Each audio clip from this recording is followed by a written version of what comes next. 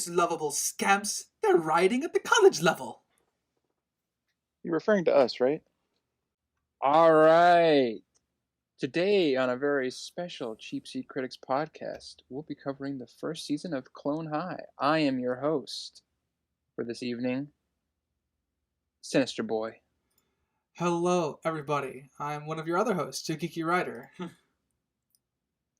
I'm Crimson Maroon. Boy, and I'm Sprinks. Look, we got the socials, the updates, the stuff we do.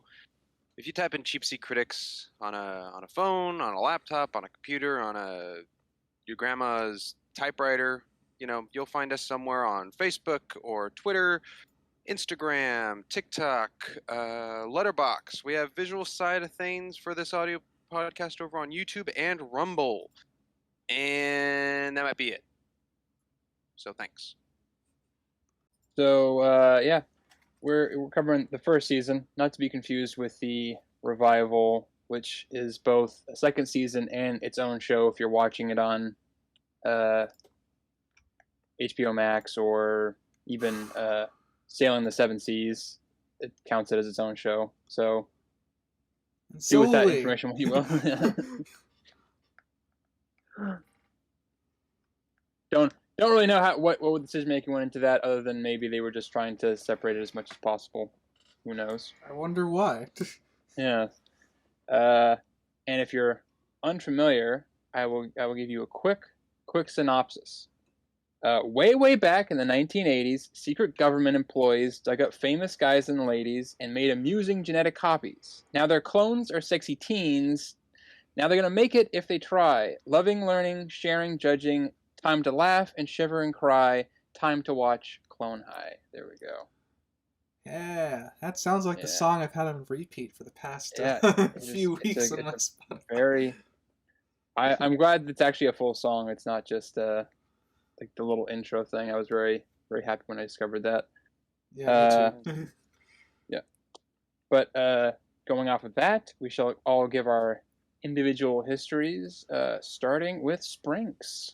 Sweet. Never seen the show. I've seen bits and like clips of the show in GIF form throughout the years. I've heard of it. That's about it. Never seen it. And I knew it was a Lord and Miller thing. That is Phil Lord and Chris Miller. For the uninformed, such as myself. Mm-hmm. All right, writer. I have never heard of the show at all, though upon watching it, I think I have seen a few clips of it out of context. And given my love of history and comedy, I'm actually surprised that this didn't come across my desk, as it were, in my tenure on the planet, because this is like tailor-made for my niche of things I love. That is surprising. I thought kind of out of all of it. Well, I've talked to Sprinks and Crimson about this, I guess, a couple times, but I am surprised that you are coming in pretty much blind. That is interesting. Yep. And Crimson? Sinister, you just spoiled my history, as in I'm sorry. I've only got it through you. I haven't seen it before.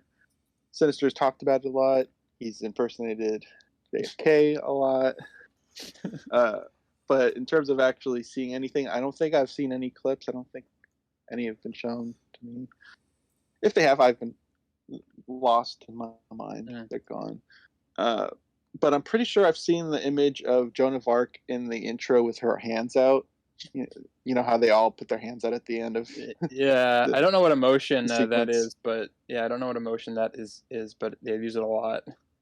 Yeah, but particularly Joan of Arc's image. I don't know where I've seen that, but that seemed familiar.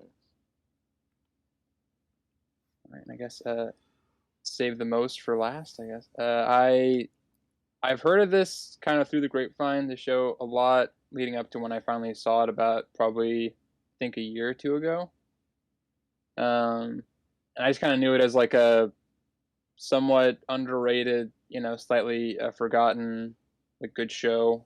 I was going through kind of a rough period, and there was a compilation of all the scenes with JFK, and I would just watch that for kind of, I think it was about an hour long or something, and that was all I watched the show. I never saw like an episode, and then I finally watched like the episodes after probably watching that for about a month. That was like my comfort watch, and so and then I watched the show, and I was like, I really wish I had seen this when I was like in high school or like early college, because it did hit a niche for me as well, where I was like, this is amazing, and I wish I was a little bit younger when I came upon this, and not I was older, but can't control time.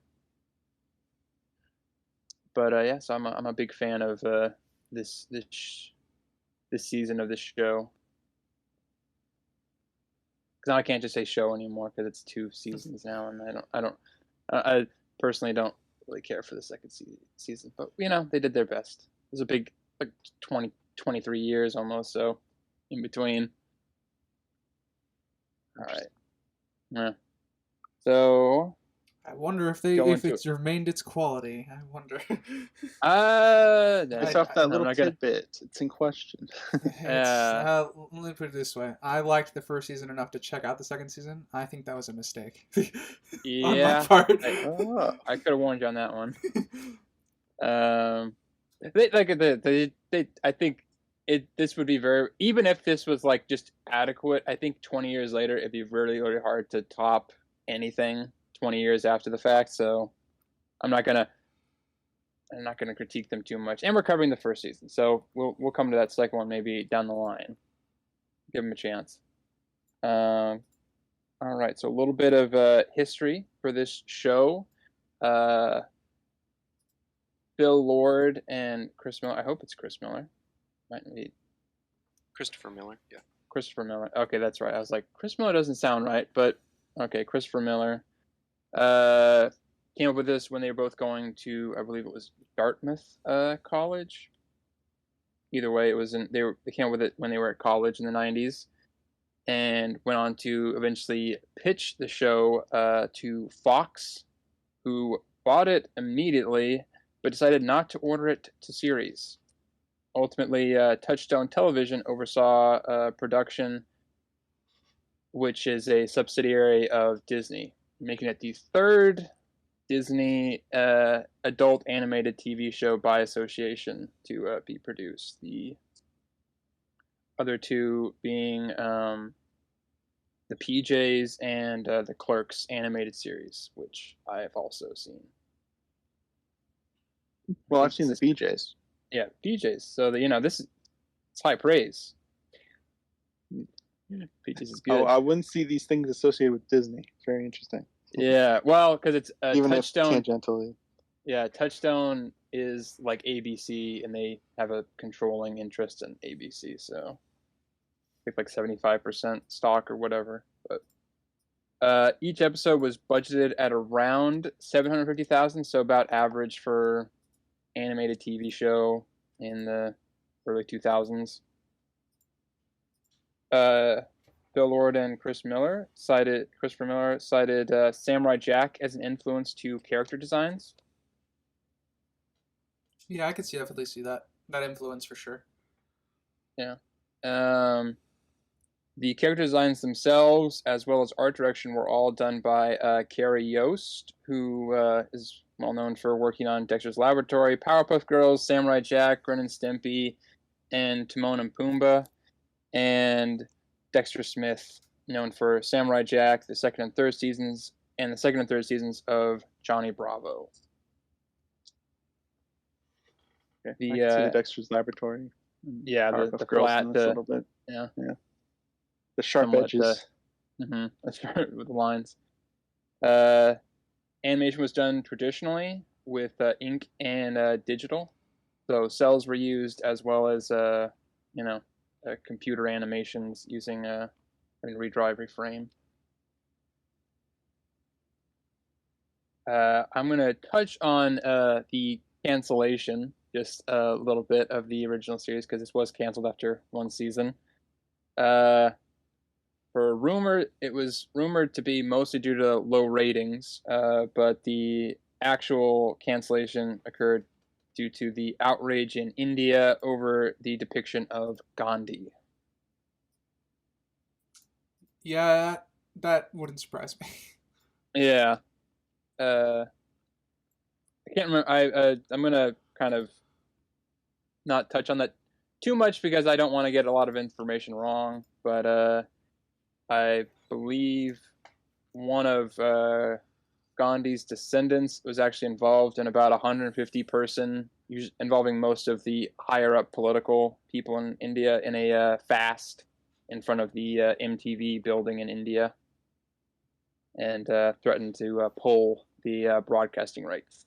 So there's a whole movement, not just like a letter thing. Oh yeah, no, yeah. So so, and some potential changes were made for a second season if they wanted to go forward. One of them was to just have Ghandi be removed entirely, and would not even mention it. And the other one was to have him be actually a clone of Gary Coleman and have it be the same. The higher up said no, and it was immediately canceled.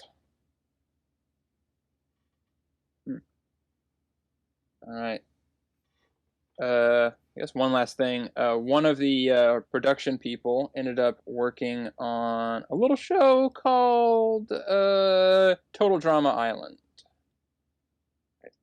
I had a feeling that was somehow associated to this. Yes. Some Todd very Kaufman, similar character designs. Yeah, Todd Kaufman. He did designs for the intro of the show, and used Clone High as an influence to design the total drama characters as requested by the producers. That was the style they wanted. Well, I think they achieved close enough.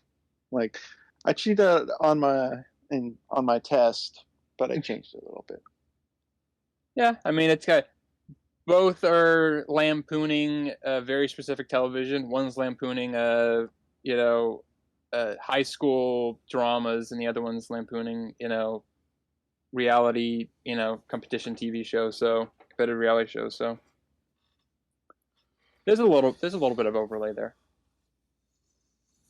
All right, we're gonna do this. We're gonna go through each episode. We're gonna try to keep it to about 20 minutes per, but audience, you know us, we're not good at timekeeping, so there's probably going to be some overages, but making an attempt will hopefully suffice. Making an attempt will be a little bit better than if we just don't do anything at all. So I got my trusty stopwatch, so we'll be fine. And we're not going to be doing individual scoring like we did for Firefly. This will be so we're just going to do a cumulative at the end of the whole season. All right. Starting with episode 1. I want to get the title right because it's gonna be stupid if I don't. All right, episode 1: Escape to Beer Mountain: A Rope of Sand. And I am just gonna use my trusty little thing, and we're starting now with Sprinks. Cool to see Michael J. Fox voiced Gandhi's remaining kidney. Now, 3 words. I'm curious. Did you watch the credits or did you look that up? I watched the credits. There we go. Okay. I was going to use that as a surprise, but I wanted to give everyone a chance to say everything. No, I didn't know that. Just in case there's stuff in there. There's a little bit of. Some of it How much you got paid for that? Well, he's Canadian, so a cup of coffee. Yeah. Papa Joe. All right, cool. Ryder, you go with something. All right. See, I actually quite liked just the intro to the episode. Not the theme song, but I mean just like we're brought into Abe Lincoln. We get a quick sense of what his personality is like, what Joan of Arc's personality is like, and what Gandhi's personality is like. And yeah, it's very simplified, but I think the character work is pretty quick for us to get a grasp on who each of the characters are. And I guess what the side cast is like, So yeah, I agree. it was very, very quick, very efficient. I actually don't have much wrong written down for the first episode because I did write down ratings for individual episodes just in case. But yeah, so very, very good start. I quite enjoyed it. We get everyone's was really great. I think the only one that it was definitely a joke, but one I wish that came up again was the Elvis twins. Yeah, they only like show them I think like one other time, and they just kind of background. They never really use them again. Yeah, that's it. That you know what they did their research because I think a lot of people don't know that Elvis did have a twin who died. Yeah, I was happy they got featured. Yeah, this is kind of a statement for the overall series. I'm actually very impressed the amount of research that they did for this, and I guess the homages to their real selves that they make occasionally, either through visual stuff or character stuff, that they make to their original selves, and those are some of my favorite bits. Usually, yeah. That's a lot of bits for you then. Yeah, actually, that's all over the place. I think maybe one reason why they don't use the Elvis twins more is probably the estates, because I remember reading that was kind of an issue when they were trying to decide like the main cast, because it couldn't be people that were recently like they couldn't really use Einstein or Marilyn Monroe too much because of they actually have family members who are in control of their likenesses and things and want some serious coin, so it had to be somewhat recent or somewhat older historical figures. But okay, that could be, I don't know, I don't have any facts for that, but that could be one reason why they kind of only use certain ones for just like little bits. I have a question. Is the intro canon to the events of the story? Yes. Okay, then I have a problem. Because they brought up how they dug up bodies, and Joan of Arc, we don't know where her body is. Ashes. Cleopatra hasn't been found yet. There's a lot of issues in regarding to finding the bodies to bring them back. There's also a big problem with cloning, because cloning isn't really awesome. That's happened, but we that have will happen in the future. No, I know, but like we can't quite clone people. We can't clone. We probably can at this point. We're just not allowed to. Was it ever stated what year Clone High takes place in? It takes place in the year that it's featured, 2000s. Yeah. Well, we get Ponce de Leon was born in 1987, so that's at least when his clone was made, presumably with the rest of everybody. Yeah, 2003. So 1987. Yeah, would be the start of the cloning. I thought you were saying when the show took place, because it does take place like 2002, 2003. Oh, yeah, then. Yeah, his death date. Yeah. Funny enough, I actually don't have an issue with that because it's a fictional town in a fictional world. Funny enough, though they definitely do make homages to what happened to some of them, like in their previous iterations. Like history for Lincoln is very accurate, and I'm assuming so for JFK, because otherwise the obvious joke wouldn't land as much as it does. But for Joan of Arc, who was burned at the stake, there was no recovering that body. And then, as you say, we didn't find Cleopatra, or we haven't found Cleopatra. But it works, I think, because it's in a fictional town, which kind of gives the world its own set of rules to play by. Well, they did confirm Joan of Arc was burned in this universe. Yes. Don't remember that, so I'll take your word for it, actually. They did, because there was a joke or whatever with Jesus where she like talks about it. Yeah.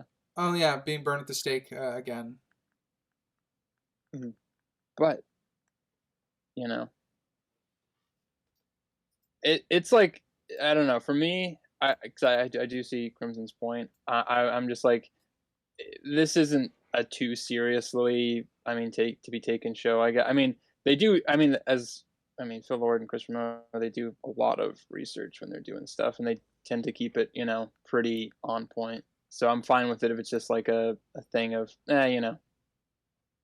Obviously, realistically, you wouldn't have access to most of these people, and most of them are so old that the DNA would be long, unattainable at this point. So it's kind of a little bit of a, you can still, him and haw about it, but I don't know if it's a big deal. I think for me, it just I wish they didn't acknowledge how they got them. See, that would be a thing though. You would be annoyed if they didn't say anything. You're right. I'd still bring it up, but I think it would be less of a problem than them establishing how they actually got it.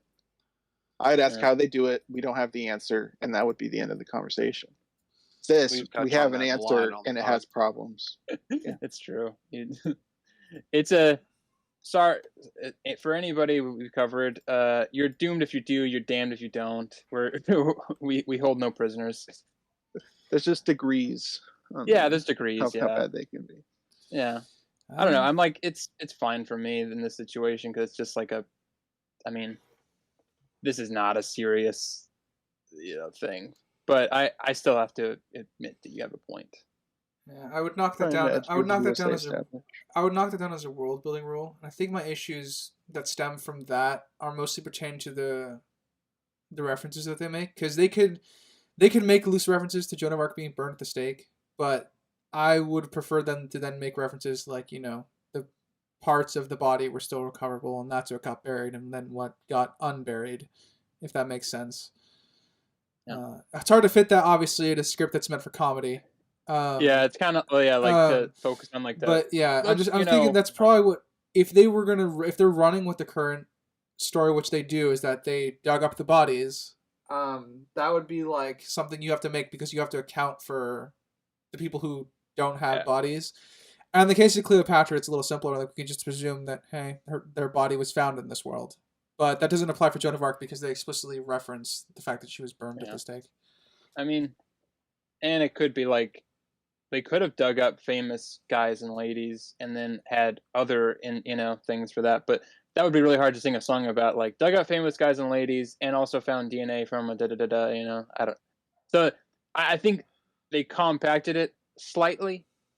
Who knows? I even kind of in where they kind of touch on it more in the second season, it's not super clear what kind of they did either. So, and I can't even use that anyways because we're only covering the first season. But and then there's like the very public places where some of these people are buried, like JFK and the eternal flame and stuff. How would they procure the body? Well, it's a secret government, so secret board of shadowy figures. So they're magic. Well, not magic, but like the secret board of shadowy figures is the government. Presumably, they have access to those places. Yeah. So there's workarounds, but it could be stronger. There's workarounds. They don't outright say how they do anything because I think that's not what the show's about. It's not really a science show. It just happens to have science fiction themes and things, but you got to count it because it's in there. Springs, do you have anything else? Let's see here. Was Mr. Sheepman like not based but inspired around Don Knotts at all? It's possible. But I took him more as a reference to the first clone that we made, because the first clone that was ever made was a sheep, if I remember correctly. Yeah, I get I get that as the character of Mr. Sheepman, but I mean his mannerisms and speech. I don't know. Maybe I'm not quite sure. Okay. I didn't find anything of why the characters were represented in the way they were. I mean, there's definitely a possibility that he isn't a celebrity or historical figure. Because, like, if Well, we're he's a doing historical figure in testing, that he's the first clone. Yeah. well, yeah, but I'm saying in, like, Yeah, yeah, real life yeah. setting, if we're testing new technologies, we don't jump to human trials. We test it on lesser things.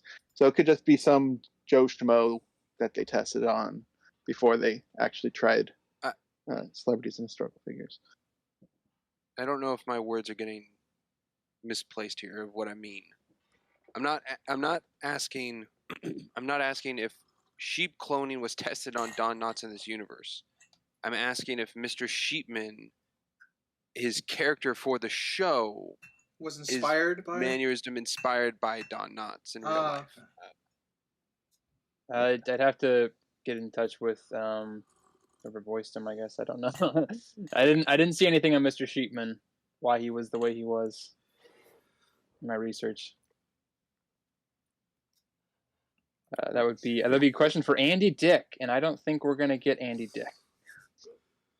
Well, we can try. I don't know if I want Andy Dick on here. Yeah. So yeah, unsure. Maybe. I quite like the miniature arc that at least Abe and Joan of Arc go on in this episode. That's Abe, why we did there. Yeah. Haha. The Abe kind of has this arc about, choosing his friends over being shallow, and it's kind of like he's trying to pretend he's something he's not, when one of his core character traits is trying to be honest Abe, which is what I actually really liked about him in the first half of the show.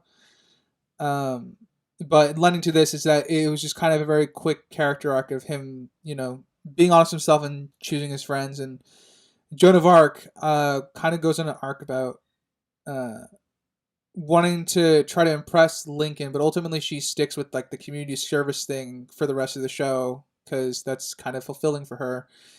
And I also like the fact that she's a good enough person that she's willing to help Abe, be happy even if it's not with her. At least within this episode, like he helps Cleopatra choose Abe pretty much. Yeah, which was nice. Kira Nikos vibes. Kinda, yeah. We get introduced to a character in episode 1, Van Gogh.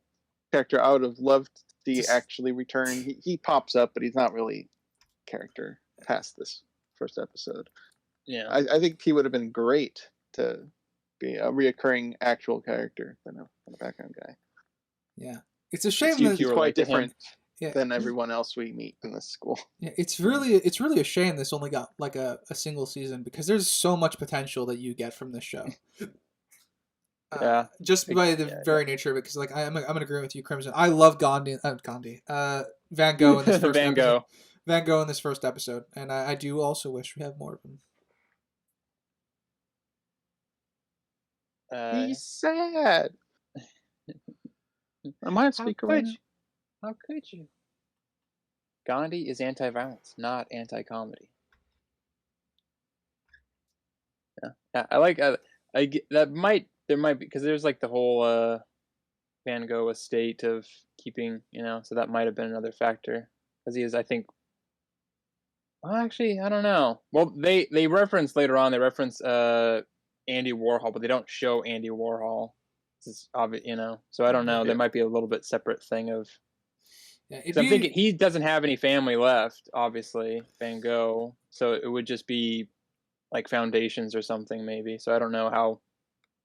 I don't know the ins and outs of if you're a public figure, what you're like the, when you have to sign off on like rights or something. Yeah, it feels like they would have had to communicate around a lot to try and get rights for just even mentioning characters. So I'm kind of impressed with how much they were meant to do with a limited amount of screen time. Like even referencing Andy Warhol being like a art filmmaker, being an abstract art filmmaker was hilarious to me, and it absolutely fits. Yeah. So I don't. Yeah, like I said, all I've read is a couple of things on like that was hard for them, but I couldn't find like anything specific of like if it was a money issue, if it was a rights issue. Not unsure. Yeah. Yeah, and I do like the. I think probably one of my favorite things about this show is, even though I never really watched the shows that they're kind of sending up, like Dawson's Creek or 90210. I know the cliches. I still know the references. What like the, oh yeah, underage drinking isn't cool, guys. Yeah, those are funny. Yeah, so trying to shoehorn in a lesson, and especially in this episode, I love the cop who's like, we have to keep it illegal so that it can still be fun for for the kids. Yeah. Do you really want to ruin that, Abe? Yeah. All right, we only have enough room in the car for those two, so yeah, the trying to shoehorn in like the moral lesson in the first episode actually is kind of what set the bar really, really high for me in the first episode. Like with the rest of the show, I actually watched the first episode twice to kind of make sure like it was as good as I thought it was. Beats. Yeah, yeah, and then I'm like, okay, and then I because I realized knowing that I could take the gloves off for the rest of the show like properly, because I want to do something for that, like because I can actually make my history references and see what they get right and what they get wrong in correlation with the moral lessons they're trying to facilitate and the lessons that the characters are going on and stuff like that, and the references that they make to history.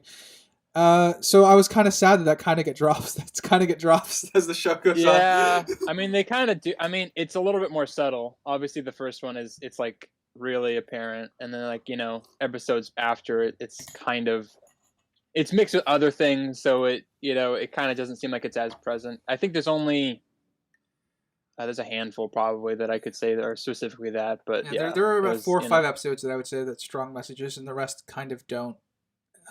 Yeah. At that point, it's at that point it's so subtle. It's up to interpretation. You know what I'm saying? Yeah. Of if don't that's litter. What they're going. Don't let. Or do, because people's jobs are important. It's all do about it in moderation. Later. Yeah, litter in moderation.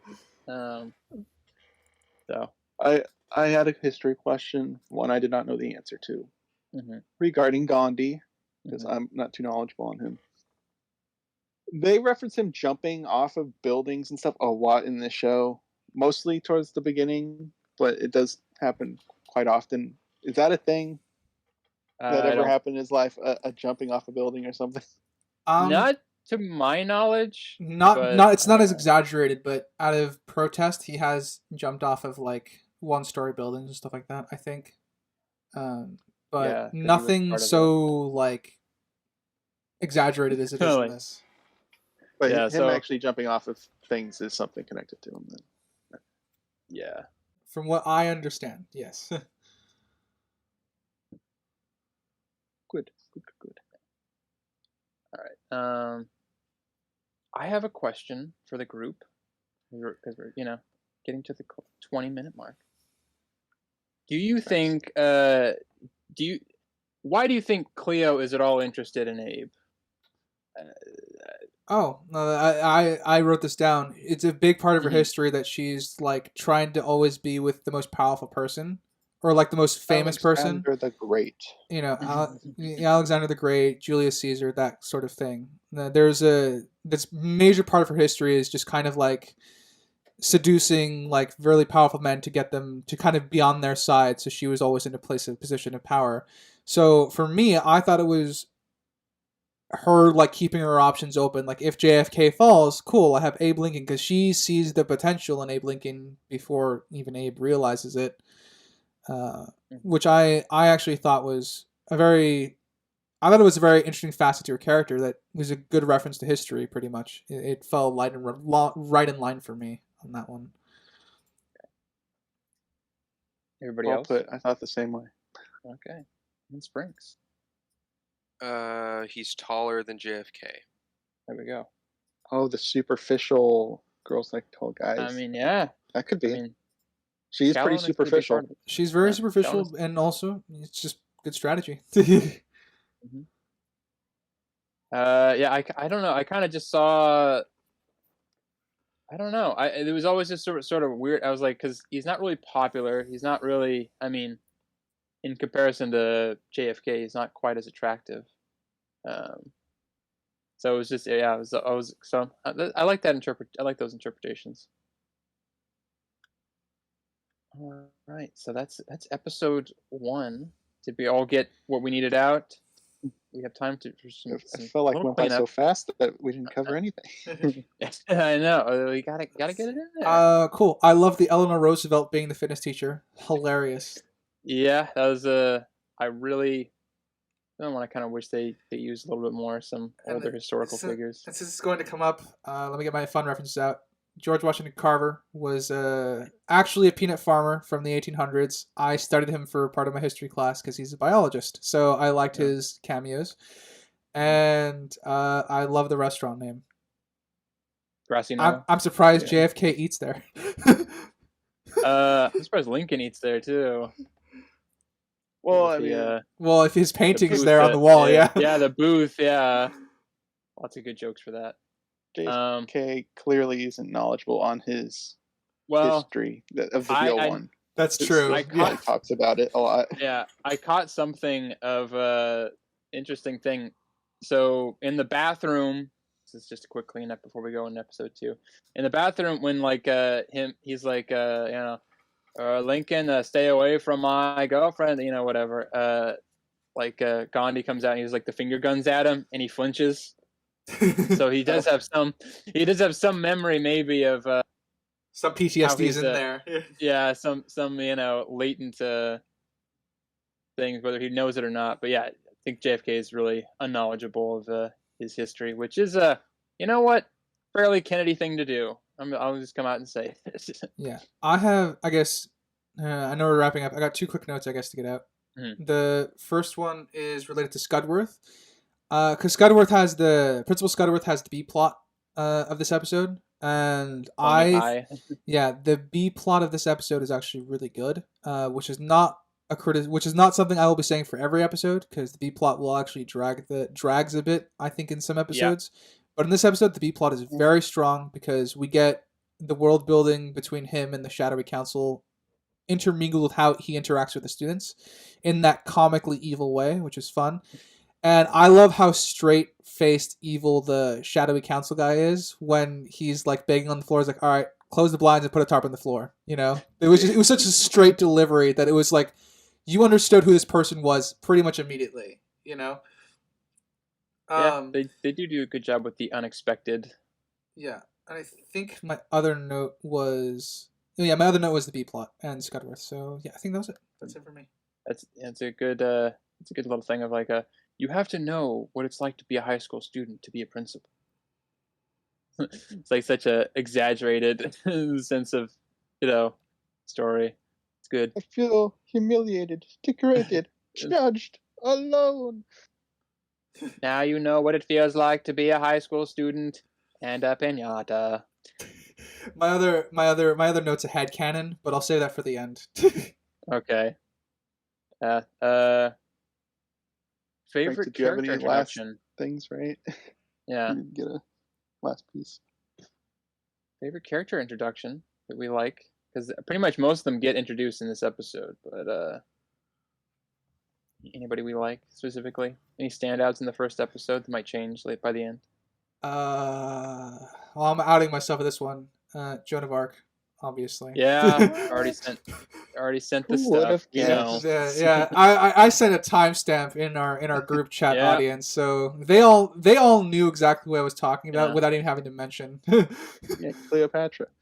No. Oh. Strong, smart, goth, whole package for writer. Sounds like Sprinks did not connect the dots. Nope. What do you think it was referring to, or who? Nothing. I thought it was aimed for Sinister because it was tagged to him. JFK is my takeaway. I rhymed. I'm a rapper now. There you go. Sprinks, favorite character? Mr. Sheepman. Mr. Sheepman. All right.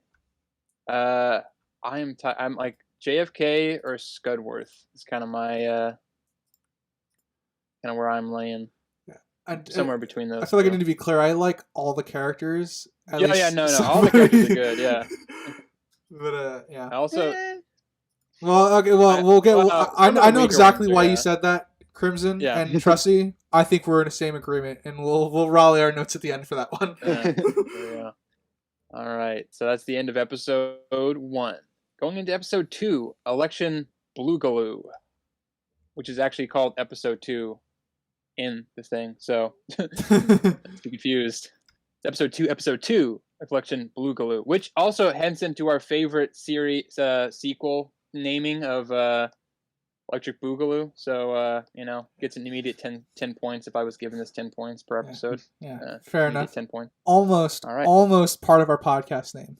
Yeah. But that was more of an in-joke. It was. So, yeah. Gonna randomly pick on Crimson. What you got for I love randomly getting picked. Yeah.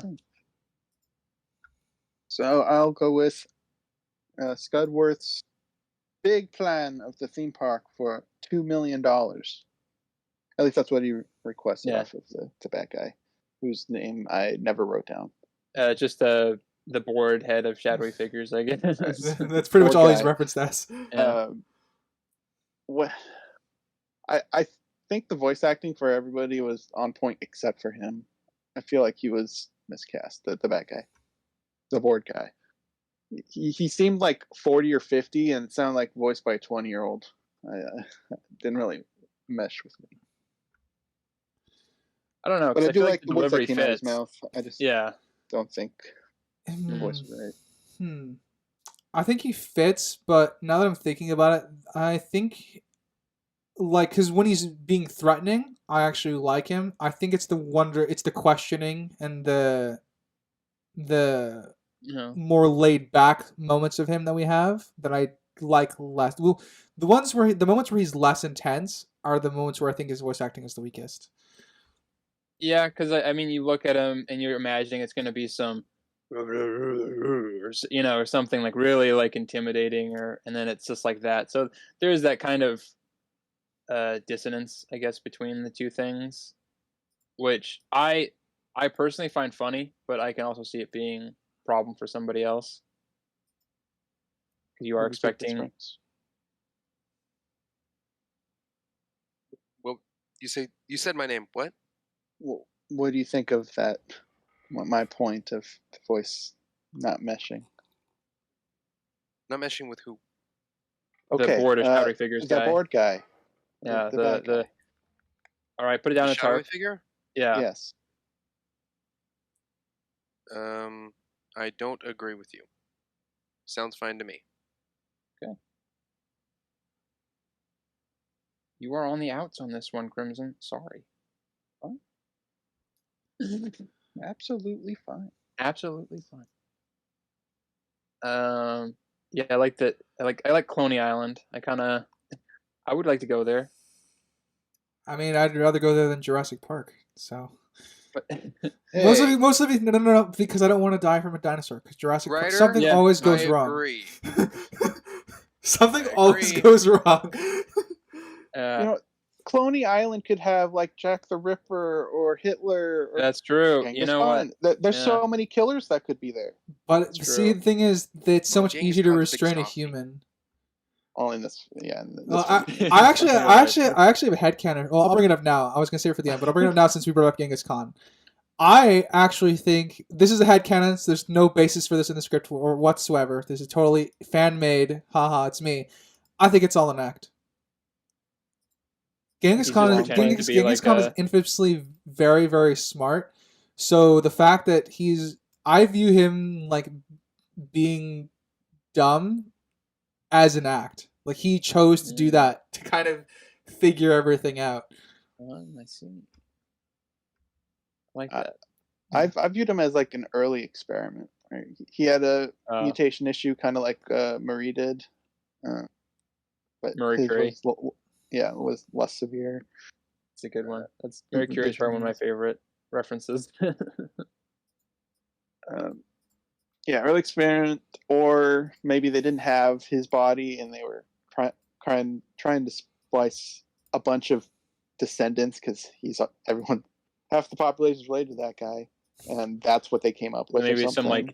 some quote unquote like inbreeding or something maybe in play, perhaps. Possibly, yeah. Yeah. But yeah, but there's no evidence for that. There's no evidence for either of ours, but yeah. I like them both. Yeah. I'm trying to think of there's a lot in this one. It's a pretty packed joke wise. But I like Abe Lincoln's joke is like, I don't know why I'm so afraid of like, you know, statehood or statecraft or something to that effect. And then it's the picture behind him of Lincoln getting shot while he's sitting at the famous, restaurant. Famous. It's like, I don't know why I'm so terrified of it. Yeah.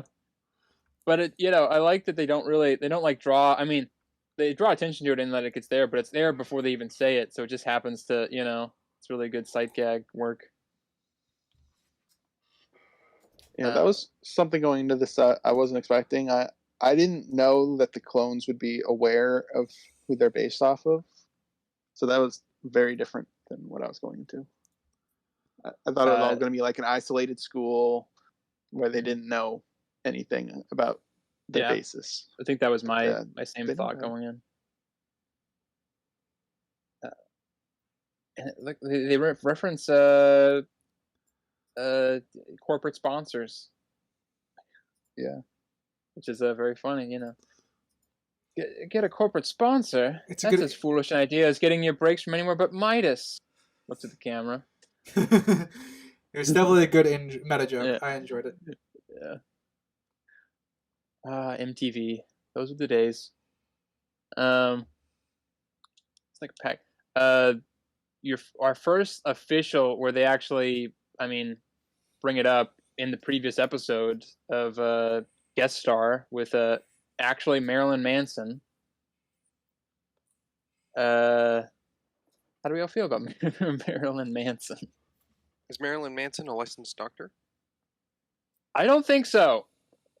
I don't think so. I think that was just like let's play against type here. Nobody would expect Marilyn Manson to be a doctor. So, it'll seem more realistic, I guess, maybe. But no, I don't think he is. We got our not like. Sorry, you didn't like Marilyn Manson? Huh? I said not likely that he's a doctor. Oh, I thought you said you didn't like him. And I was like, oh wow, I thought you would have got like that joke.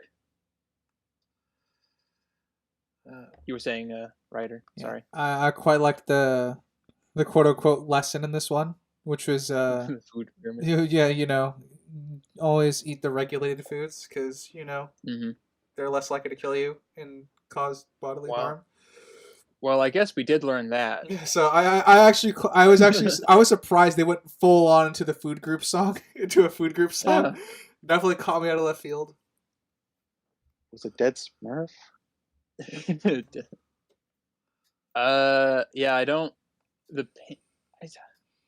I'm trying to think of I know that they're referencing something with the extreme blue. I can't for the life of me can't remember what it was though, because I remember there was a thing at one. There's been several things, obviously, of probably wasn't Kraft macaroni yellow dye. I think it might have been Gatorade. Maybe that's what it was, kind of referencing. It's just food coloring with, mixed in whatever. I don't know, but I like that it's just blue house paint with a pancake batter. Pretty good. Scrumptious. And the classic line, it's been used a bunch in compilations, but ask not what you can do, what your student body president can do for you. Ask what you can do for your student body president's body. JFK. Cleo did a great job of manipulating both sides in this one. This is where I felt very certain that it was a choice as to why she was interested in Abe. She just saw the potential in him. That's kind of where I got the reading from, especially. Yeah, I agree. How many layers of the shirts do you think she wore? Because when she removed them, she threw them on the floor.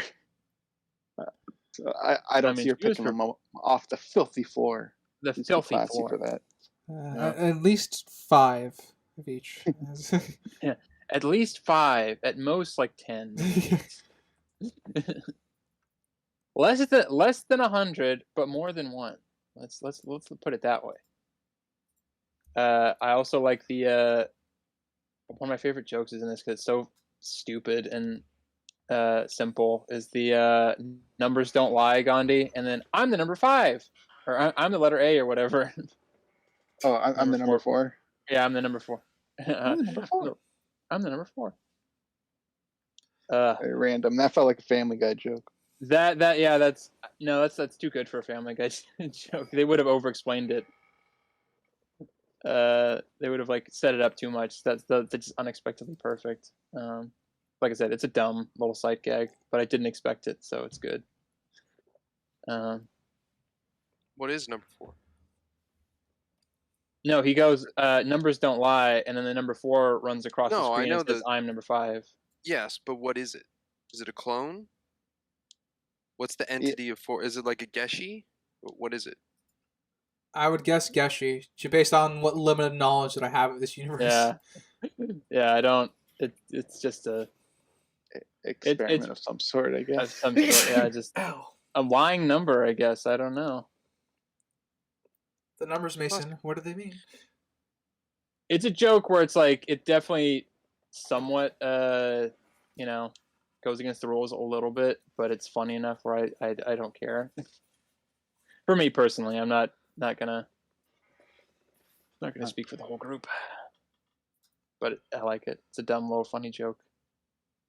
I also like the ad campaign for Extreme Blue because I definitely remember seeing ads like that. Oh yeah, it was early 2000s all the way. Yeah, late 90s.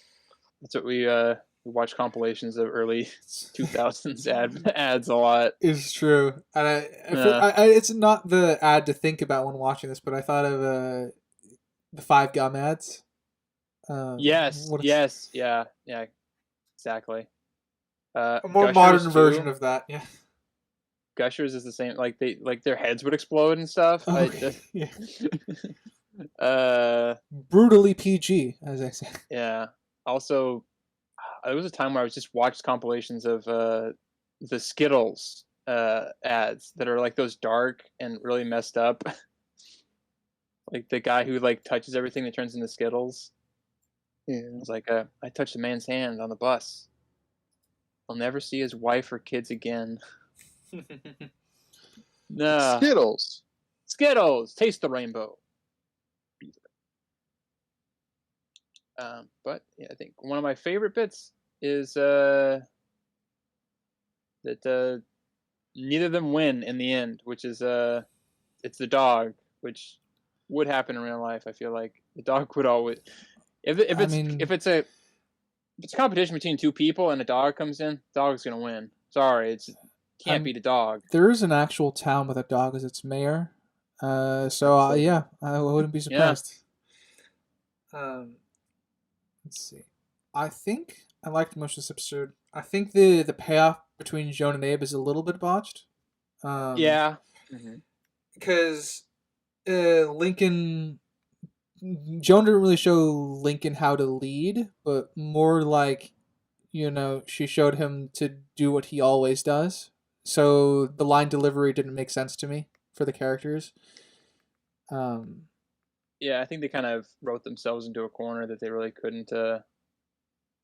I mean, they could have got they rushed. Yeah, rushed. Yeah, I feel it is a TV show. I'm more inclined to believe it was rushed. Yeah, especially for animated. For the food song. Yeah, the food. That's like a classic Monty Python thing. Like, I don't know how to end this. Let's just do a song. Let's just do a silly song. But no, I think it was a little bit of a rush job. Yeah. Most of my criticisms, because this is going to be really short, I'm mostly going to keep them to pertain to my scale, I suppose. So throw out whatever you guys want. During the food song, Mr. Butler, whatever, the robot. Mr. B. Yeah. Mr. B. He lost his gold during the song. That happens a lot. They were pretty consistent with his gold through this episode, and then poof. Oh no, I was meaning like inaccurate, like what is it? Continuity, yeah, stuff. The animation is because I imagine the lot of food that. song was probably one of the first things they started animating because it was the most intensive. So Yeah. they just didn't Mhm. keep the continuity with it. Yeah, it's they kind of because they mostly do really limited movement, which I mean for TV that's kind of the go-to. I think the only one they really don't do that for is like Gandhi and this, kind of the musical sequences and stuff. So yeah, gotta eat. There's a problem with that, but. I didn't really have an issue with the B plot this episode because the B plot kind of was really, really married to the main plot of the episode. The corporate sponsor thing. Yeah. Yeah. I also like the oh, never mind. I was gonna ask.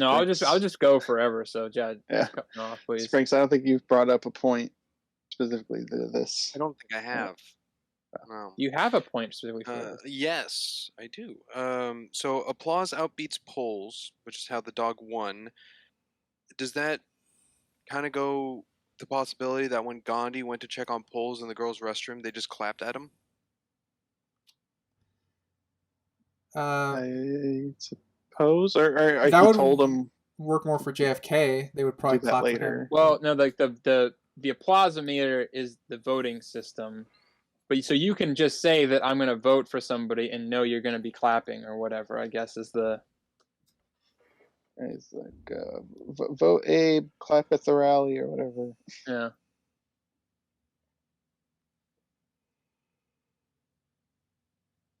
All right, cool. Sure. Well, I don't, it doesn't seem like it answered my question if you guys think it did or didn't. Well, I think I answered it where I was like, I think you could go somewhere... Like if in America the polling system was like that, you could go talk to somebody and they could say, yes, I'm voting for Abe. And if the polling system is clapping, they'll be clapping, so they don't need to clap at somebody. Okay, so in that They'd context, they clapped at Gandhi. But no, I'm saying they didn't clap at him. They just said they were going to be voting for him, and he could then infer that they would be clapping. But they didn't need to actually clap at him. Okay. I agree. I like the smear campaign. It's a nice little. Last year, Abe said he was 15. Now he says he's 16. How old are you, Abe? Yeah, it's a very trust him? It's a very exaggerated, over the top parody of what ad campaigns are like, but it really nailed it. I quite liked it. It was a good guy gag. like spaghetti video. Eating babies. Baby.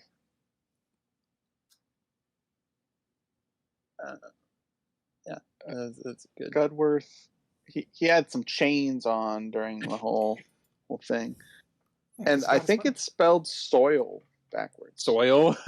Soil. Yeah. Maybe it looks like it does spell something out. It does look too purposeful for it to just be nothing. I don't know why I would say soil, but because he soiled it. Soiled it. No. And I like his obligatory reference to MC Hammer. Knowing my history of hip hop, I like that. I like that.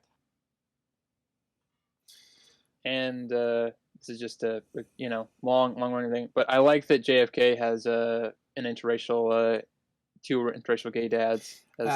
I've been waiting to kind of bring that up. I think it's I think it's one of the funniest running gags in the show.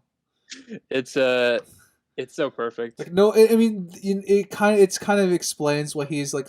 I'm sure there's a better way to phrase this, but so hard into women. Yeah, because like he feels like he needs to overcompensate for his dads, and it's funny, the only time he questions it is the basketball episode, but yeah, it was I quite liked the gag. It wasn't like over the top, it didn't linger to be offensive. Yeah, it just happened. It wasn't mean. It's kind of the just like, oh yeah, he's just got 2 gay dads. Yeah, it's just kind of the supportive of him. yeah. Yeah. It's kind of the best. It's obviously meant for as a comedic joke, but it's not over the top to where it ruins what they're doing with that. You know. Well, and also they're like the only really like positive parents or foster parents in the whole show, really, with the exception of maybe like Toots for Joan of Arc And Abe's father. Yeah, I love his scene, but I love his scene where it's really good, but yeah, no, he's not a great dad. Yeah. So I think that also helps make it not be kind of like a offensive thing or whatever, because it is just funny. I remember seeing that, I was like, oh, that's perfect. That's exactly what it needed to be. Anything else? Because we're reaching the end of our 20 minutes yet again. Why is the second E in the candidate speeches today sign in the word speeches use a different font? Timestamp 5:57. Probably as a visual gag. It presumably who made it? Yeah, I have no idea. I don't know. I don't know. Maybe some cruddy artist made it. Some cruddy artist, like a Jackson Pollock or something. Yeah. Wow, I knew exactly where you were gonna go. Whoa, how did it do that? Maybe a George Brock, if I'm being extra spicy today. What about a Mark Rothko? Why don't we just eliminate any artist fan base we have, okay? Our fans are here for spicy takes, as it were. Yeah, it's true. Unsure. I think it might have just been like, because I feel like in a lot of those, or a lot of like kind of these, not low budget, but like made TV shows from like this time period, they just kind of like put together wordings for things, just kind of throw them together, and it sometimes like they just look weird. I don't know in this situation. I don't know. No information could be found. Maybe a Salvador Dali, taking the normal and then changing it a little bit. Yeah, they don't have Salvador Dali in here, but probably for the best, because I think he would have just been too weird and off-putting.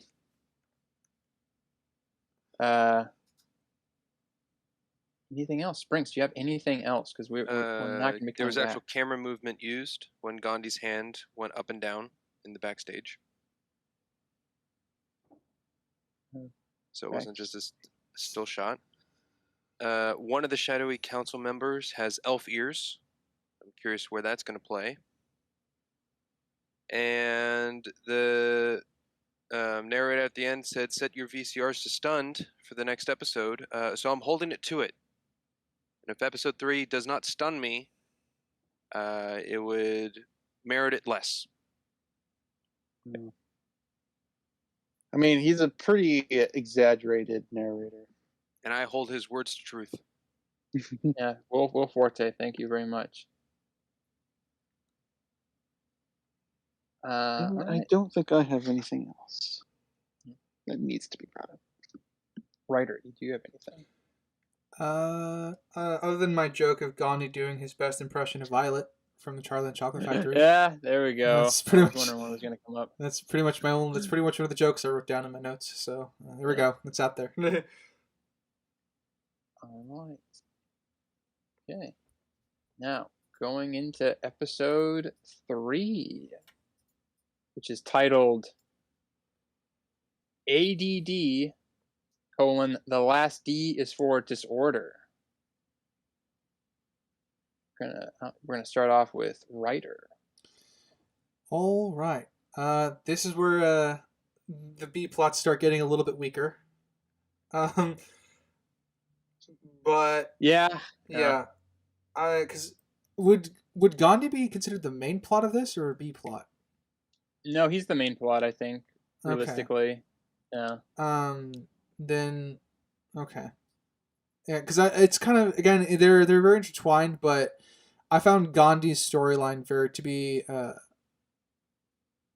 it was comedic, but they don't really make a point out of it. Yeah. Which was kind of the issue, because the first 2 episodes kind of had a very big, like, moral lesson encompassed with it. And the fact that they spent so long on this disorder and did virtually nothing educational with it, I actually took that as a bit of a problem. because at this point they had set a standard of doing that. Mhm. Well, And the message was don't judge people with those disorders.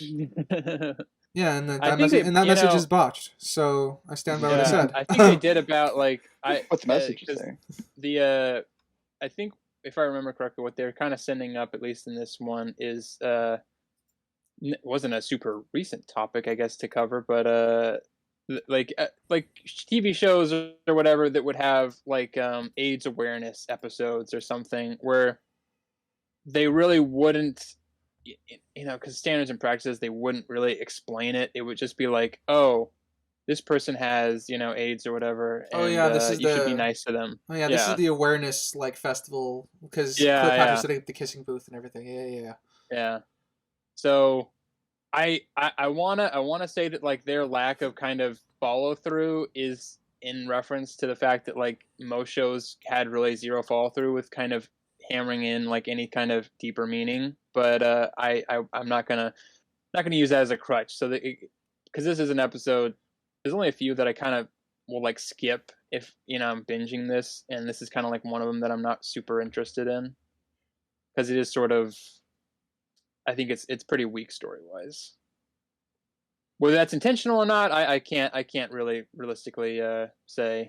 But And I think this episode is also up until after like his after his scene with Scudworth, it's kind of where I started realizing a problem with the Ghandi as a character, not necessarily his abridged interpretation of who he was in history. mhm. It is this episode that kind of started highlighting to me the major problem that he has as a character with regards to this show and what it will be continuing going forward.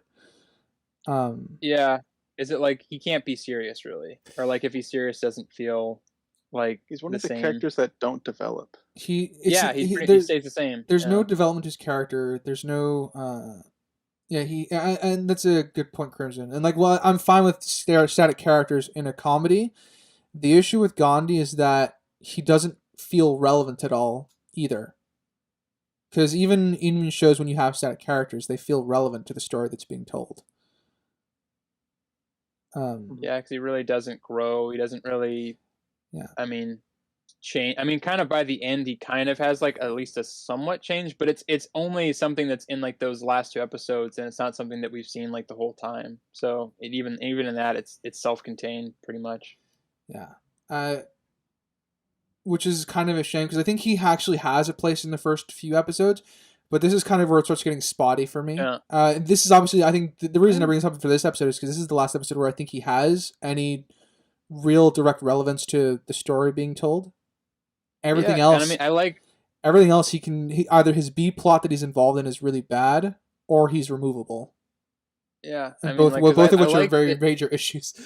Yeah, because I like that he's like the first clone that like actually states that I crumbled under the pressure to be like the real Gandhi, and so I'm just a party guy, and I kind of wish they kind of had delved into that a little bit more, or had him kind of, because I mean at the same time I guess it's good that he is sort of not trying to be like his forefather or whatever, his clone father, as they put it, because I think most of the rest of the clones are kind of striving for at least a bit of that, Yeah. however limited that is, or or just used for joke or something, But so there was potential for him, and I do feel like he just gets like comedic relief with some moments where it's like, okay, this is like a moment where he can grow, and then nothing happens, and so it doesn't really feel like worth the time.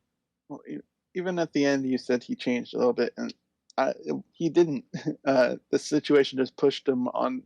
If you're talking about him going with No, Marie, I'm talking about him like inciting, instead of like, because like those last two episodes he was like, oh, like dry humping, that's what I want to do, and then he was like, you know what, I don't want to do that. But like what I was saying was like that was a character trait that was only in those last two episodes, so I don't really feel like that counts as him changing or growing, because it is self-contained basically. That's what I was meaning more like, because he really doesn't. I mean, realistically, because she's like, "Oh, you're a jerk," and he's never not a jerk in those moments after, like he's still kind of a jerk. So he didn't really change. But so no, that's my 2 cents on Ghandi. So we don't have to talk about Ghandi for the rest of the episodes. All right, guys, I'm leaving that up to you. Well, darn it, my next point was going to be a Gandhi. Oh, We'll take it. Yeah, more of I think issues sprouted from the intro in this episode. Is that in the intro we see that they're grown in tanks, and we get a flashback of little kid Gandhi and little kid Abe, where he's putting stuff in his nose. So there's a discrepancy with what's portrayed. No, it's a different. That's just like a visual. That's not actually canon. No. The tanks is just like that's just like to show, like that, like to reinforce the clone thing. That's not actually. So only some of it's canon then. Well, like the song lyrics and stuff are canon. I'm saying like the visuals and stuff are like not necessarily. They're just to show like because like when Ponce goes or they have him being born in 1987 or whatever, and so they do grow up.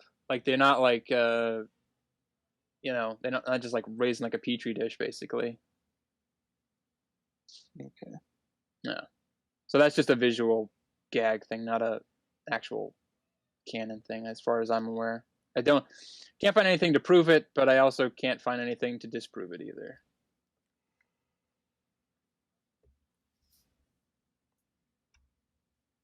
Who's the guy on the couch? Which guy? At the beginning. The live action dude. Oh, yeah, the cameos that we get at the beginning? I have no idea. I think they're just production people. I don't know. They sprinkled live action elements throughout the show here and there. Some were funny, some were not. Yeah, that one's I don't really. Yeah. I like the paper plate one. That's the only one I like. The rest of them are just kind of like, oh, that's cool. They have a live action thing in there. Like how SpongeBob has some live action elements. It should have been in the credits if it was. Was there a live action guy in the credits? There's a live action guy at the beginning of this episode. No, I know, but I'm saying, but you watched the credits, so was he in the credits? Did they say? Maybe. Okay. Yeah, I don't have every episode up. Is the cardigan a magical item? I'm gonna use my SpongeBob imagination. I wrote in my notes, "Hey, it's Velma." But better. They did the same thing in Velma. Yeah, the magic cardigan. Yeah, I also wrote in my notes as well. Hey, it's the cardigan joke again from Velma, but it's done better here. Shocker. Yeah. But in terms of magic, I guess. I mean, we don't see it used ever again, so it could be. I think it's like those like. On yes. Yeah, I think it's like those Santa things of like, was Santa actually real? And it's like maybe. And they pan out through the window with the snow falling. Yeah, like that kind of. I mean, it even sparkles at one point. Yeah, several times. Yeah. It could definitely be a magical item. There's nothing really to dispute that as in terms of the writing of the episode. Yeah, they never say no, and they never say yes. So, and we even get Jesus' last name forgetting. I think it is. No, it's Jesus. Yeah, it was Jesus something. Christopher. Yeah. Jesus Christ. Jesus Christopher. Could be some elements involved. Yeah. Also, guest star for this episode, Zach Braff as Paul Revere. Yeah, that was a weird song, but a funny joke. Yeah. Ghandi is ADD. Ghandi is ADD. You get it from toilet seats. Okay, Paul Revere brought up an issue or potential issue I had was why some of the clones aren't teenagers. Oh, Paul Revere is a teenager. Was he? He looked like an adult, and even if he wasn't, Thomas Edison wasn't. Yeah, Thomas Edison's not. I don't think George Washington Carver is not. It kind of plays into something I saw that they talked about in this episode. Was JFK stuffed the whole freshman class into lockers, which told to me that there's classes and that they age out and they graduate. Where do those clones go? What happened? Do they just get like jobs at the school so they're still all within the same area? Presumably they're in the same town, because we have the lady who's running the Grassy Knoll Diner. We also have George Washington Carver, who's a foster parent, and same with Toots and a few others. So it kind of feels like at least in terms of world building, it was kind of implied to me that the shadowy figures kind of overtook this town, planted this project here, and the clones are just, they can build their society here in this area, pretty much.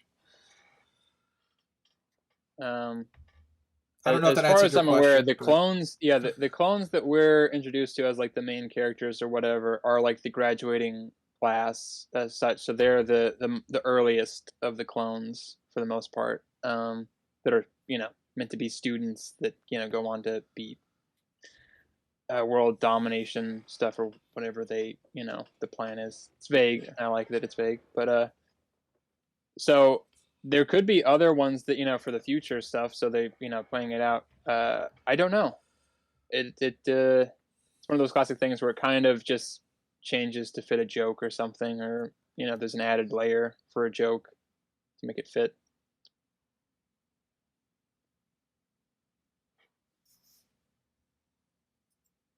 Jesus Christo. That's what it was. Christo. I was just saying Christopher. No, that's something. Jesus Christopher is something I came up with. That's what I would always say. Jesus Christopher. Jones like radio pickup. I don't like thing. I don't get it. She heard voices in history. That's what she told people. I get that. Yeah. I just mean the radio. The way they implemented it. You can get the reference and not like it. Yeah, the radio retainer thing is definitely contrived. I didn't see a way around that. Sorry, like that thing with like fillings picking up teeth, or like fillings in your teeth picking up radio static or something. There was definitely something about that, and the only other thing that I could think of is the fact that Gandhi's nose has unlimited storage.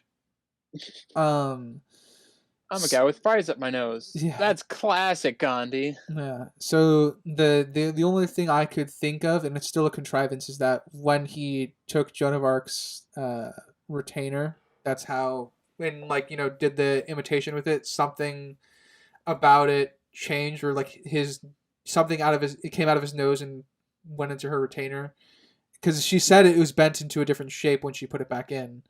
So that's my assumption as to what happened. It's still absolutely contrived, even though I love the history reference, because it drives her insane, and I love it. Yeah, it's the only way they could possibly have like hearing voices and have it be just a limited time thing, I guess, versus anything else. But yeah, it's pretty weak. I like it in practice, but it's not my favorite part of the episode. They could have even used the cardigan on her. Like, she's going crazy, and they're like, "Hey, calm down," and then it works because it's magic. No, the magic was in Scudworth the whole time. I like the I like Tom Green's cameo. I'm sure nobody here is at all familiar with Tom Green, but Tom Green's good. He's I didn't know who that was. Yeah, I think he's a writer, but I don't know sure about that. He's like a shock comedian, or like he does like okay. He has a movie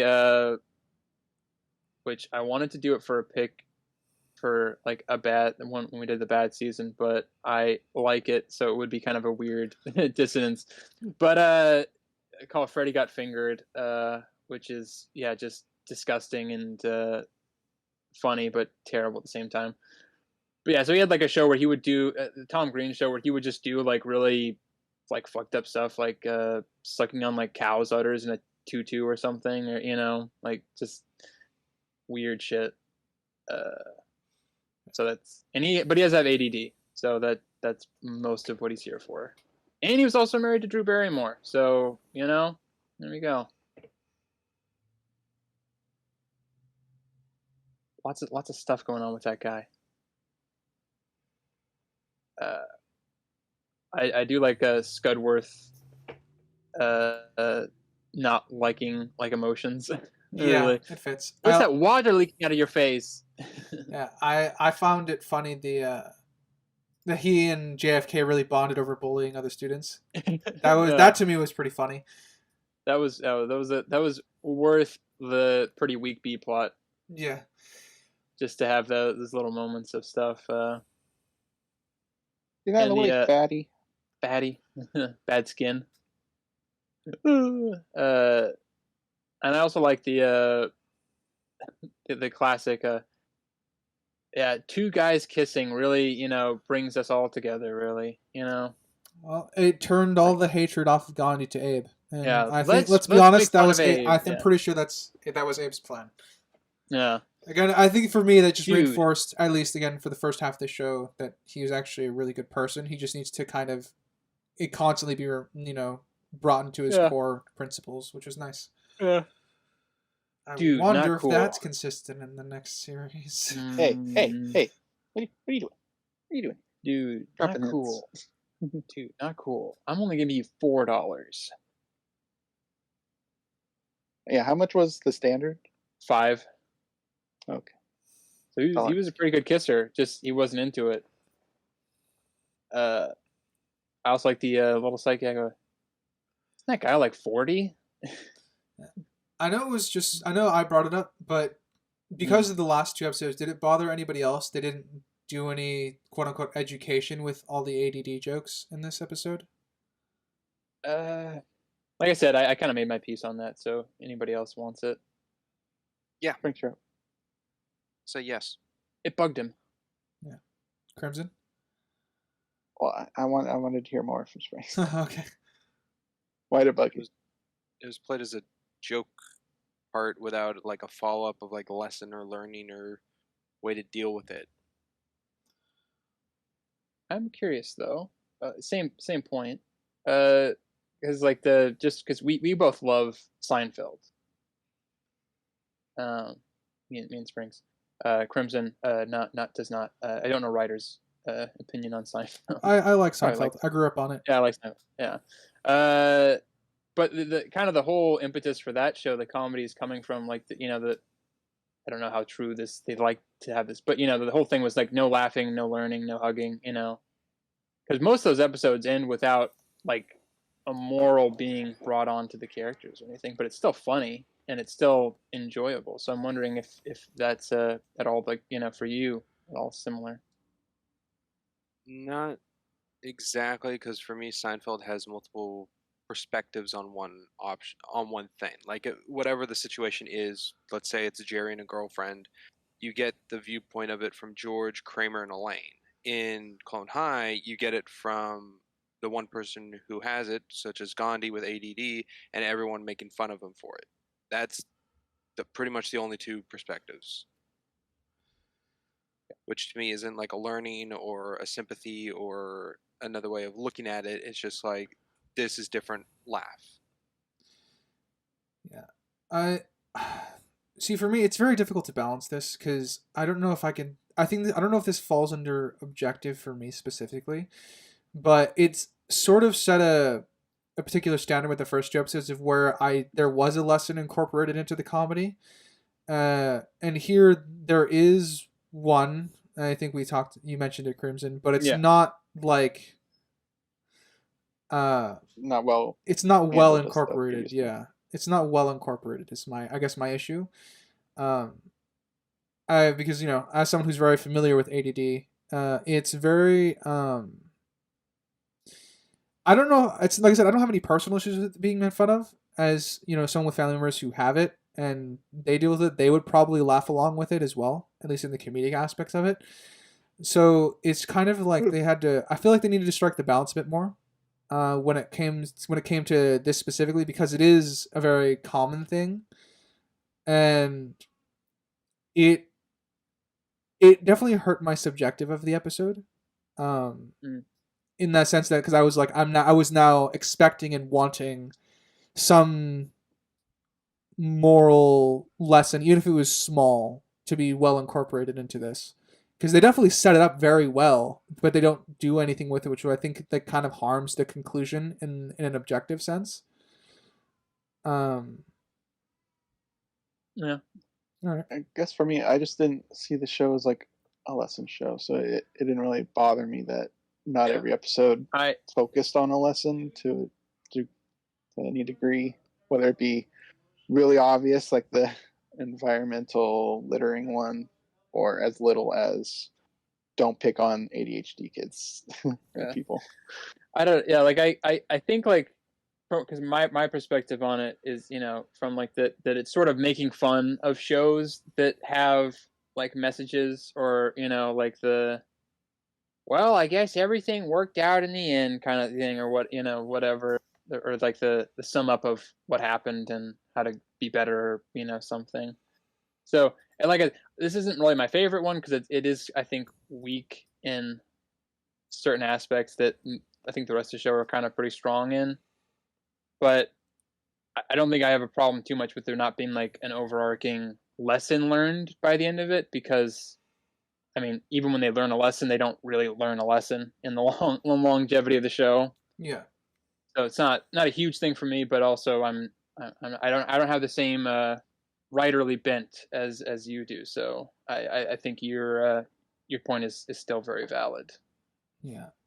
I don't know how to describe it. It just kind of took away from the conclusion of the episode. Like I don't necessarily. I don't know if I Yeah, that's needed fair. a. I don't know if I needed a. I don't know objectively. There should have been a moral lesson. Like if But like the point was there wasn't going to be a lesson learned, like more of a wink and a nod, I guess, would have been a little bit better, I guess, Yeah. for you, maybe, if like that was the point. Yeah, Well, I can agree with yeah. that. If there wasn't a moral lesson, I still think a time, you know, maybe a time where the main three sat together and just kind of vibed as friends again, because that's how the episode Yeah. starts, or most episodes starts. It's Mm. Joan of Arc, Ghandi, and Abe sitting at a table together. Yeah. And if it kind of like, if they bookended it with that, like, you know, they're not judging him for it and they're still his friends. Like, even like, I don't need anything overt. Yeah, And it goes back to yeah. Gandhi playing his nose jokes again, like in front of the two of them. I think I would have been fine with that. That would have not have included the moral lesson. Because he sticks the necklace up his nose, so they kind of went back. But yeah, I see your point. Yeah, it would need to have been quieter for the delivery to be better. Mhm. On that front, I agree that they at least pay homage to it, but yeah. Right, anything else? Because we did go a little bit over. Okay. Good on them. I got that stunned they were talking about in the previous one. There we go. Hey-o, what part? Oh, Or what general cause? So it was Abe and Gandhi kissing. All right. Yeah, That was a shock. it works, I guess. Yeah. Going into episode 4, Film Fest, Tears of a Clone. Springs, you're up. Who's Doug? Who is this guy? Is this the same guy that was on the couch in the previous episode? I don't think so. No, it's a different guy. He looked different. Look different to me too. Doug is just the audience, I guess. Yeah, but he's specifically called out. A guy that the guy knows. Yeah. For freaking Doug, you know. Yeah. What a waste of space. What a waste of hair, actually. Waste of hair. Waste of hair. You haven't said that in a long time. It's been a while. Yeah. Sorry about that.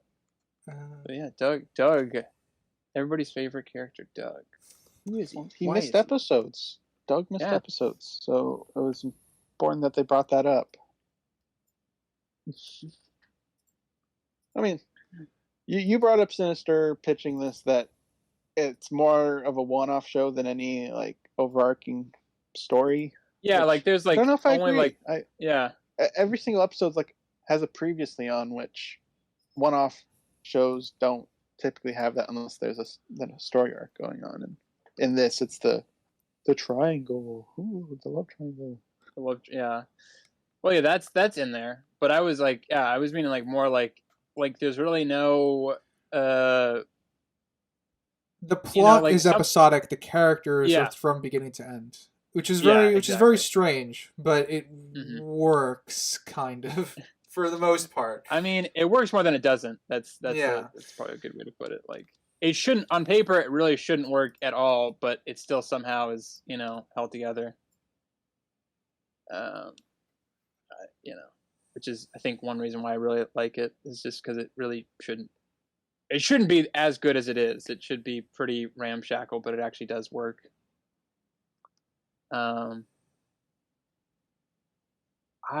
Unfortunately, I didn't go to a high school with a cross, what is it, CrossFit, thing or anything, or Track and field. Track and field, yeah. So I don't know how accurate of a mob mentality this is.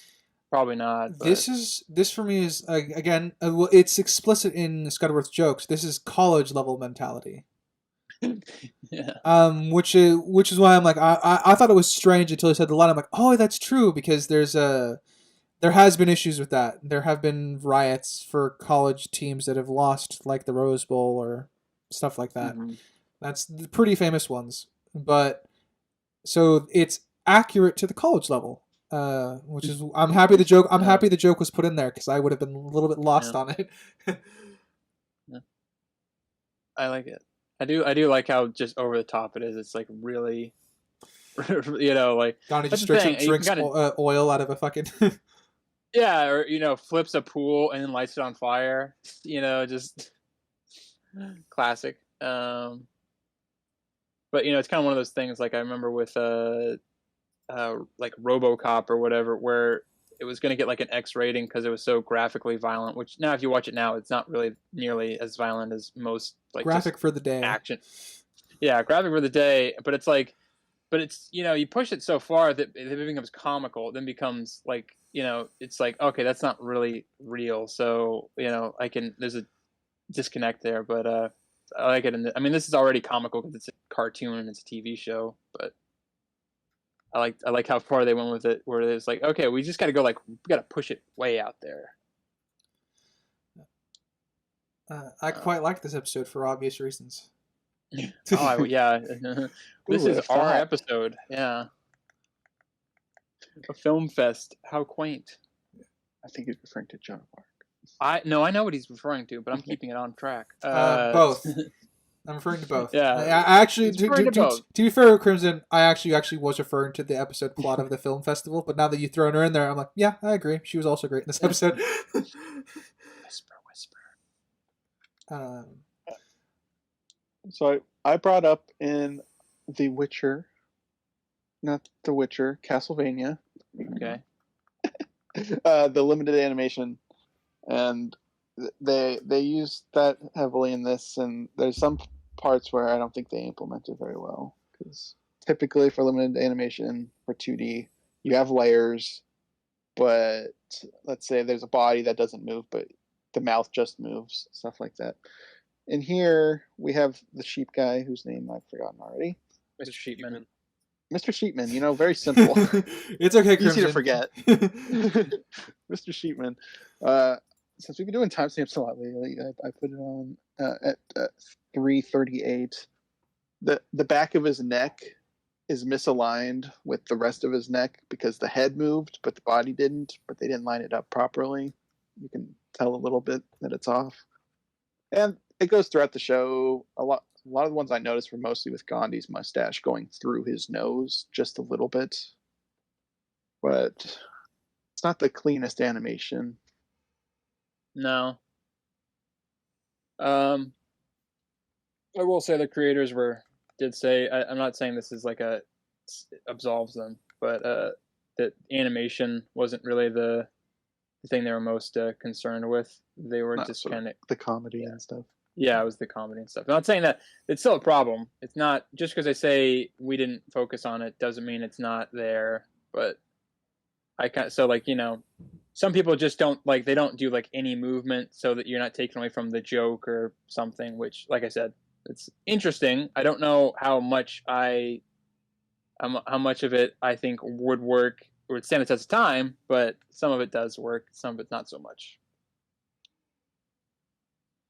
But yeah, I don't think you can wear loafers to a cross country meet. I don't think that's adequate footwear. Probably not. No. More some JFK athletic wear. Didn't even scuff my loafers. He's JFK. He can wear whatever he Yeah, wants because he'll he succeed in whatever he wants. It's true. It's going to be. He was president. Well, not this one. No, but I mean, he Oh, was. I guess he won the. Yeah, that's right. I was thinking U.S. president. That's class president. Right. He was almost class president. Almost. But obviously a dog won, which, counts the territory. This is probably one of my favorite episodes. Just like a lot of the B plot works really well. The A plot's good too. Kind of a this is pretty good mix. The B plot for usually Ghandi is attached to the B plot, and as the series goes on, that's not to his character's benefit. But here it actually works because we kind of introduced to his foster parents, so we're learning more about his life. Yeah, and I like that they're a stereotypical American Jewish couple. It's very, very fitting. Yeah, and then I like that George Washington Carver kind of just what's it called? He critiques Gandhi's movie idea. Yeah, like that's not who I am. He calls the black and tan. Oh god. That is just a blaxploitation movie waiting to happen. And it probably did. I mean, the question is, would you guys watch it? It looked entertaining. I mean, I don't know. I'll watch anything at least once. Of all the films, I think, all the films seemed like they'd be fun. I'm sure Cleopatra's documentary about herself was probably better than Netflix's documentary. So yeah, I think Abe's is the only one I couldn't see myself really enjoying, even for how bad it is. It would still like drive me nuts. Abe is no offense to him, is the very stereotypical like self-made story. Which I would probably enjoy it, but I would probably find it the most weird and boring of the groups because there's a giraffe. Like I could see it being like so bad it's good maybe, but I also feel like it would just like infuriate me because it would have like no logic. It wouldn't work on any level. To be fair, we're seeing splice of it, so presumably he made a full length feature, but. I have a baby. Yeah, if the last like minute of that is any indication of what the rest of the movie was, I can see it just being like gonzo, balls to the wall, weird, and not any story structure whatsoever. Not to say story structure is a necessity, but it's nice to have some rules to follow. Let's just put it that way. Crimson, what you don't have to reinvent the wheel. I think is. Pardon me. I think is the most uncomfortable I got out of the whole show. A giraffe impregnating a child. Yeah. Yeah, it's a little weird. Which I think was the point. Lincoln's casting was very strange. Yeah, he got that guy to do it perfectly. All right, he nailed that role.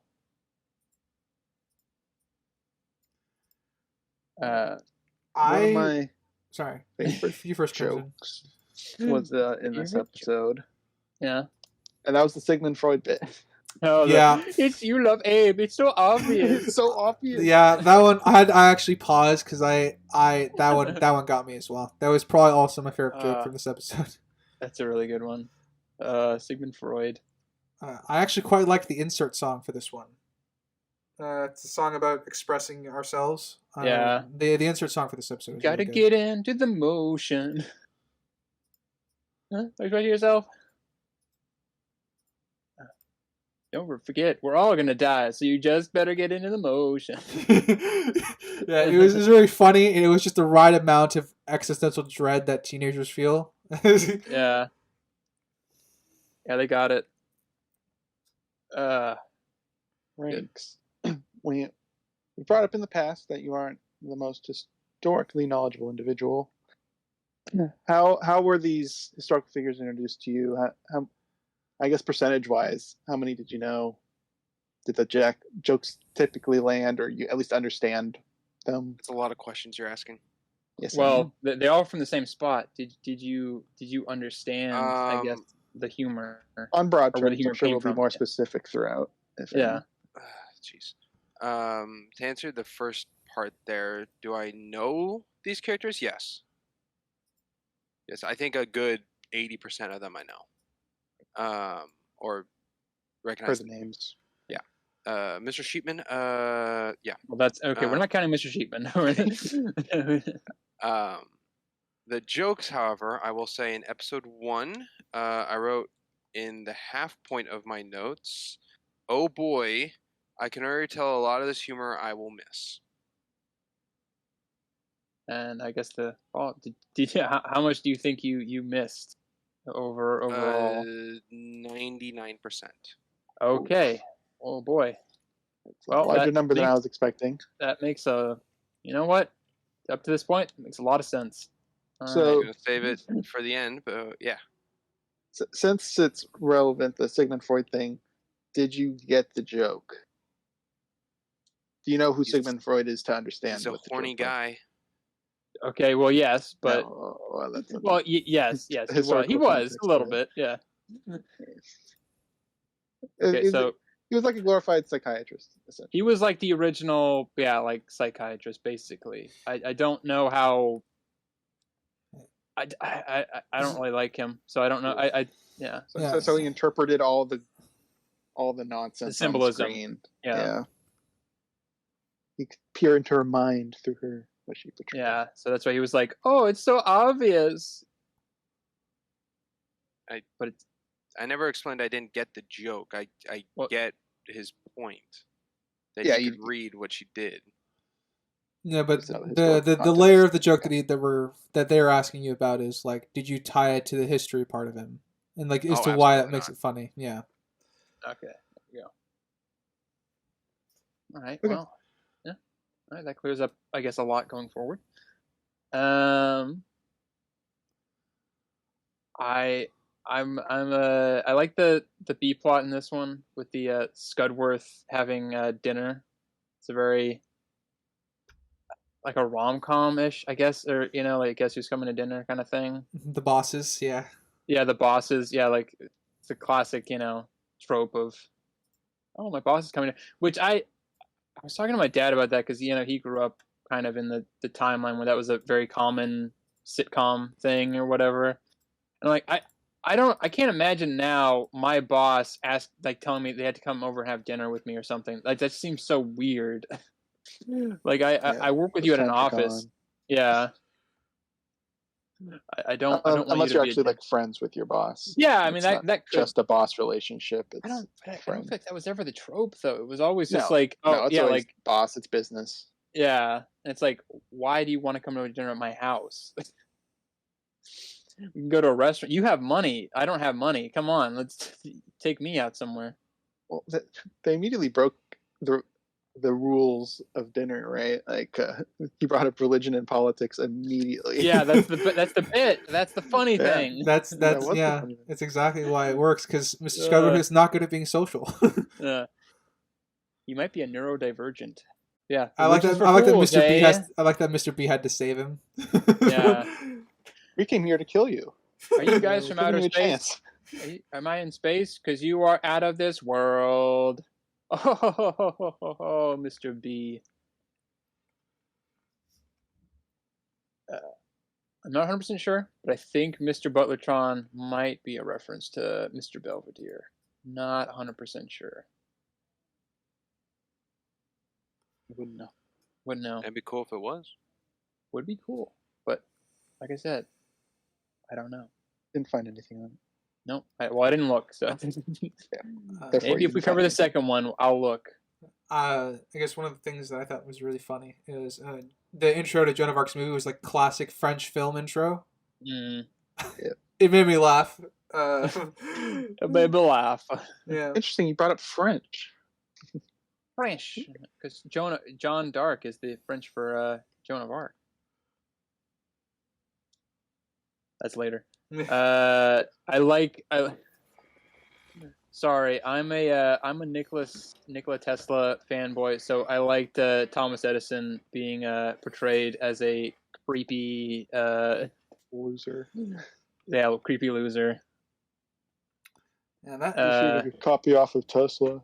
it's kind of a strange thing, that whole dynamic now, because it's almost like everyone recognizes now that Nikola Tesla was the brilliant one and Thomas Edison was just a better businessman. It's kind of been widely recognized now. But this is obviously the early 2000s, so that still was in the middle of like, it hasn't been widely recognized yet, which is yeah. So it's kind of in that era of where like it's just before that became like common knowledge and stuff like that. Yeah, I mean, you could make the argument that Nikola Tesla succeeded in many ways thanks to like the work that had been done by Thomas Edison's workers and stuff. Yeah. Let me phrase that. Put that. I don't think Thomas Edison wasn't doing. He was working. I'll just put that in there. He was doing work and everything, but a bulk of it was done by employees and things that he had hired. So there, I think that's a fair enough point. But yeah, I think Tesla was the genius out of the. If there was genius in the two of them, it was definitely Tesla. And I kind of wish they had a Tesla in this. That would have been cool, but probably yeah. I will say an error unless I missed something. Mm-hmm. Senor Peanut died from that water tower because he was still on that boat. Mm-hmm. Maybe he had multiple. There's gonna be a few of those going forward. What is that you say?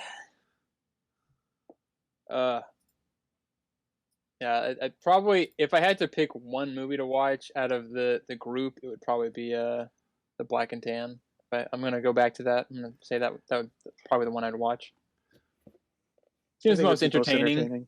Yeah, the most entertaining and well put together out of all of them. I mean, Joan of Arc is well put together too, but I'm not a big fan of. So what would happen? So what would happen is that a snooty film, as I call it. Yeah. So what would happen is that Black and Tan would be like the big blockbuster of the year, and then Joan of Arc would come out and steal all the Oscars like a month before Oscars awards come out. It's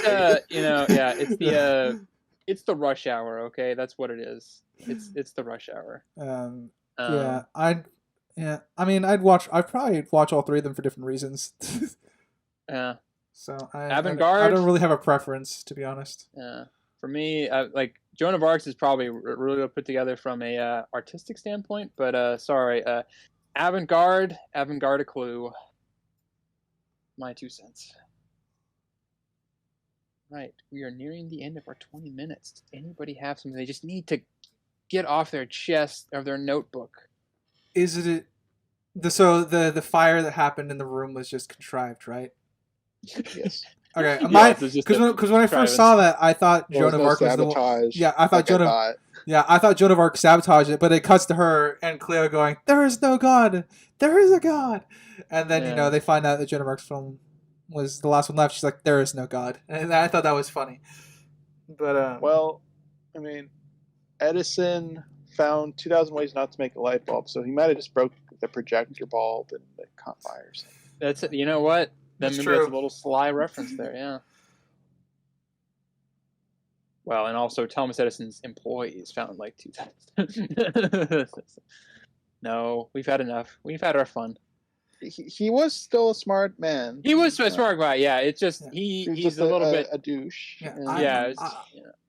I am not a good credit share. Not a good credit share. Let's put it that way. He was involved, just not good at sharing the credit with other deserving members. Let's leave it at that. If we're going to be fair. What do you guys think JFK's film was? It was a porno. Yeah, that's kind of where I'm leaning, but it was like a stag film or something. Yeah.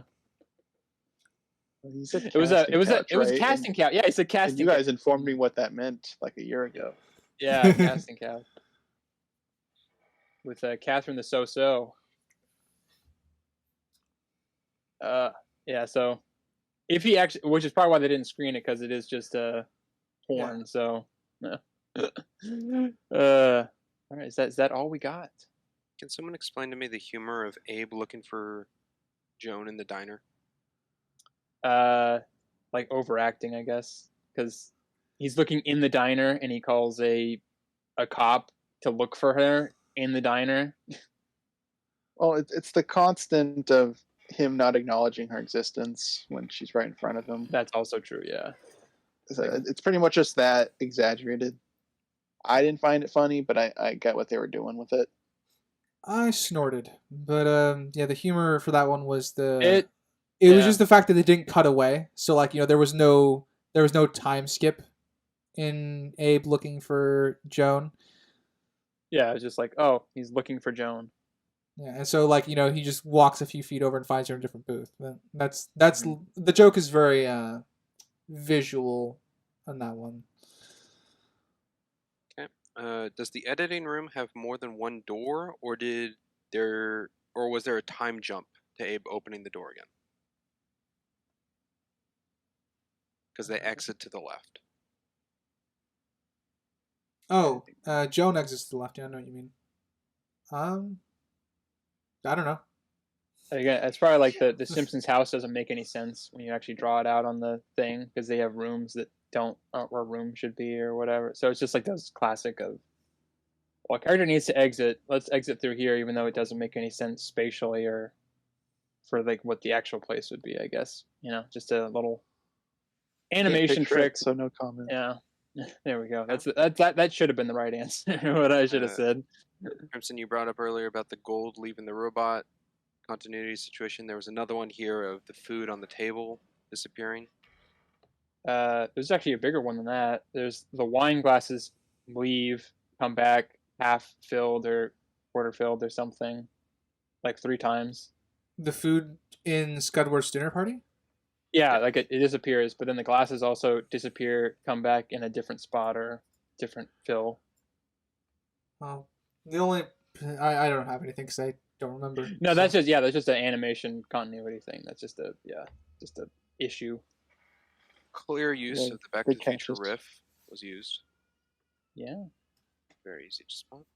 Mm-hmm. And then I think a really creative thing they did, and I don't know how purposeful it was, but I could not look away. The center line used for the art of the animation at Scudworth's party at 1803 is used clearly and can be seen clearly, but it's used on multiple assets for that center line. And I don't know if I've seen anything else of animation use that like that before. Yeah, I don't have it up to see it. It didn't leave a mark on me. I didn't notice it.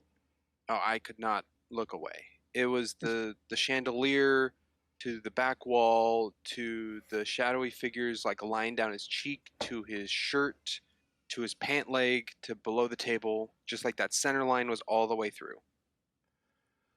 Sorry, what were we talking? I'm just trying to find the thing. I'm not sure. It's at it's at the dinner party, right? Or one of the dinner party scenes.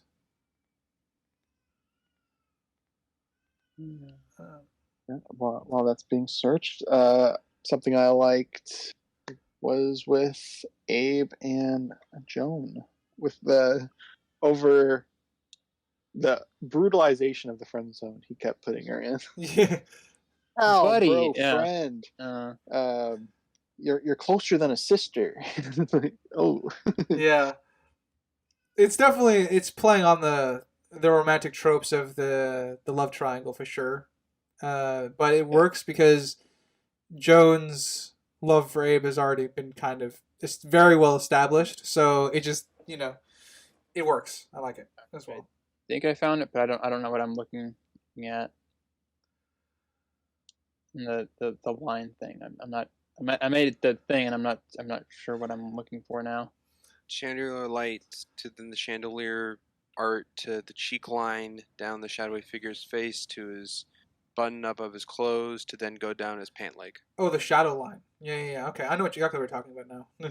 It's from top to bottom of screen, center line, clearly shown, which is creatively shown. Yeah, I was gonna say clearly shown. I would have caught it immediately. Sure, might be the same line. Where it connects all the. Yeah. I was like trying to figure out what. I don't think that's true, but I think it just happened. But we'll see. Anyway, anything else? We're going pretty over now. I do. It's a character moment and it's a comedic moment, but Joan finds out she's on the program and then complains to Abe because she's worried that her abstract film would be embarrassing for both of them. And Abe comments how a friend could possibly be embarrassing, and then it cuts to Ghandi, being half naked with his hands and dancing. off. Yeah. And I'm like, you know what? Yeah, having a friend like that, Abe wouldn't feel embarrassed about anything at that point. Ghandi would have ground any of those nerves away. I also like that she thinks she got her point across, and he has no idea what she's talking about, and they just keep going with. Yep. He was like, "Oh yeah," it was like, "Oh, nice." I guess that's all. Anything else? Nope. All right. Going on to episode 5, Sleep of Faith, La Rue d'Awakening. This is probably my favorite episode. This is one I probably watch the most, or rewatch the most.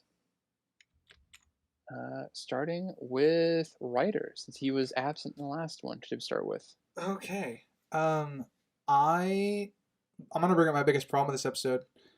The ghost that they run into at the diner. Everyone can see him and interact with him. That's that. It doesn't really work with a twist at the end. No, but I think maybe that's half part of the point is that it doesn't make any sense. Yeah, no, there's definitely a wink and a nod kind of jokes where my favorite one is still the pool, which is one of the later episodes where there was nothing beneath Abe, but then a pool appears beneath Abe to save him. That was clearly that was just very funny to me. Yeah. This one though, I guess I had an issue with because they all could explicitly see him. I don't know why. It seemed like there was an established rule set, and then they went back and undid that rule set. But it wasn't necessarily for a joke; it was for a payoff. I thought it was a joke. Spoiler for The Sixth Sense. They could have done that, where he interacted with the environment through Gandhi's eyes without the effects of the outside people. But you're right; they interacted with him, which takes away from the big reveal, which I thought was hilarious when he was just floating, driving the truck. That's why I'm like that was hilarious. I'm okay with it. Yeah, the joke landed for me. I just didn't like what was lost to get the joke. Yeah, I agree.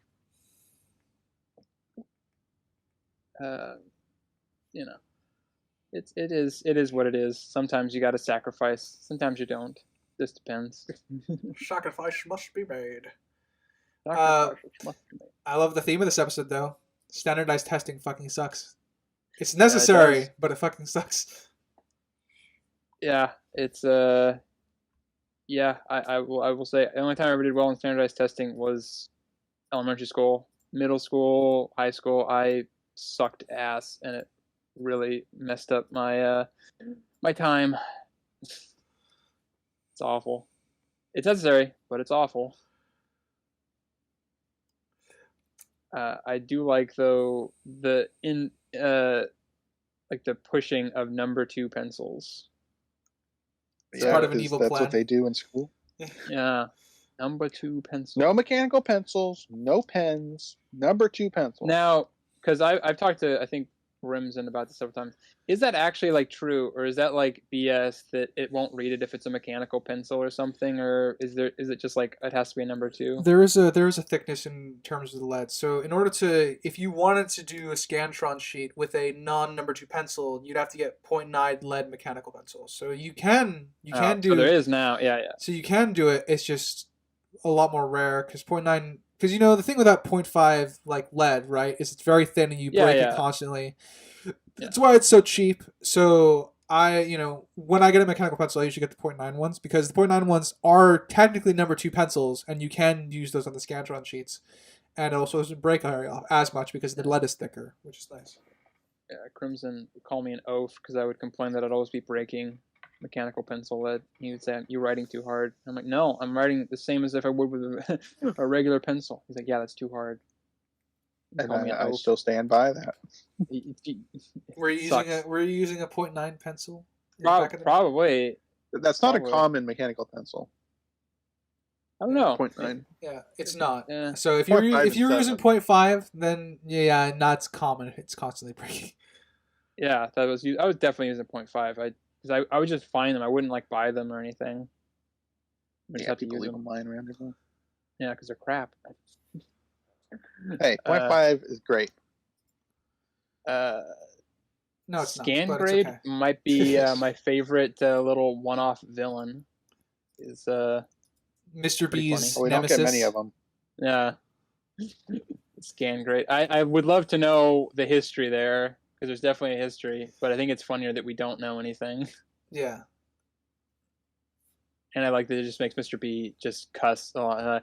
Oh yeah, what a great idea, Mr. B. I think this Language. I also think this is the only time they actually break the Wesley consistency. Yeah. Because he refers to Scantron bot by his name, or Scan, which is which would be Scantron bot or whatever.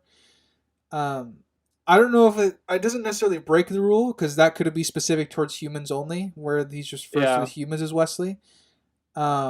But I just noted it down. I think it was the only break in continuity the show had regarding it. He calls everybody Wesley. Don't know why. I got another one. You got another one? Right. Oh, did I hear Sprinks there for a second? No. Oh, I thought I did. Yeah, one I caught, which don't know what number it is, but with the Adams jokes, he called them all by their names and not Wesley's, which I think would have been a funny name. He's like, Wesley. We're supposed to start at A's. Wesley. I think in that situation it would have been a thing of oh, well, why did I have you get these bodies if you're just gonna say Wesley the whole time? It doesn't really. I know they could have made a joke out of it, but they went for a different joke, which then broke the rules of the robot. No. It would have been. Scott could still say the same joke. He's like, these aren't Wesleys, these are Adams. You know.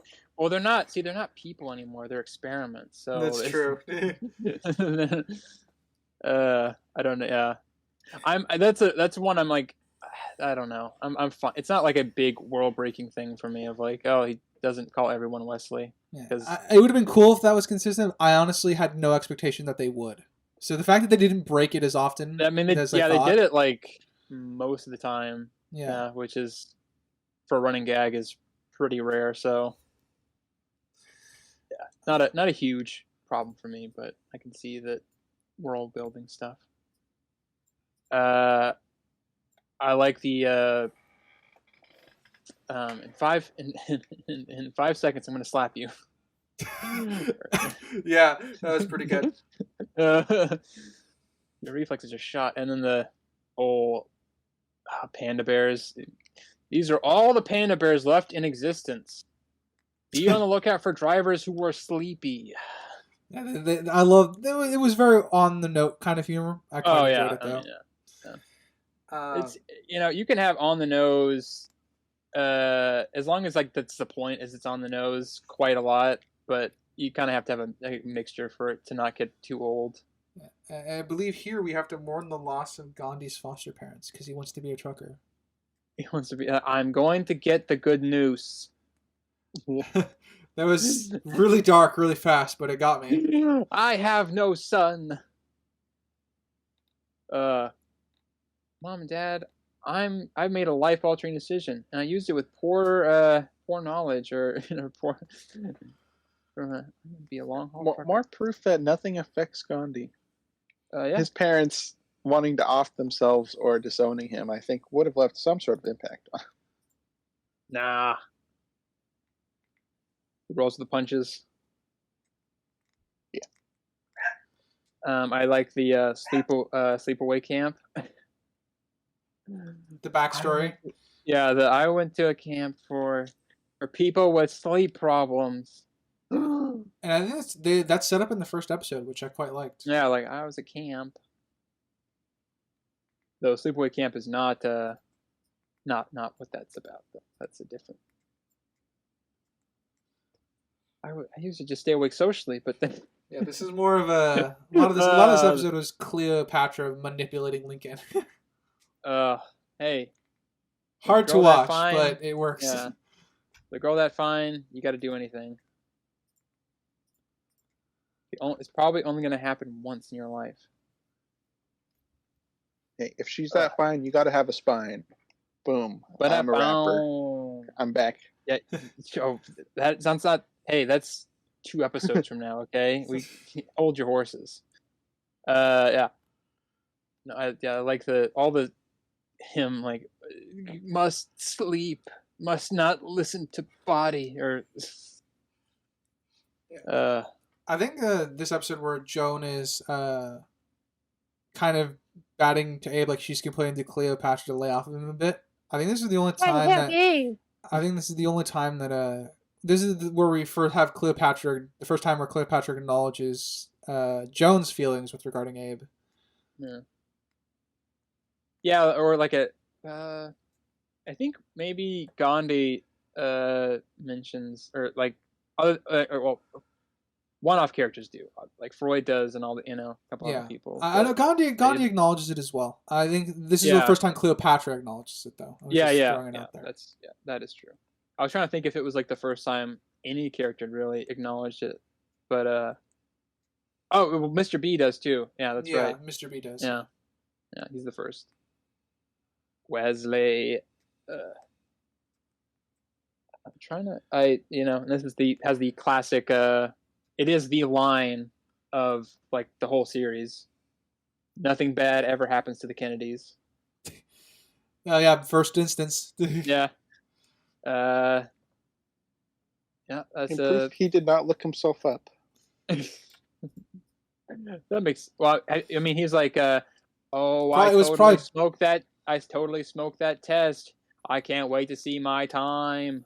It was probably one of it's probably why he's the least depressed of the whole group for a while. Yeah, because he didn't look himself up. Yeah, he doesn't understand. I thought he was a macho womanizing stud who conquered the moon. I got with Marilyn Monroe at least 2 lifetimes. Yeah, 2. I invaded her Bay of Pigs, if you catch my meaning. He is probably the best because he's just so. He's one note, but man, what a note it is! What a note it is. Spring, have you had anything for this episode? This episode might have my favorite joke out of all of them. Did it make you laugh out loud? No. No. God, no. No. It was the voiceover of the narrator at the end yelling that they're doing it live when it's a pre-recorded. Yeah. Why do we do this live? Just ruined where he gives the spoiler away. Yeah, that was funny. Like, I spoiled the Sixth Sense for my friend Steve. Yeah, it was good. The narrator as a character is pretty great. I like him. I'm a fan.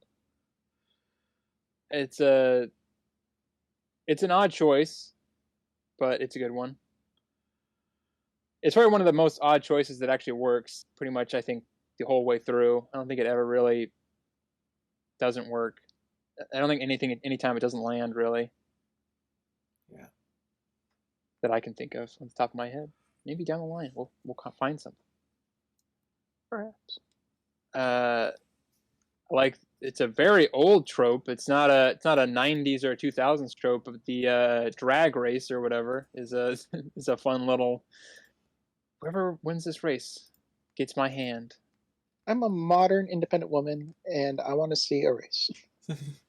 Hey, something along those lines. If she wants to see a race, I'll make decisions on my own, and my decision will be based on whoever drives fastest, or whatever it was. And Cleo will mourn the corpse of whoever's closest to the finish line. Yeah. Tortoise in the hair. Tortoise in it. No, it's The tortoise and the hare. It's very man, I'll be the hair because I have hair.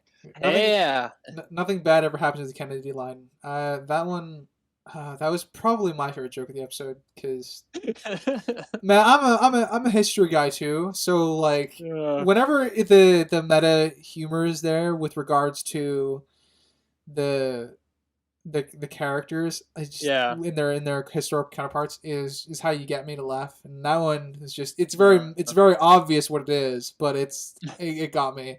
It is like the most obvious joke you could make in the show, really. It truly is, and he's in the fucking motorcade, pretty much. He's just painted differently. He's in Kennedy, that poor family. True. It's nothing but heartbreak and loss. But what do you got? I'm not accustomed to tragedy. Yeah.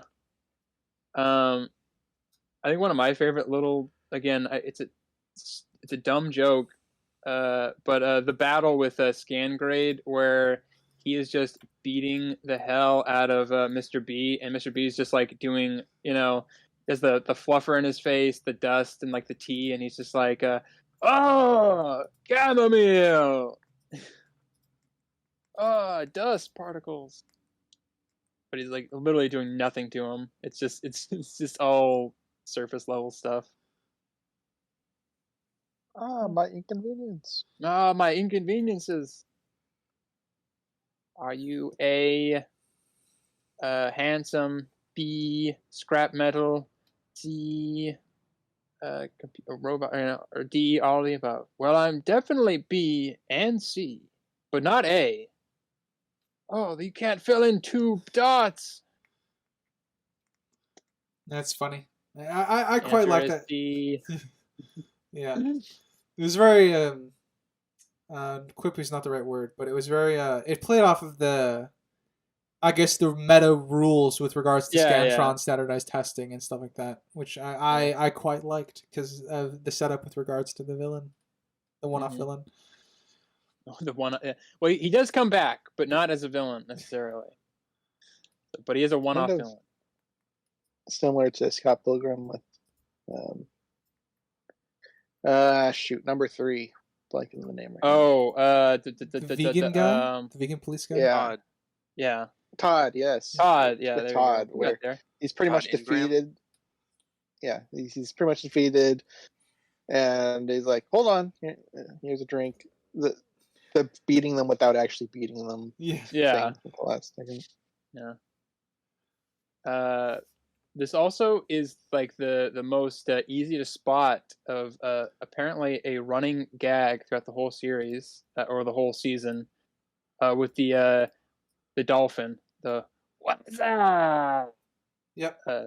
Apparently there is a dolphin in just about every episode. There's certainly one in the basketball one. There's certainly one in the basketball one. There's certainly one with the proposal for Cleo. Yeah. So there's one in every. I don't know if it's every or most of. Yeah, I can't quite remember. That was something I found in my research. I'm planning to rewatch this series anyway, so I'll keep an eye out for that. I don't worry. I knew that wholeheartedly. There's a lot of like blink and you miss it little gags in this, which I as a fan of Arrested Development, I obviously appreciate. I'm trying to. I like the whole American Pie gag. That was very topical for the time, but it's still good. Having not seen it, I didn't get much of a connection, other than obviously they explained the joke. So the guy has sex with a pie. Yeah.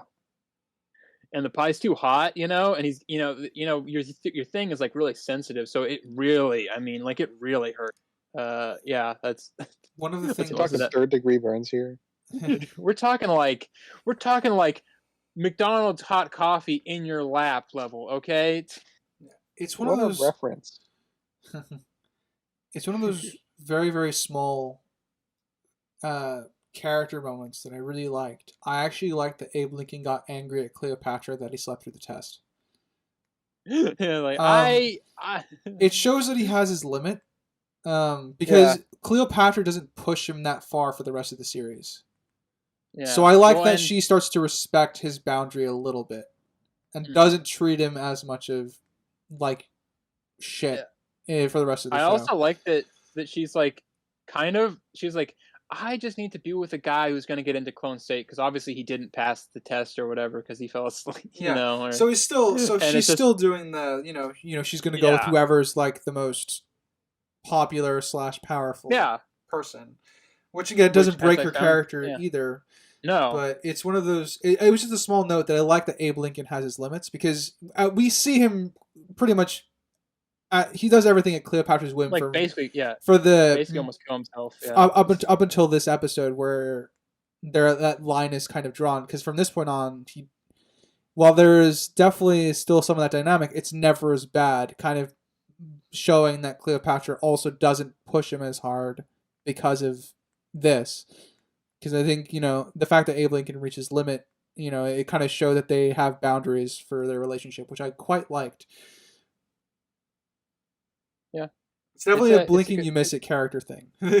Yeah, of like, understanding. And I also, the joke I like is I was thinking we could sleep together. No, but seriously, can we? And you can interpret that as the sex joke, or you could interpret it as he just literally wants to sleep with somebody because he is tired still. Yeah. And my good friend Joan, wherever she is, I'm right here. So you are, Joan. So you are. Yeah, lots of neat little. Like I said, this is a pretty gag-filled one. Pretty, fast-paced. So it's definitely probably stuff we're gonna miss in this. We already talked about the driver. We didn't talk about like his introduction where he was like, sleep better be the #1 thing on that list. I saw this cop driving and about the sleepy owl. Oh, the truck driver story. Yeah, he was like leading him to the side of the arm ramp or whatever, on ramp, and it was like he went scaling over the cliff. So you killed him? Kill him? I saved his life. Of course, he's a cripple now.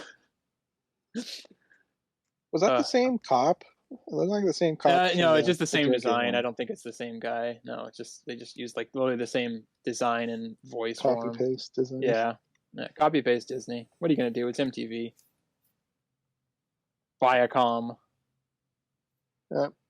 I did get one of my favorite lines in the show from the truck driver. Yeah. Special cargo, your future. Beautiful. That was a beautiful line. Well I thought you were going to do the joke. Well earned. It was like, oh, I get it. It's a pun. It was like, no, I'm a Rhodes. I know. I went to Oxford. You don't do puns, Ghandi. And then he drops him off for his standardized test. Yeah. Or no, not for his standardized test. He's a better father than his foster father. It's true. We all need a Doug prep course in our lives. Yeah, I quite Gandhi's B plot. I like it, but it's really not relevant to the story. No, yeah, it really just kind of doesn't go really anywhere, which is a shame because it really could have. Yeah, it's one of those things where like I like this subjectively, objectively, it's not relevant to the story at all, which is a shame. This is kind of going to be the start of where I start having a lot of issues with Gandhi's character. Kind of, a little bit.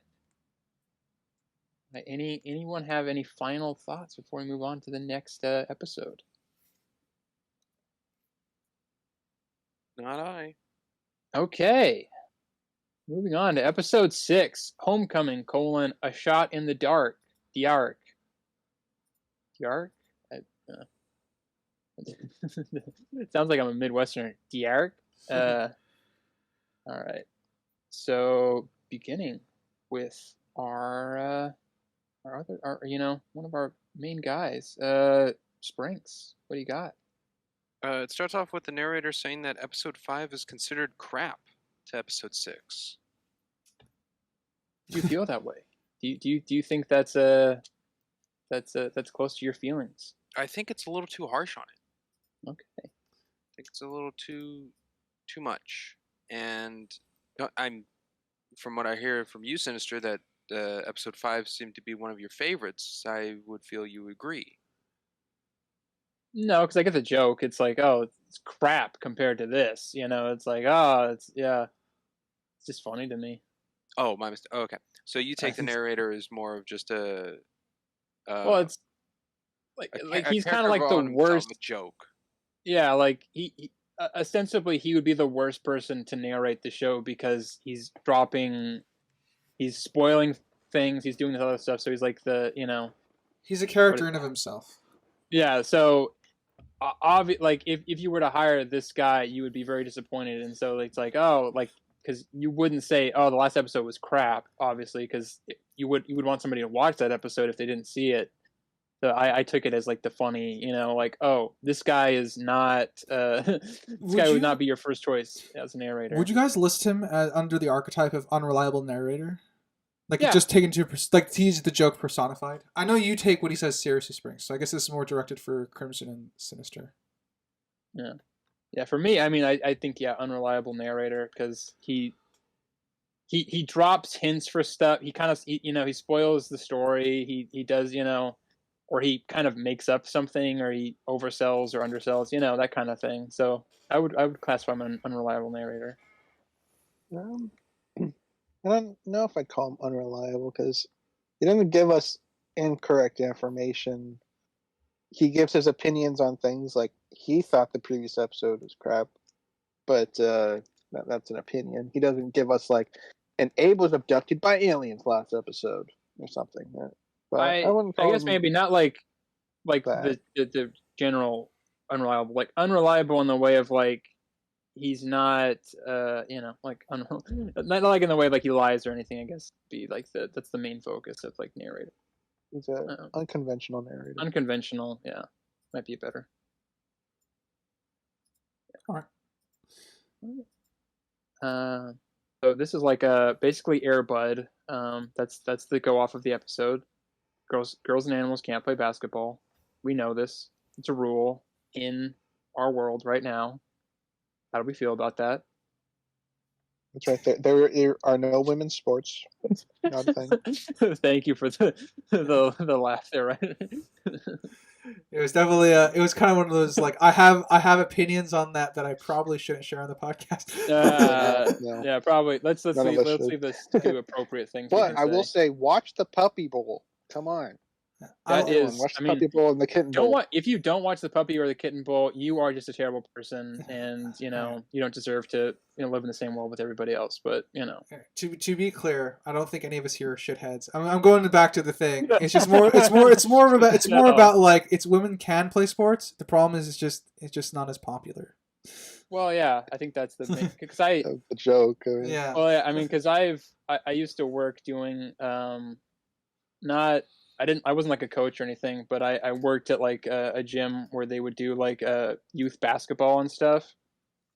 And like, no joke, like the girls would be understanding like the fundamentals and like be playing really good basketball way earlier than in like the boys teams and everything. So yeah, and that's also part of the fundamental reason of like that goes into like girls do grow up slightly faster than boys do. Yeah, exactly. They get their coordination quicker. They they excel a lot earlier. So it's a very common thing. Science is everything, except for in Clone High. Then it's just like a trope, but whatever. We get introduced to a rival high school in this one. Gesh, yeah. With KFC Man Colonel as the. I'm into it. I'm into it. Yeah, you gotta have a Doug Dimmadome, Dimsdale Dimmadome. Oh, it's Dimsdale Dimmadome? Not right. I quite like the joke at the beginning with the microphone thing, because I legitimately didn't notice until it was pointed out, and I actually rewatched the scene to see, and yeah, it's true. Yeah. He's not holding a mic the entire time. I thought that was funny. Yeah, I've often thought, because I saw an interview with somebody because they did a spoof of sports commentators or whatever, and they were talking about how specifically for baseball, I don't know how how appropriate it is in basketball or football. But because in baseball, it's pretty important is the count of 1-0 or 1-3 or for the thing. But the guy was saying, inning. yeah, the guy was saying like, yeah, as long as you were on point, you could pretty much say anything you wanted. Like, oh boy, this black tar heron's really kicking in now, and 3-2 or what, as long as you're like, as long as you have like the facts straight, you can say anything you want, which is I like My that. girlfriend left me this morning. Yeah. I'm not a happy man, Joe. Yeah, I'm not a happy man. That works for baseball, especially because there's lots of lulls in scoring and like the game itself, like pauses between a pitch and and then with football, it's a lot of it's related to strategy and everything like that. And basketball is just constant motion, so it's more of a running commentary. Yeah, like, okay, he's going over here, he's gonna do this, and Oh, and he dribbled the ball. Oh, and he dribbled the ball again. I would not want to be a basketball court commentator. It'd be so the whole game you got to be going. So yeah, I like the that's nothing. I've been talking to my fist this whole time. Those are real sports commentators, by the way. Oh yeah, I definitely could tell. They did a good job. Yeah. I can't remember. What's their Chris Berman and Dan Patrick. Yeah, they say their names, but I didn't. Yeah, Chris Berman and Dan Patrick. Maybe it is the Nets classified guys. It would be weird. I looked that up right now while we. Sprinks. Anything else you want to talk about in this episode? It's a good animation detail that the two announcers at the beginning here are on a large jumbotron TV in the background, but they're cut so they don't need any movement shown. But later in the episode, it actually has like the mirror effect, and they keep up with the animation of their mouths. So they gave themselves additional work later on, but they still kept to it. That's cool. Ow. Bless you. Thank Man, you. first sneeze caught on audio probably. Sorry. Not true. Not true. Happened earlier. Today? Yes. Oh, well. It's probably me again. Sorry. Yes. Yeah, can't do anything about that, unfortunately. Cleo gets turned down, which only doesn't happen very often. No. By John Dark, who is not at all related to Joan of Arc. Yeah, I agree. I totally didn't know it was Joan until she ripped off the mustache. Until it was spoiled. He's an explorer. Like JFK, I was questioning my sexuality. Like, am I into men now? I was like, my wires are crossed, and I like it. Yeah. I did like that JFK tried the gay TV show with his quote unquote, the TV show for gay people with his dad's. That was funny. You used to watch Sports Center upstairs in your room. I've been thinking about changing channels, but I'm a little scared. I actually quite like that scene because it's That's nice. He's questioning sexuality and his dads are accepting of it. And even that's the subtext to read into the scene that I quite liked.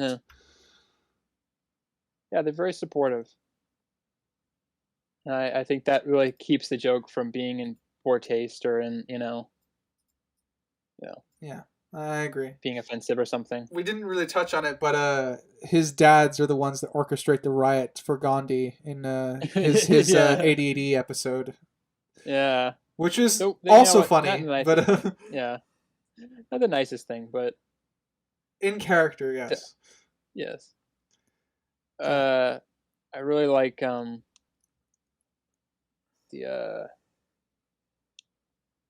what was? Never mind. I gotta recollect my thoughts. All right. Yes, she. Yeah. Oh my God! He was genetically engineered with a zipper. He was a weird little guy, that's for sure. Weird little guy. Weird little dude. Don't. He's like a snork, a muppet. Lots of things. Lots of things going on there. I made a joke about because the gesture genetically superior or genetically enhanced. I'm like, I wonder. I just put in quotes in my notes saying, I wonder who's the superior race, and they fully went into that villains of World War II joke, and I'm like, okay. Yeah, you gotta lean into it. Yeah.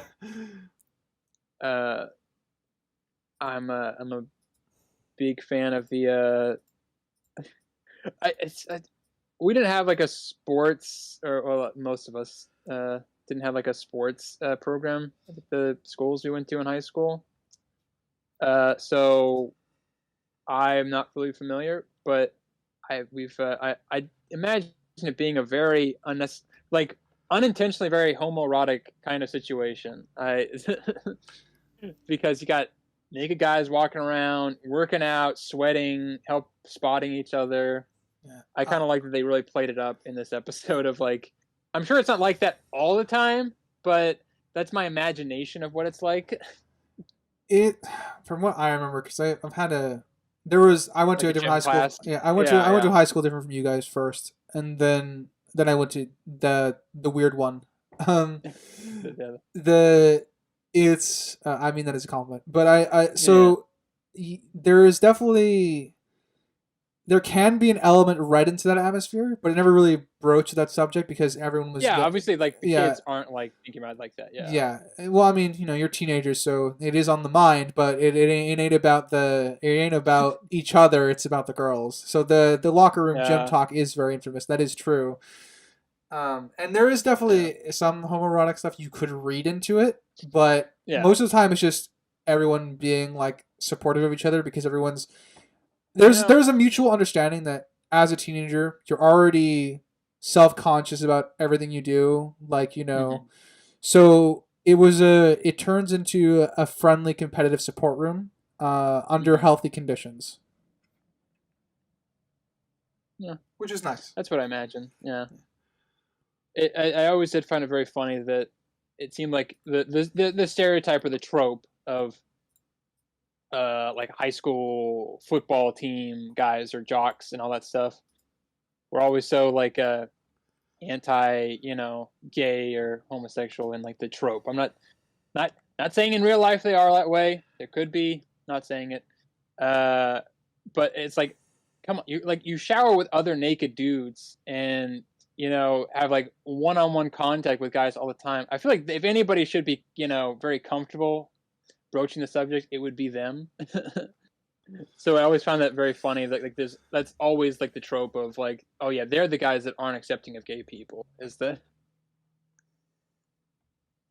guys who would be most likely to be considered that way. Yeah, I agree with that. It's funny. All right, anything else? Let's see. They did a little jab at Napoleon. He's and a big compliment for Genghis Khan there. Do you think they should have swapped the joke? It would have been a little bit funnier if it was playing against type. I don't know what sound effect they used. It was like brick on brick. Yeah, no, that's exactly probably what it was. Yeah, it was like brick on like granite or something. Yeah. I guess my biggest thing for this episode is that really dragged, I guess, the objective score for this particular episode down for me was Ghandi had no relevance to the main plot whatsoever. The only tie to it is the mascot, and that has nothing to do with what's going on. Because as funny as the visual gags are of the brutality, it has no relevance for the story. Yeah. Also, a little bit of a little bit of a continuity problem. I'm gonna say is that because John Dark really tries to push Abe onto Joan of Arc, and then he discovers that Joan of Arc was John Dark, and that doesn't really come up again. That, oh wait, but you were pushing yourself onto me as this other person. So, well, it's because he's just stupid. Yeah, he's just stupid. Yeah, I mean, obviously. This is strange. And she's brought it up a couple times, I think, up to this point. I could just kiss you. What? Yeah. I could just kiss Blue. He's oblivious. Abe, I Yeah. want you. You want what? Oh, you forgot? That happens to me all the time. Yeah. There's definitely a lot of that. I think this is the last time where I felt Abe had a lot of agency as a character. Mm. This Just episode. a Cleo puppet. Well, see, that still pertained to his character because he's still overcoming that in some form or fashion. But he becomes far more one note going forward, with the exception of I think the mediation conflict. Yeah. Which goes really nowhere, but whatever. Yeah. That's I don't know. I'll check my notes as I go along. Yeah, But no, I think that's where it starts kinda agree setting in with for you. me. Yeah. Because I thought Abe Lincoln was the character that was like going through all the issues and growing the most with each episode, and then that kind of switched over to Joan, like for the second half of the first season. Yeah, and I think maybe that is kind of like a good thing that they kind of start focusing more on Joan instead of Abe for like the second half because you kind of get a little bit different side of things slightly. Yeah, like I said, I'm not angry about yeah. it. It's just I just noticed the switch in focus. Mm-hmm. So Yeah, I guess I one also don't note's. think it- Sorry, I was gonna say I guess one note's not the right word for it. But he becomes more of a slightly more static character going forward. Yeah, he doesn't really. His goals have kind of been achieved for the most part, and they just don't really know how to write more stuff that has kind of the same level of growth to them. I guess would be a good way to put it. Like, because he gets Cleo, and then it's all about getting to the different bases with Cleo, all in going like all the way. Yeah, so Of the thing. big objective's been achieved. Now it's just smaller objectives for him. Yeah, which I think is kind of a bad writing thing. You really don't want to have that. But I guess maybe in this situation it still works because then they just choose to focus on Joan and her goals things. Yeah, so I guess it's not a bad thing. I just know that he took a little bit more of a backseat on the character growth thing. No, I agree with you. Yeah. You were saying something, Crimson. Sorry. Yeah, Crimson was saying Well, I don't think it needs to be first half him, second half her. I agree. They could have done a blend. Oh yeah, I would agree with that. Yeah, that's so. It's like I said, it's not necessarily a criticism, but it's just something I pointed out as I guess something that was noticeable to me. Yeah. And then in terms of Abe's new objective is the stages of the relationship building. It's mostly controlled by Cleo. It's not really. Oh him. yeah. Oh yeah. So obviously, that's why I said he starts losing his agency for character development, which does bug me. But like I said, it's not. I don't know if it's an objective problem, or if that's just what I wanted because I had an expectation of Abe now being the focus of character growth and stuff like that. So that really doesn't happen outside of a few again smaller goal things on the side and then the final episode pretty much. I think it is kind of I don't think it's like a I mean I think it's an innate problem because they do really want to have like two main characters in Joan and Abe. And I think if you already have like an A and B plot going, and then you have like you have Ghandi who usually gets the B plot, or Scudworth, that leaves so little time to kind of focus on both. And I think they both have kind of different, they both have different stories they're telling essentially, all mixed together, obviously. So I'm sure it was probably like the best, the best outcome is to like kind of split them into two. Whereas I think if they tried to do both, it would have been less than if they had, so they probably did like the better option long wise, but I don't know. That's up for, I guess, to be determined because we don't have the opposite to kind of compare it to. Anything else? Thanks. I caught Teen Wolf. There we He was go. in there. He's Gesh. No, there's a wolf guy, wasn't there? Yeah, they're two separate.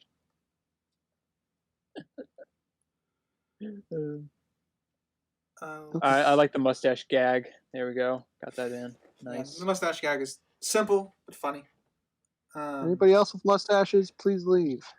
I like they got Groucho Marx in there. There we go. Looking at old school. Yeah. This is I like Joan confessing her problems to Mr. B. Just because it kind of establishes Mr. B as the friendly one of the two head principles. The or actual whatever. like carrying like a It's faculty reinforcing member. that. Yeah, it's reinforcing Yeah. that, and yeah, I like the joke of hers. Like, what are the chances of be burned to the stake again? I understand the world building issue now, but Yeah. it is it's still a funny joke that landed for me. 38%. Ooh, pretty high. All right, I think that's all we got for episode 6. Going into episode 7, Plain Crazy, Gate Expectations. We get a lot of movie references here. It's true. Cleopatra is very hard to please, apparently, for dates. That's only going to become more apparent as we go along. Unless you're JFK.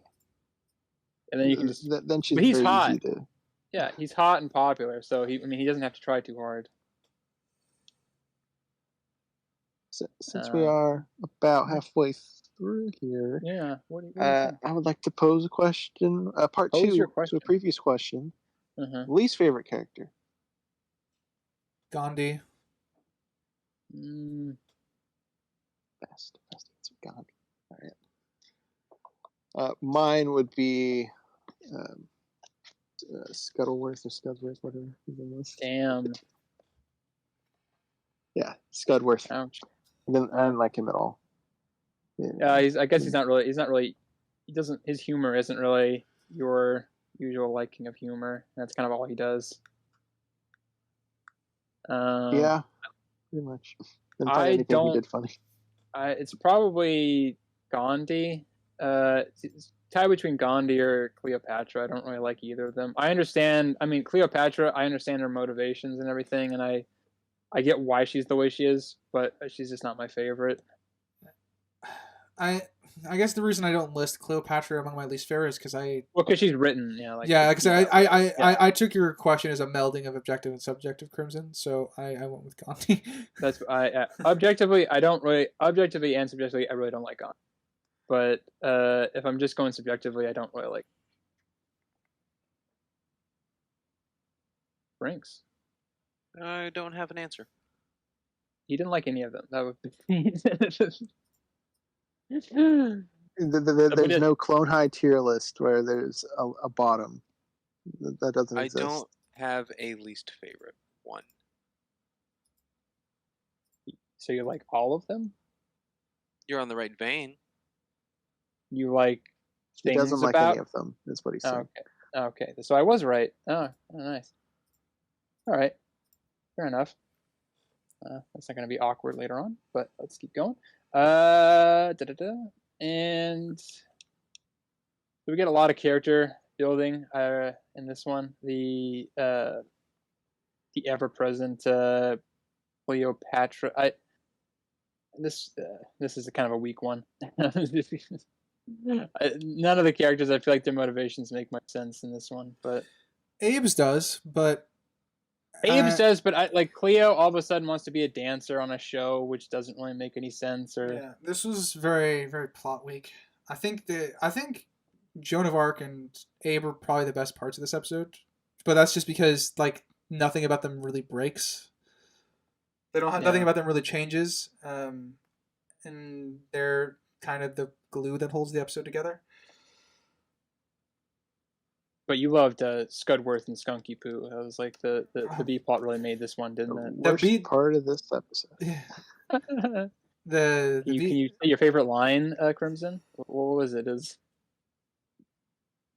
Which line? Try and you can do it. You can finish it.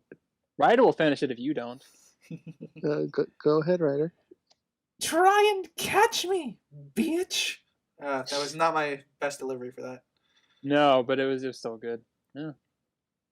You pretty much got to break your voice box to get it. I did it. I did it before the podcast. That was you did. You did. You kind of got to get that guy who does the voice of Invader Zim. You kind of have to have like his level of like voice breaking, I think, to get it every single time. Yeah. But also, O-Town is a real boy band. Ashley Angel is in this episode. The B plot in this episode was very funny. Again, no relevance to the main plot. Yeah, it's probably. I mean, it's probably really good because it has no relevance whatsoever. That's true, yeah. In this case, that's a boon for the B plot. Yeah, if it had anything really to do with it, it would be kind of less so. Yeah, the Ghandi is a rapper because he can rhyme, but he only rhymes the word with the word. Yeah, Kiss like a kiss. true professional rapper right there. I think they're. You know what? I like to rhyme yeah, no. all the time. I like to rhyme all the time. I've be grown on hip hop's grown on me a little bit, so I could attest that I think this is not a blanket statement for how good rapping is. So, yeah, but yeah, and lots of references to Bubba Sparks. I had to look him up. He does have like one big hit song, but nothing else I could really find. Interesting. But well, I mean, he was like big at the time. He's just a white rapper, which is, I guess, what they're like. Oh, well, Ghandi can be a rapper even though he's. So it's like, oh yeah, because Bubba Sparks. Or they were just going for the obvious joke of like, well, Bubba Sparks isn't that good, so this guy is the, or like this guy is the rap for white people or something. I don't know. There's facets to that joke. Could be multiple levels. You never know. And the obligatory slow-mo running at the airport to catch the lady leaving. Wait. Which is not possible in the post you know what era. They Poster. did that gag 8 times. Yeah. Yeah, And it was funny every single time, right? Right?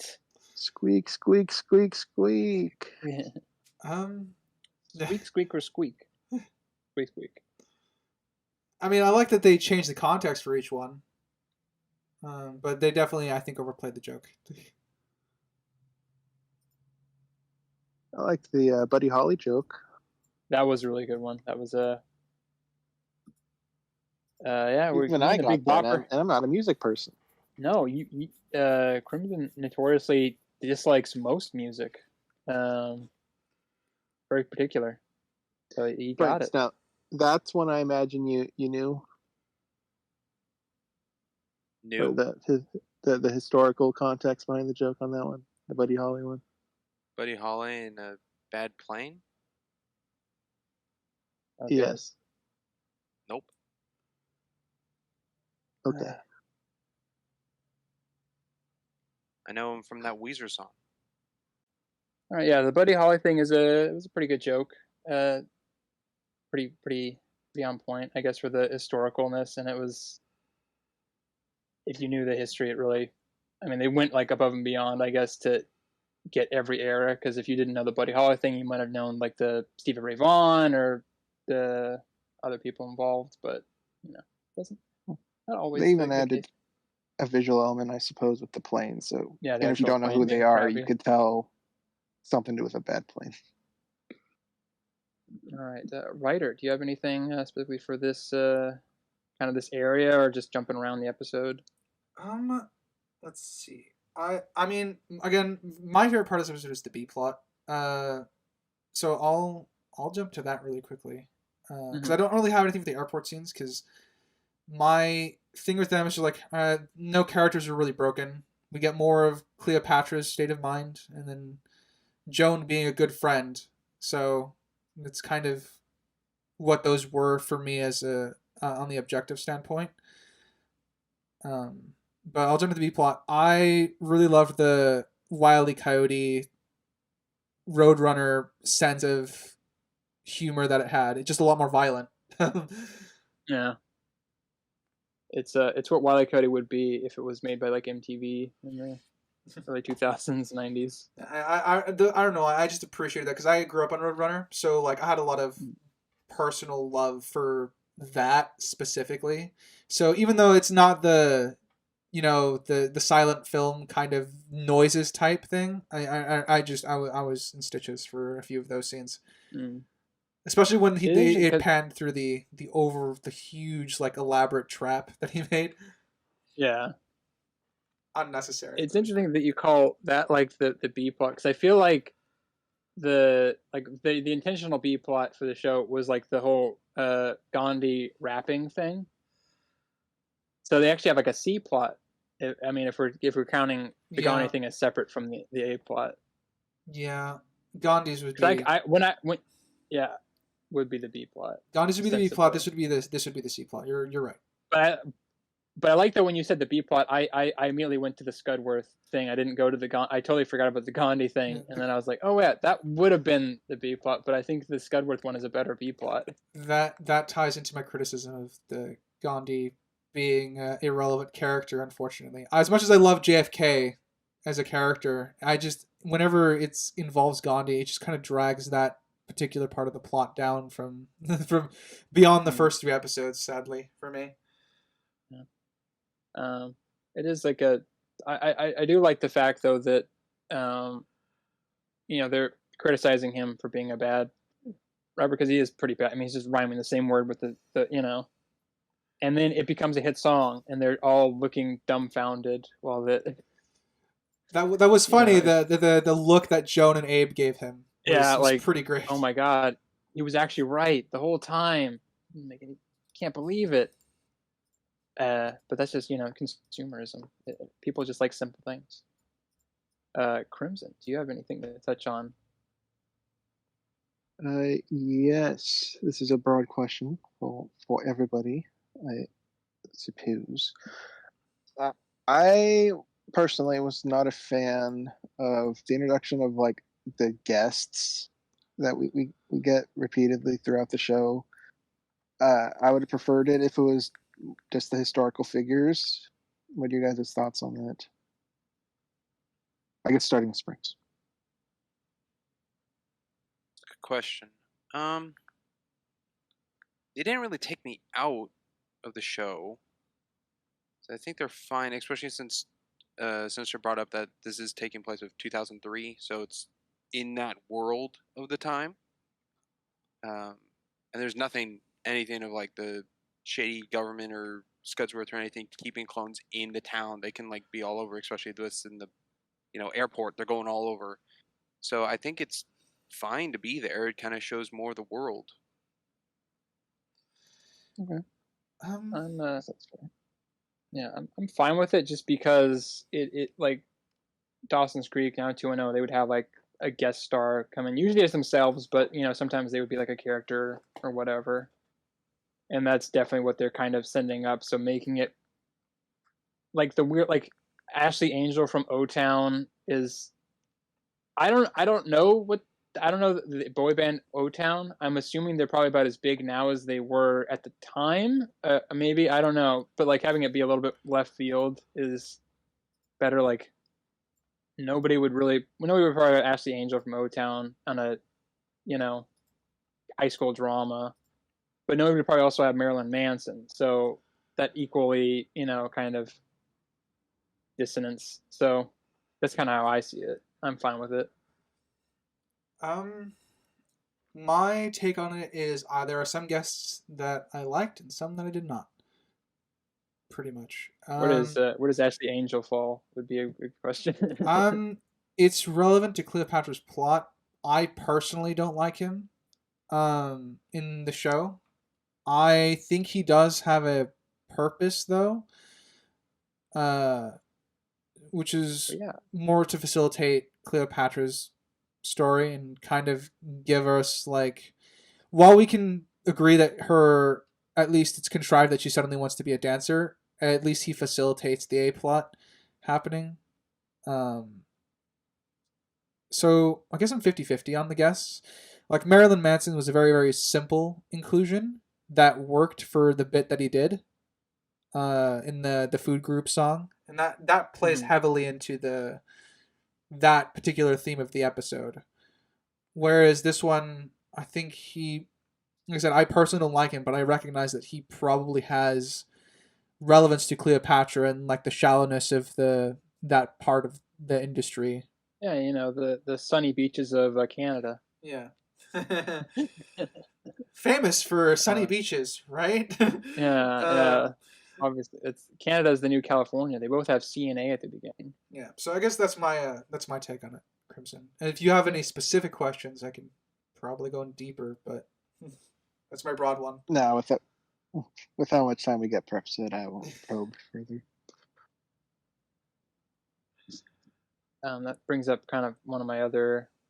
I enjoy the weird joke that they use as like a, also like an animation plot device with the, oh yeah, guys don't actually, celebrities don't have eyebrows. They just animate them on, and then they to make their facial expressions make sense. And that every time you see Ashley Angel, his eyebrows are going all over the place. I wish that was true. They weren't consistent with it. No, they only did Ashley. Yeah, they only did Ashley Angel. I think my problem was they weren't consistent with him. That like sometimes it would be half the time it was shaking, half the time it wasn't shaking. I wish it was constantly shaking all the time. Yeah, that would have been way harder to do, I'm sure. Oh, definitely. Yeah, I think it would have told the joke better. Are you sure about that? It just made it very obvious when it wasn't moving. Yeah, that's true. But you got to have some baseline, or else it doesn't really. I guess if his eyebrows were going all over the place, it would have been. It would have been too distracting. It would have overtaken other jokes. But who knows? We don't have it, so we can't. We can't see if it would have been better or not. Actually, you could do that, Crimson. You could reanimate it. You could do a reanimated. People do that, right? Yeah, I'm It's a a thing on world-class YouTube. animator. Yeah, it's a drawer. I can do some doodles. You can do a doodle or two. How did we all feel about the whole plot device of the Letterman jacket? Yeah. Yeah. If it was brought up more throughout the show, I would probably appreciate it more. Yeah. Is the implication that is it the implication that she shrunk it?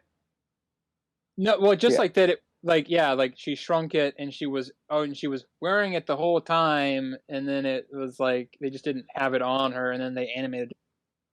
My like with regards to the Letterman's plotline in this has specifically to do with Joan and Abe's relationship, which is ironic. So, please try on my Letterman jacket. I think it's yes. I want to see how it looks on a girl before I give it to Clea. Yeah, I think yeah, I'm kind of with Springs on that one. You said it was weak, right, Springs? Yeah, so I think the worst part about it is that it wasn't on her to begin with. They do it later, and then Abe trying to do proof. If he has the tape of it, why doesn't he just show Cleo then, and then she could have pointed it out rather than going like a whole problem with it? Yeah. Yeah. Well, I guess that would have to have him take her to the tape, right? Because when they confronted, they were not at his place where the tape was. Yeah, they were at school. She like stuck into his locker again. Second time somebody's been stuffed in the locker. Third time somebody's been stuffed in the locker in this show. Yeah, she said it shrank in the hot tub, and I think it's just ridiculous how much it shrank just for the. Well, yeah, wearing it as a necklace. It's a funny. It just was lazy. It's a funny Blade Runner reference, but I didn't get it. You know, I was wearing it the whole time. Yeah, my probably the thing that kind of breaks the episode the most for me is the whole Letterman jacket thing, because it is I hate shows that are like, oh, it was there the whole time, we just didn't show you. That's the stupidest plot twist of all time. When she's like, I did where it's like, oh, okay, she cut it up and put it on her shoes or something, because that would take put on her some shoes. Of the love out of the gift, but she still is using the gift in some fashion. Yeah, but they didn't go that route. The shrinking necklace. No. All right, I think we're reaching the end of our time limit. So, you guys got anything at all? Let it rip. Looking through my notes. Okay. I do. Ryder brought it up earlier that this is one of his favorite like side stories because it's related to like Looney Tunes or like Tom and Jerry cartoons that he grew up with, which I can relate to. Grew up with those myself. However, I'm on the other side of it where I think this is probably the worst side story or B plot or just something to do with Scudsworth. It is so random and not needed. I agree. I agree with that. Yeah, that is my objective take on it. Yeah. Subjectively, I had a lot of fun with it. Objectively. Objectively, Yeah. I'm like, unless the skunk was going to be a character going forward, and he doesn't make a cameo, it wasn't necessary. But what about the crab? You got crabs, ass face. Like that was man. That's iconic. It gave me Thunder Force vibes with the crab guy. Thunder Force. Oh Jesus! Talk about Thunder boy. Force. Hey, it's not Friday, okay? Yeah. Hmm. I also thought they could do something really cool, which they didn't. But when Cleo got on the plane and left again, only to be back by Abe, like she wasn't on the plane, my first thought was like a teleportation joke. But then I wrote down, what if that's another clone? And I thought that would have been the coolest thing. If they're just making like additional clones. But then that was not an the interesting case. plot. That would. Yeah, I would accept that as a headcanon if that goes anywhere eventually. No, I think it was Season the layover or something, wasn't it? It was a layover because she got a shitty flight. Can't remember. That's the plane left, right? Yeah. The plane is driving off when she gets off. Yeah, but the reason that they're all there is because it was her layover. Yeah. That's okay. That's what I was. Yeah. I guess that kind of ties into the idea, though. Yeah, that's kind of what ties into my last point. There's a lot of Joan of Arc and Abe that I really like in this episode. I like that Joan of Arc is a good friend to the point like she's willing to drive Abe to Cleopatra's layover. I quite like the detail of that. It's just kind of reaffirming how much they do care about each other, even though it's kind of reduced to the friend zone for at least with regards to Abe. I still like that they're still very firm about their bond here. I'm kissing my girlfriend because of Joan. Yeah. Yeah. More of his lack of acknowledgement of her existence. Yeah, it's part of the fun. It's gotta happen. It's part of the fun. Yeah, it's part of the good times. All right. That's all I got. That's all we got. All right, that's all. If that's all we all got, moving on to episode 8, which was a slight problem because on HBO Max they have episode 8 and episode 9 flipped around for some God knows what reason. That explains a lot. I was very confused with the narrator's points. Yes. Really only important for like 2 or 3 episodes down the line. But for the sake of it, we're keeping to the aired order. So, episode 8, A Room for One's Clone, the Pie of the Storm. And we're going to start with Sprinks. Give us what you got, buddy. What's JFK doing at a lighthouse? What isn't he doing at a lighthouse? That's the real question. Storms are brewing. I don't know. It is a weird, doesn't really fit his character. Scroll to my notes. I mean, there's no story behind it either. No, he's just there. I think it's just there for the storms are brewing, I guess, joke. I did air quotes. It wasn't that funny. Something they were playing wasn't that clever. No. I think, it's just like to play off of like here's a character who wouldn't be in the situation, but we'll put him in the situation for the joke. Okay. Just to fill their roster. Yeah. What would you have preferred, I guess, JFK or some guy we've never met? I guess would anybody have I think I would have preferred Abe or his foster parents because he has a whole room in his house that's lighthouses. As we saw earlier. Actually, I think it would have been if I were to make it my choice, I would have probably picked Abe's foster parents because we actually don't get much of them. Yeah, so they could have just been anybody. Lighthouse keepers. That would make a lot of sense.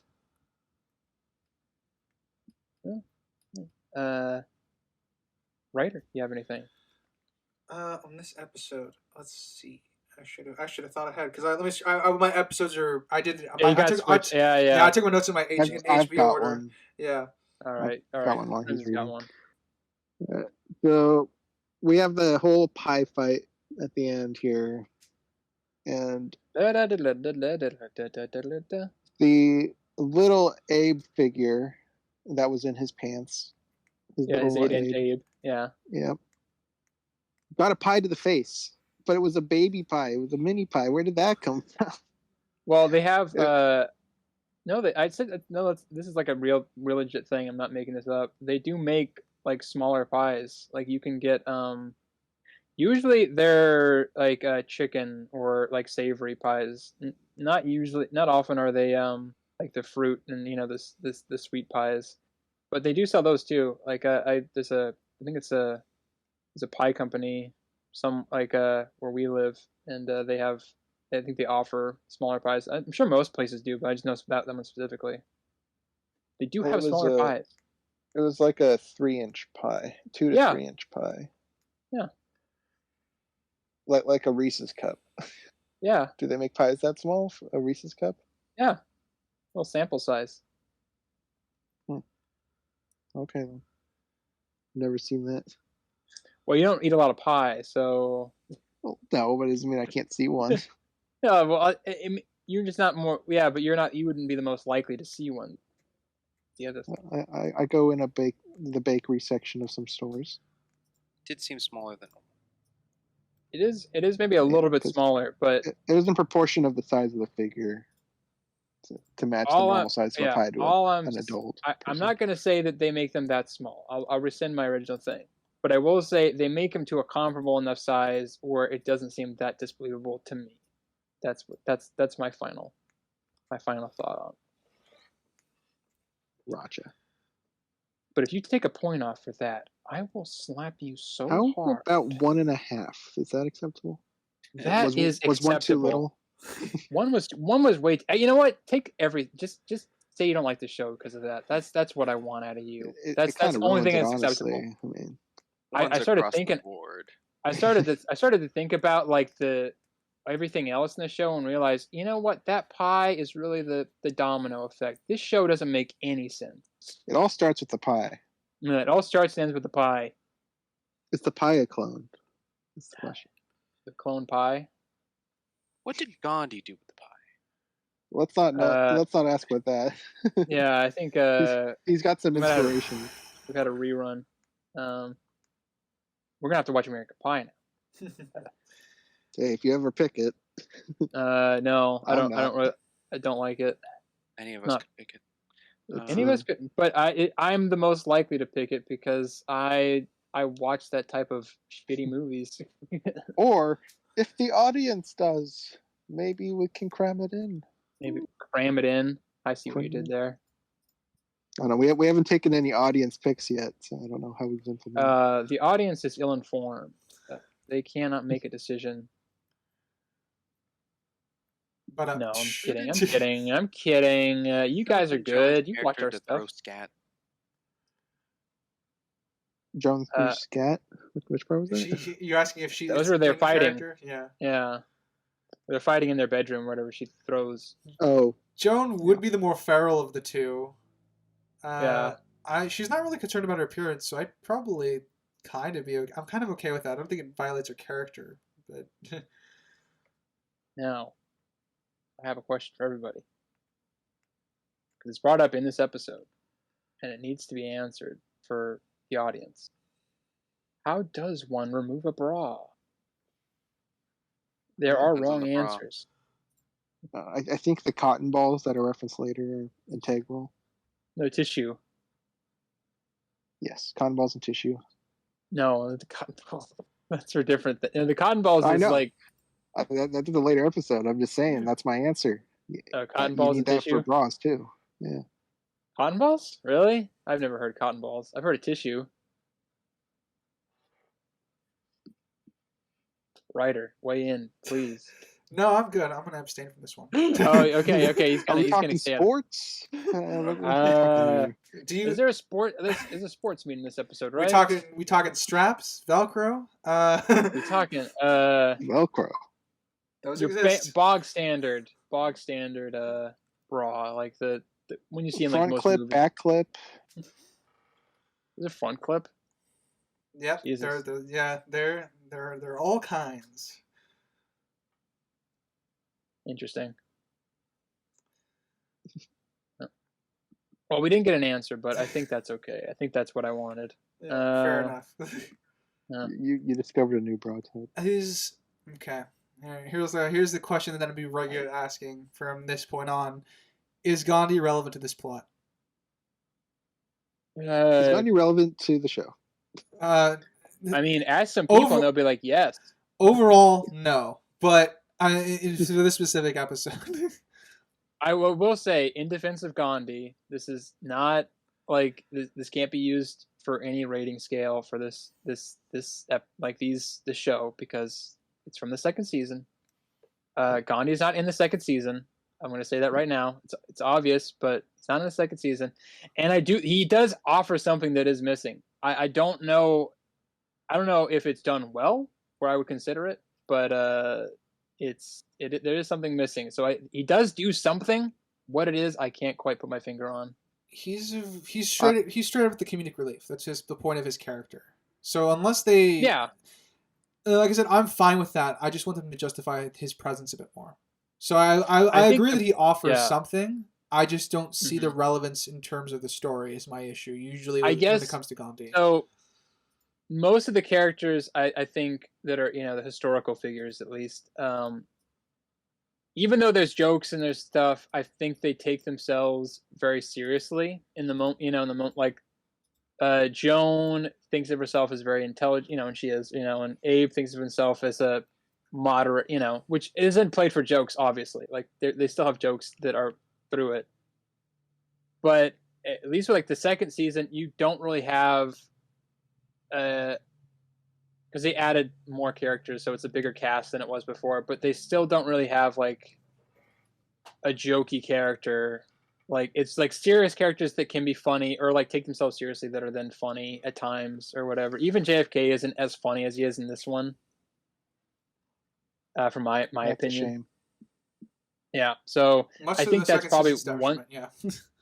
Yeah, I think that's one aspect maybe of what's missing for this. Why the second season that I don't really care for so much is there is kind of too much of looking down the glasses kind of thing. They perhaps. Overcorrected. Yeah, like they kind of were like, okay, we got too much like comedy filler in here. We need to take some out, and I that's not the wrong move. But I think they didn't, I think there is a balance that they could have found. That's probably my 2 cents on the whole. Is Ghandi a worthwhile character to have? I think in practice he is, but they needed to do more with him in order to justify it. Yeah, like I said, I'm fine with the archetype. I would like I said, I think I'm in agreement with you pretty much. I wish there was more justification for him to be here because I think this is one of his stronger episodes comedically for me. And that's because he's playing off JFK like almost directly. Mm-hmm. Yeah, I think that's a good mix. Yeah, I think they should have done that more. They do that, I think, twice fairly strongly. Twice. Yeah. Well, they're definitely 3 times if I'm including the rap thing, but I'm not. Yeah, but that's because no. That was I don't really like that one, but I like the other 2, which is this one and then the mini me kind of arc that they give him to attract girls.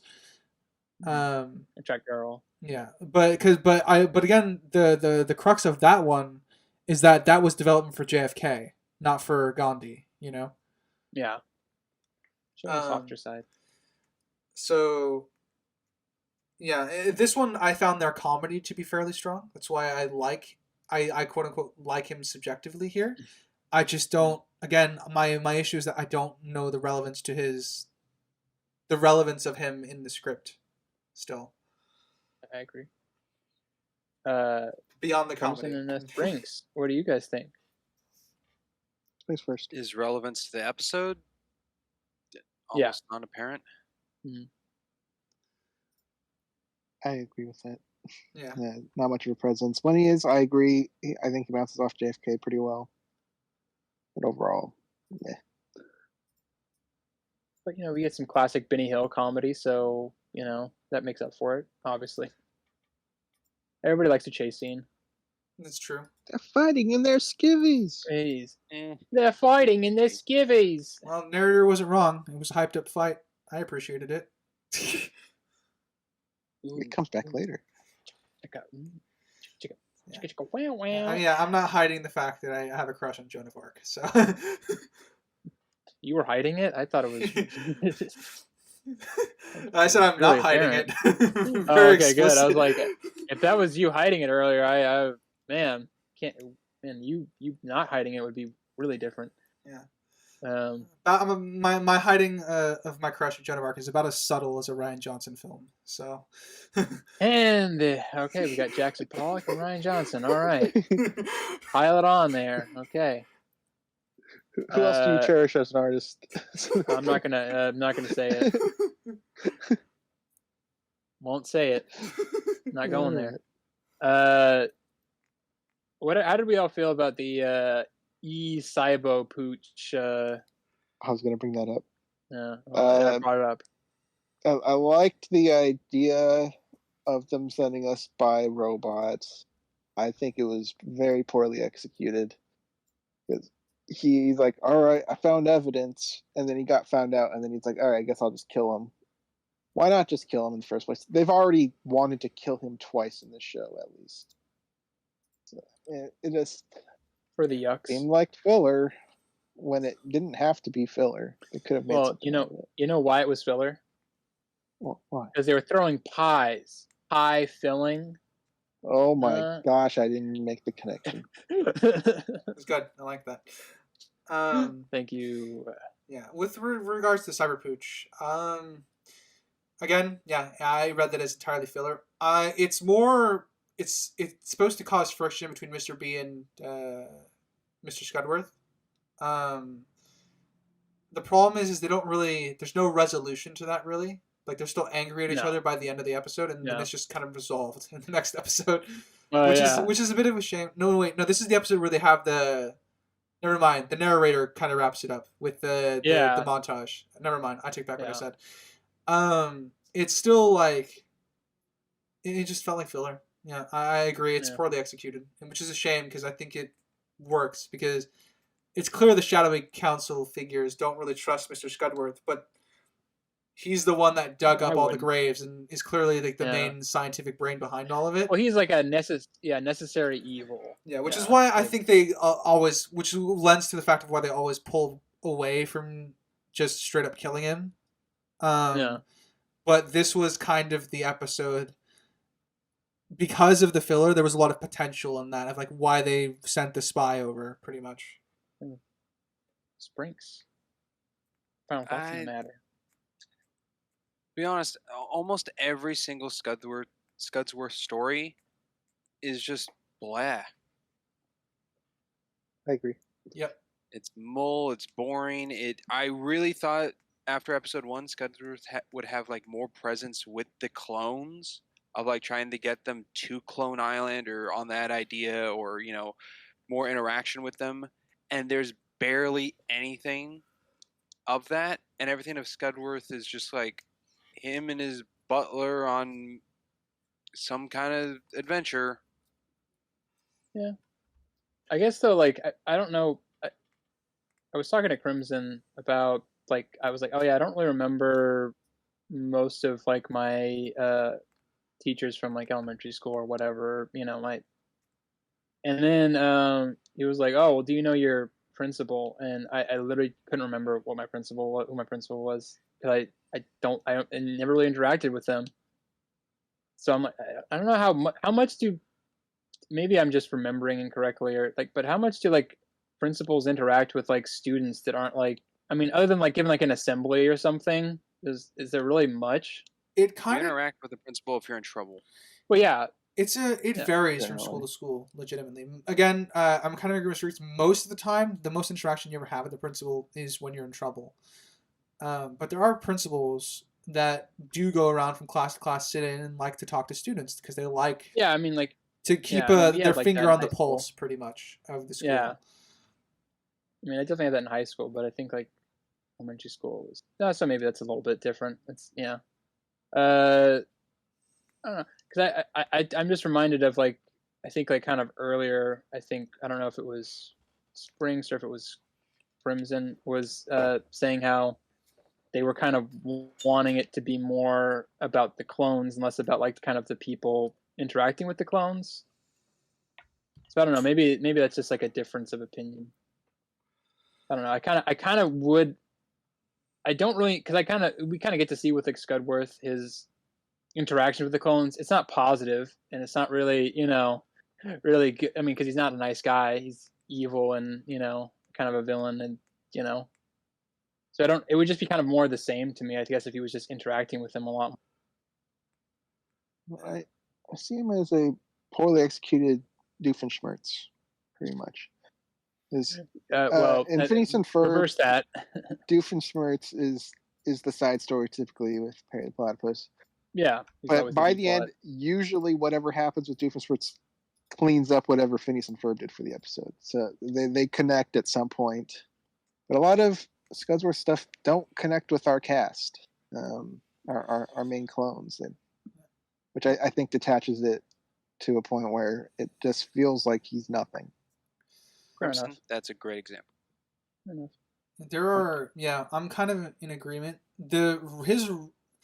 His relevance to the plot as to why there's a level where you can't remove him just because he's the one that's connected to most of the world building in the show. In the sense of he's the one connected directly to the shadowy council of figures or whatever. So he's not outright removable, but I am in agreement that he's a poorly executed version of that because there is a lot of messes that the clones do create when they riot and other things that if they wanted to tie him back into the show more strongly, there is stuff that he could be wrapping up behind the scenes. At the end of each episode, he could be detailing the cleanup, or he could be, more of that big planner evil person because I would like to tie him back in more strongly because he is our, for lack of better words, our tie to the outside world. I mean I would like him to be a little bit more involved in like whatever the A story or like the clones plot is, but I think if it was just like cleaning up the mess every time, it would just be get to one note and it would kind of get. It'd have to be something interesting every single time, or something that would I think it would be really hard to do that like every single episode or more episodes. I guess it doesn't have to be every single like episode. On the more disaster mid episodes, the stuff where he could have tied in where he's involved with the cleanup and stuff. But then the individual ones would be difficult for sure to incorporate into a different level. But at this point, I think the writers do a lot of stuff really strong enough in this episode that I'm kind of in the show that I actually want them to put that level of effort in for Scudworth. Yeah, they put a lot of effort into the show. For at least in my opinion. I think my other problem is he's kind of like a sort of a comic foil. I don't want to say comedic relief entirely, but comic foil, and you kind of have to have a level of. They can't be too good because if they're too good, or like they're, I don't know. I mean, he could still do stuff by accident. I guess that's fair. But so like if he was like really good at his job or like a really good scientist, because he do kind of like he's a little bit like all basically we see him do is he's made clones. We don't see how he's made the clones, but we know he's made clones. And that's about it. And his main evil plan is Cloney Island, which isn't really that smart anyways. I mean, it's it's ripped off of Jurassic Park, even says it as much, so it's not even original. Jurassic Park 3 of all things. Yeah, the one that everybody says is the worst. And watch 2, please, and say that again. Watch Dominion. Right now watch Dominion. But if you're counting the original trilogy, watch 2 and then watch 3, and you'll be like, oh, yeah, 3 is better. So there would be a level where because I don't want to lose the comedic part, but I think in making him a little bit more like being able to do stuff would hamper that slightly because he would be dependable, or he'd be less shit, I guess would be a. I mean, There'd be a even line. even in Be a episode line to something. 1, Yeah. he engaged with our clones, which helped towards his progression of knowing how it feels to be a student. Yeah.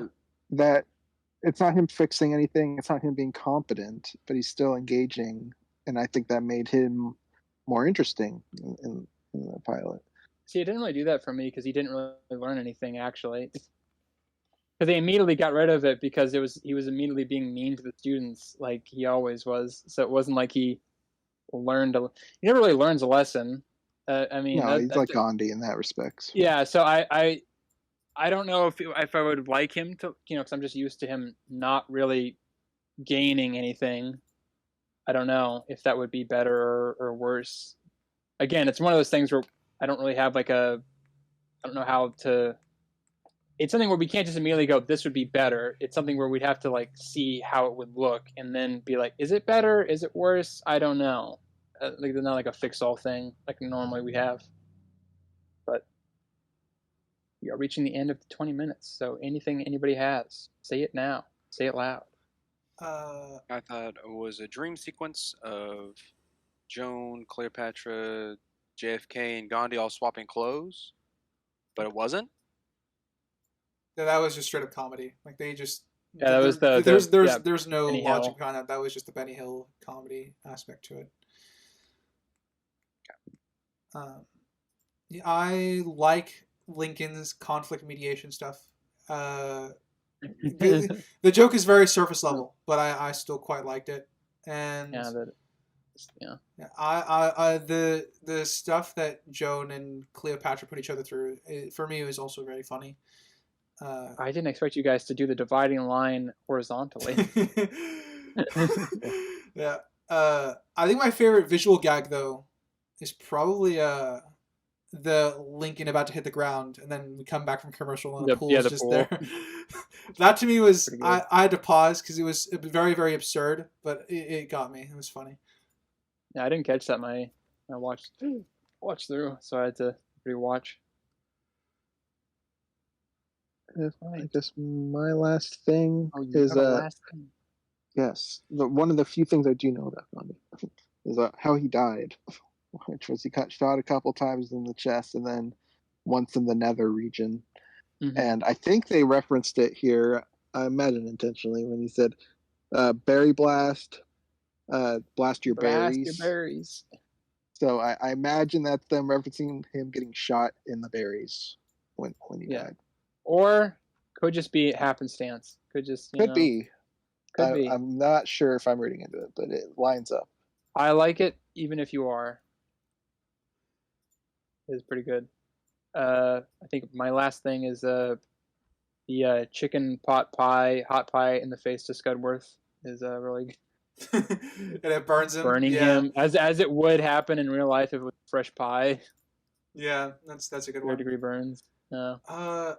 I took the Abraham Lincoln and a theme park. I took that. I don't know. It reminded me of Disneyland because Disneyland. You mean the unknown rodent or rodent amusement park? Yeah. That took me to Disneyland. Unspecified rodent-themed amusement park, Mr. Lincoln's mild ride on educational log flume, and I think it's supposed to say through, but it says Taro, America's darkest hour. That'd be an old English word. Could be, yeah. I don't know though. I think it makes sense there, yeah. That's 100% a Disney knockoff of everything. Right. Oh, yeah. 1,000%. I thought it was funny because it's one of those things where that's always because I have been to Disneyland before, and I always found it odd that there was just a Lincoln educational ride. Yeah, and then the animatronic is there as well and everything. So he was like, "Wow, this is not weird at all." I don't know. I did think that was kind of funny. Yeah, that's all I got. All right. Moving on, then. We're like we got 4 episodes left after this one. Episode 9, Raising the Stakes: a rock opera in 3 acts. And I know who I want to start with. Who could that be? Crimson. I want to. Let's view it through the eyes of favorite episode. Yeah. Yes. I just love this one. Good. Yeah. Okay. just talk. What was your favorite parts? Well, sounds like Spinks's agreeing with me. You love this one too? I got a little history with Sinister about this episode about you. Oh. Well, I want to hear that first. Yeah. I want to hear your. Yeah, there we go. Yeah. Sorry. I thought you were going to go first. No, I messaged Sinister because he didn't put it group wise. I said, "Hey, what are you expecting out of this episode? This one specifically." Yeah. And he replied back with nothing. Nothing particular, like nothing specific. And I said, "Oh, okay. So there's no warning for this episode." And he goes, "No, okay." Because I saw this as an episode that Crimson's going to miss a lot in, because Crimson, you usually bring up like, oh, I was looking at my notes. I was writing things down. I probably didn't catch that. And this episode has a lot of that. To clarify, what I didn't. Yeah, to clarify for the audience, this was part of the episode switching order thing. So he gave me an episode number, which that's another question. Why were you being so vague about it? Why didn't you just say it's the musical episode? I was being vague because I didn't know your purpose of it. Because I felt like if it had purpose, then I would know. Hey, make sure you're paying attention to this episode. I was confused. I was like, okay, episode 9. I don't know what episode number it is, so let me look it up. And then, of course, it switched on HBO Max, which we didn't know at the time. I had to find out later. Poor me. So I was like, and you. So it was. So then I had to I was like, oh, I'll try to gate him out, get it. And he was like, oh, you're gonna probably lose Crimson. And I'm like, okay, let me figure out now what is it, this episode or this one? Because I was thinking of 2. And it was neither, and I was like, "Oh, okay, now I know what you're talking about." You could have just, nah. I guess with that then, Crimson, why is this your favorite? I love all the songs. I love all the drug references. Needless to say, the sarcasm is palpable here. I don't like this at all. This is not a good episode to me. See, that's the exact opposite of what I thought it would be. You thought I'd love this one? Well, yeah, because it's being really ironic about 2 things that you don't like, which is musicals and drugs, and they're being very, very obviously saying how sarcastic about both things. Yeah, the thing is, even though it's ironic, it's still depicted, and it still annoys me. Even though they're going full hippie with the being high and all that stuff, I'm like, I don't like thinking about this stuff, you know. Audience, you're gonna view into my mind on this one. There's no way to escape Crimson. If there's any drugs at all, it's a drug episode, even if it's a message is anti-drug. You can't have an anti-drug anything, because by doing an anti-drug, you have drug in there. All right, you can't. It's a drug episode now, not anti-drug. It's a drug episode. And you know what? Raisins. Add that to the list. I am a little, I will say, I was playing it up a little bit, but I am honestly surprised. I kind of thought the irony would have made this more palpable for you. So I'm a little surprised, but I was 50-50. It probably is more palpable than if they didn't have that in there, but it would still be my least favorite out of the bunch. What if the musical was actually good? That'd be hard to achieve. But it would probably be better if it was better. So you didn't like the drug stuff, but did you appreciate that it was ironic in the musical section of it and not... Let's separate the two out. I can appreciate it, sure. Oh, there we go. That's all I needed. I have a question for the floor, but in order, we'll go one by one, so please don't spread out your answers. No. Crimson, how many... They're not jump scares, but how many flash imagery did you catch in this episode? Like something that would give like a seizure warning? No. Oh. No, how many hidden images did you catch in this episode? Just a number. I guess if you caught them, you wouldn't think they were hidden, though. Could you give me an example? so I understand what you mean by The hidden first image. 3 seconds, there's one of them. The Okay. Abe and the Warner Brothers MGM. The MGM logo. Yeah. No, the Let's Go to the Dark Side with the mascot of Clone High. Oh, I see. The Okay, DNA. I see. No way you're gonna catch that unless you're like going frame by frame. That's why I'm asking, how many did you catch, Crimson? Probably none. Okay, that's my whole point to asking Sinister. That Crimson, if he's not paying attention, he probably won't get any of them. Well, it's also though There's I different didn't levels catch. of paying attention. Yeah, like that. Like you'd have to one notice it, which is a hard thing, and then you have to like stop it and go back and back and back on it. I caught Probably 5. a little bit easier. Yeah, well, I missed all of them probably because I wasn't. I don't watch it. But Okay, and Ryder, how many you caught? I wasn't looking for them. Sorry. All right. All of mine. All right. All of my criticisms for this episode is just purely on the writing. It was only wow, that's interesting. Did it catch any of your guys' attention then? That like No. something was happening in the animation? All right, you got 5. What are they? Okay, the first. Okay, I don't have a timestamp for all of them, but the first one is the Let's Go to the Dark Side.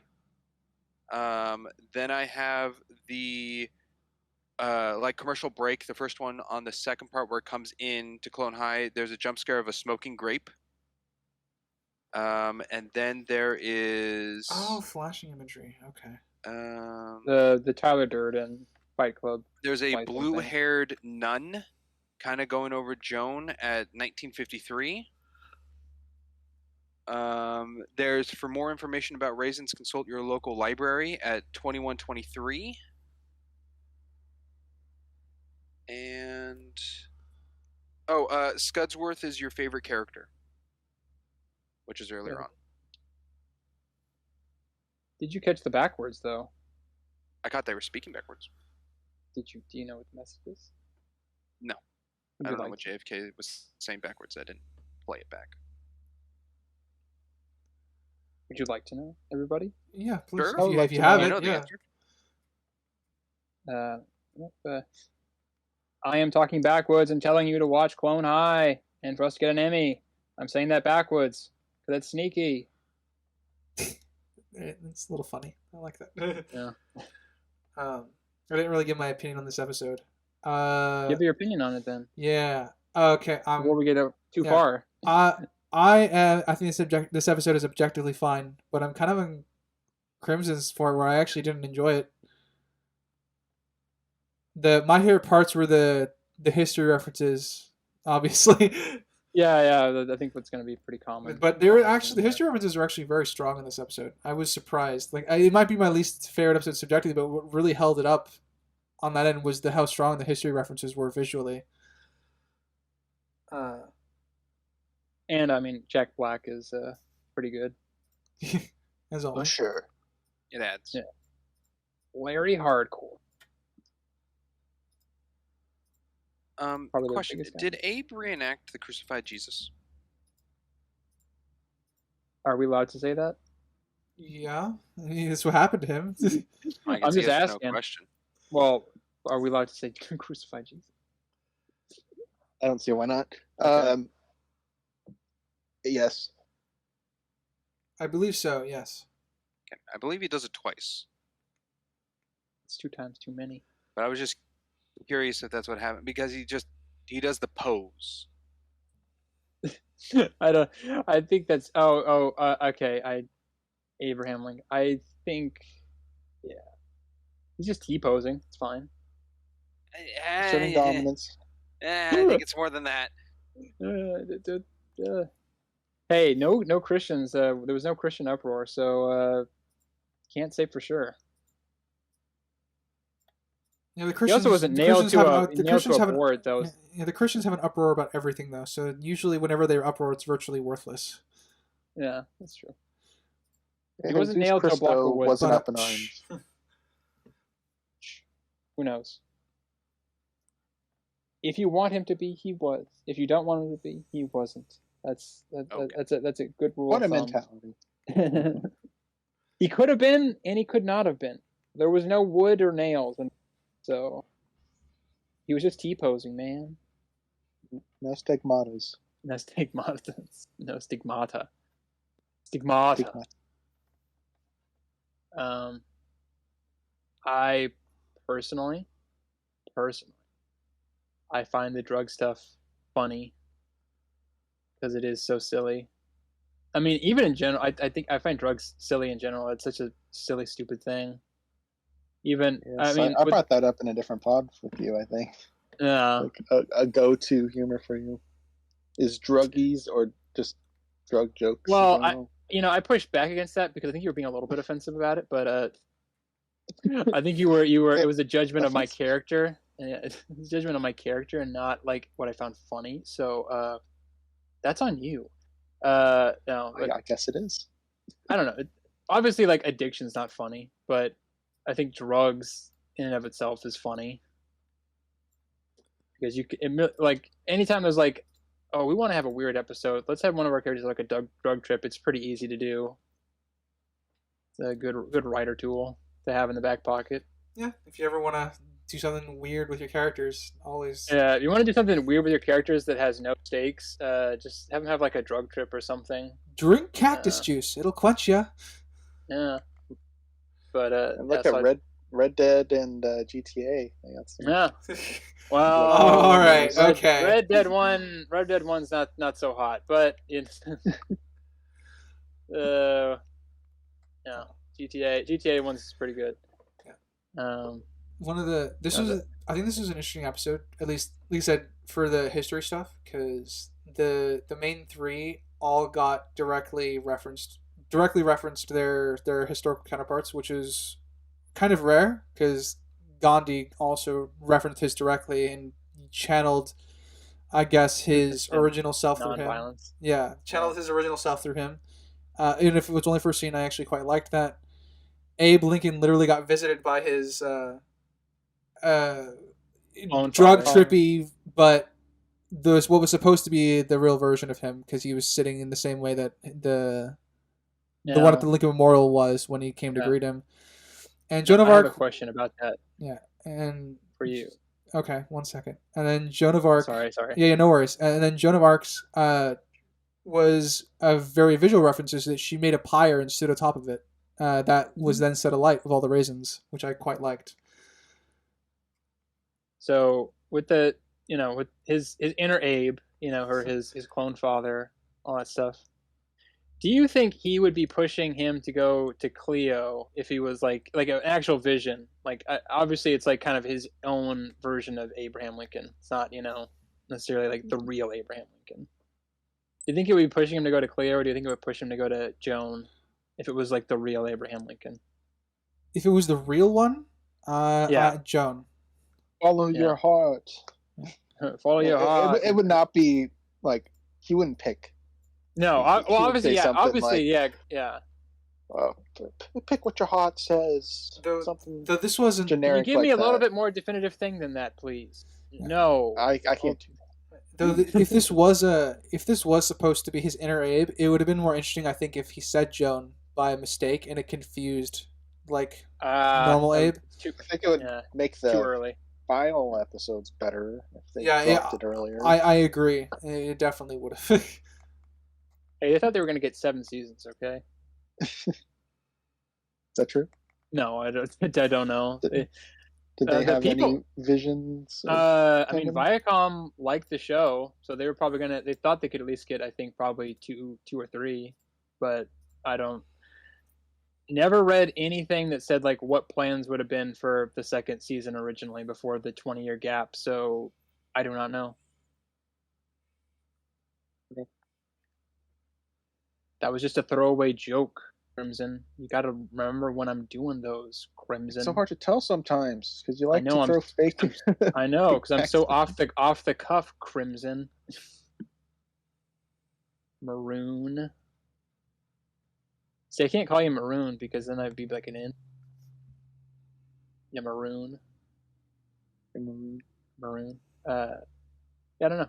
The real, I think the real Abraham Lincoln, he wouldn't say anything. He'd just be like, free. What does your heart tell people? Yeah, what does your heart tell you, Abe? It says, but my heart can't talk. Or can it? And then a vision of his heart would come out, and he'd be like, da-da-da-da-da-da-da-da-da. His heart does talk later, though. Yeah. Well, the kidneys talk too. We've already seen that, and they sound like Michael J. Fox. We got we meet his parents for I think like the first time, Abe's parents, and the mom is also voiced by Will Forte, which I found very funny. Doing it a little bit Midwestern. It's pretty good. It's pretty. Yeah, he's a dude. He can do girls and guys. Will Forte. He's got a limitless range. Yeah, reminds me of Mike Tomlinson, who does a bunch of audiobooks. Does a great job. Yeah. Oh, does he do voices for all the characters? Yeah, he does voices for every single character, which is over the like 6 different books of the same series. Yeah. So there's lots of characters that come and go, and he does There's a a guy unique one who for does- each of them. Yeah, the guy who did the audiobooks for Harry Potter, I love because he would. He had such a there's no I can't do an impression of his voice, but he would do like all he would do for like the girl characters just like kind of raise his pitch just a little bit, and so it sounded like everything would sound like a question, and I loved it because it was so. It's like, oh, that's British for you. That's British for you. What do you guys think? There you go. You go. All right. I like how the PTA was like this big build-up thing, like they have actual power, which it's kind of weird. Like today, in some scenarios, they do hold a lot of power, but in others, they're completely ignored. I mean, it's the same thing like homeowners association. Yeah. Well, I don't know. I think they have more power than They definitely have more PTAs. power, but I feel like there's that same level of like, do they have power or don't they? Up until they like, oh, they do have power. Whereas like PTAs, I think it's like pretty low stakes, even at like the best of times. Yeah, because you got somewhere like, all right, we got to fire this teacher. We got to make some noise, get rid of him. Yeah. And the school could be like, all right, we're caving in, we're doing it, we have no evidence. Or they're like, we have no evidence. Please pipe down until you have a real issue, please. A real issue. Yeah. Yeah. It was what did we all think of Abe's mini outfits? Because he finally changes like his outfit like in every shot in this this episode. He gets gradually hippier. Every I scene. don't like it. You Don't don't? like it. Don't like No. it. Like plain old visually or honesty. the idea of it? Visually. Because I'm in agreement. I'm not for that era of clothing. I don't know. Well, yeah, of course you. I mean, I don't think anybody is. Probably not so much Yeah. today. All right. Well, actually, no, both. Visually, and okay, you don't like that he's his evolution, of going. I would not call it evolution. I mean, that's what it would be. That is what it Revolution. is, but I De-evolution. I mean, I agree with you. I wouldn't call it that, but that's it goes Something to I wrote. Sorry. Something I wrote was his hair just keeps getting longer somehow. yeah. Don't know if he's putting a wig on. No, it's know. it's implied that it's a time skip sort of thing. Like they've been at this for a while. Otherwise, how would the fence be so high? The fence. Is it a real fence? It's metaphorically a fence. I'm offended by that fence because it's more of a wall. It's a wall with fence material. Look at that fence. Yeah. But what do we think of this Ghandi B plot? Still virtually worthless, but he was But tolerable. he's gonna get thrice laid by. Like I said, it's tolerable, but I still think virtually worthless to the overall plot. I know.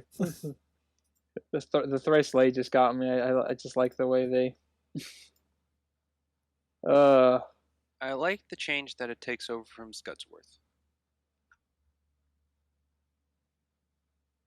Just yeah, Scudsworth is becomes more maniacal. Yeah, Yeah. because he's now the king of the PTA. Yeah. Well, yeah, Wait. he's more focused in the main story. going on here in this one. So the B one is a different character. Yeah, that's true. I don't know. I think he's using the C plot. Our cast in this one. And we get a Mary-Kate and Ashley cameo. Thing. It's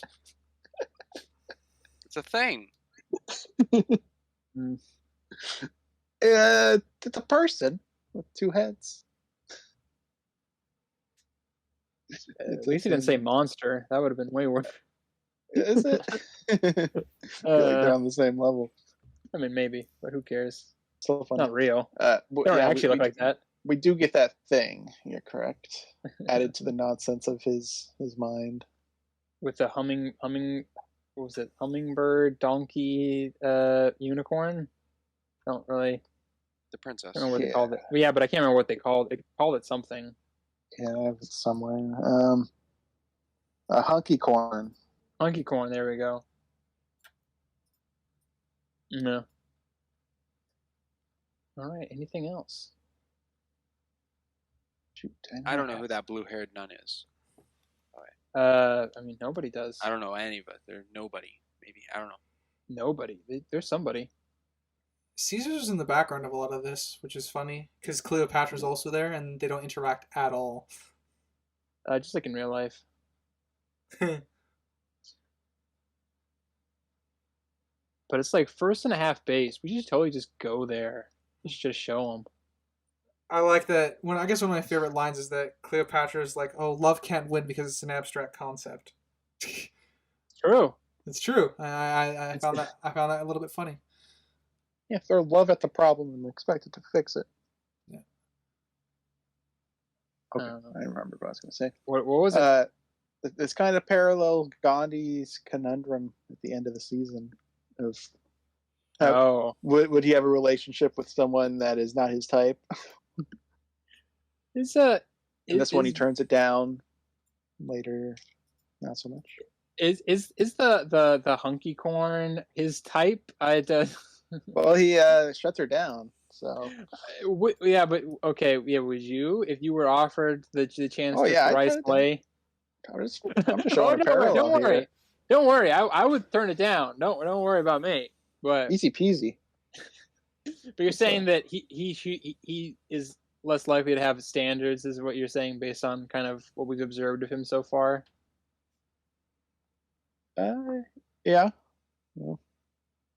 He's more of a take what you can get. Interesting that they used the same thing twice, but in the end it changes, which could imply there's some change in him, but it's really just unsupported. A product of the situation. I don't know. Because, okay. Well, I mean, it can be supported. It has some weak supports, but there's something you could make out of it. But the fact that I'm getting into the final episode, but the fact that he went for Cleo first and then just happened onto her as a last resort kind of denies the point of growth. He likes her. I think I would go for the hunky corn before I'd go for the Mary Curie, if I'm being honest here, but that's just a point of opinion, not a fact. I don't know. I think he, in that situation, obviously she's has a horse face or whatever. It's like a, what do they call it? There's a term. Sarah Jessica Parker. Well, no, I didn't say that. Family Guy reference. Yeah. Family Guy reference. Family Guy reference. I think everybody's made that joke. But no, what do they call it? A butterface or something. She's sexy body, butterface. It's kind of that. I guess I did. What? Funny. That's funny. She's got it going, but her face. Yeah, I think that's fair. That's a good middle line. Face is important. Usually, I think it's up to interpretation or personal opinion. I mean, some people are with some people that I find I'm god awful, but I'm they're into it, and that's the important part. But my larger point was that I think what Ghandi kind of is trying to find is maybe something more than the surface level and maybe he finds that with Mary Curie's clone. I don't want to call her Mary Curie, and people will be like, she didn't look like that. It's like, no, but that's a good nod. That's a good historical nod. Thank you, Christopher Miller and Phil Lord. Well, I mean, she said she had mutated genes. Well, yeah, like mutated radiation. Yeah. Yeah. Because you didn't. I was going to add historical context for Sprinks, because yeah, Sprinks. I imagine you don't know who that is. Nope. She was the mother of radiation. Cool. And her. That's good. Yeah, like her notes. In order to view them, you have to wear like protective clothing and stuff because they're all irradiated. Yeah, they're all radiated. Weird. Yeah, I know. All right. Do we have anything else for this musical mashup? Did I say it was doo-doo? I'll say it's doo-doo. You did. Yeah, you said it was. Well, you were sarcastically saying it was doo-doo, but I'll say it definitively. But maybe the point of it was supposed to be doo-doo. It wasn't supposed to be good. Yeah, this is in the eye of the beholder. I think this is my largest disparity for my individual ratings with regards to episodes. This one was my largest disparity between objective and subjective. I had a feeling this was going to cause some friction. Anyways, all right. But that is all I got for this episode. Okay, that's all we've all got. Putting in a moment. Okay, nothing. All right, moving on to episode 10. We have 3 episodes left after this one. My goodness. Episode 10, Litter Kills, literally. Man, it's a shame that Ponce was there from the beginning. Man, it's so set up. The question. Is it better that he wasn't? Is my question. Hold on. It's part of the joke. Hold on. Let's have. I want to get Sprinks' full unfiltered. He had a big groan there, and it can't go unnoticed. Let's give it to us. Give us your unfiltered opinion. Oh my gosh, I agree with. Right, I mean a lot of the show, but I agree. Ponce should have been in episode 1.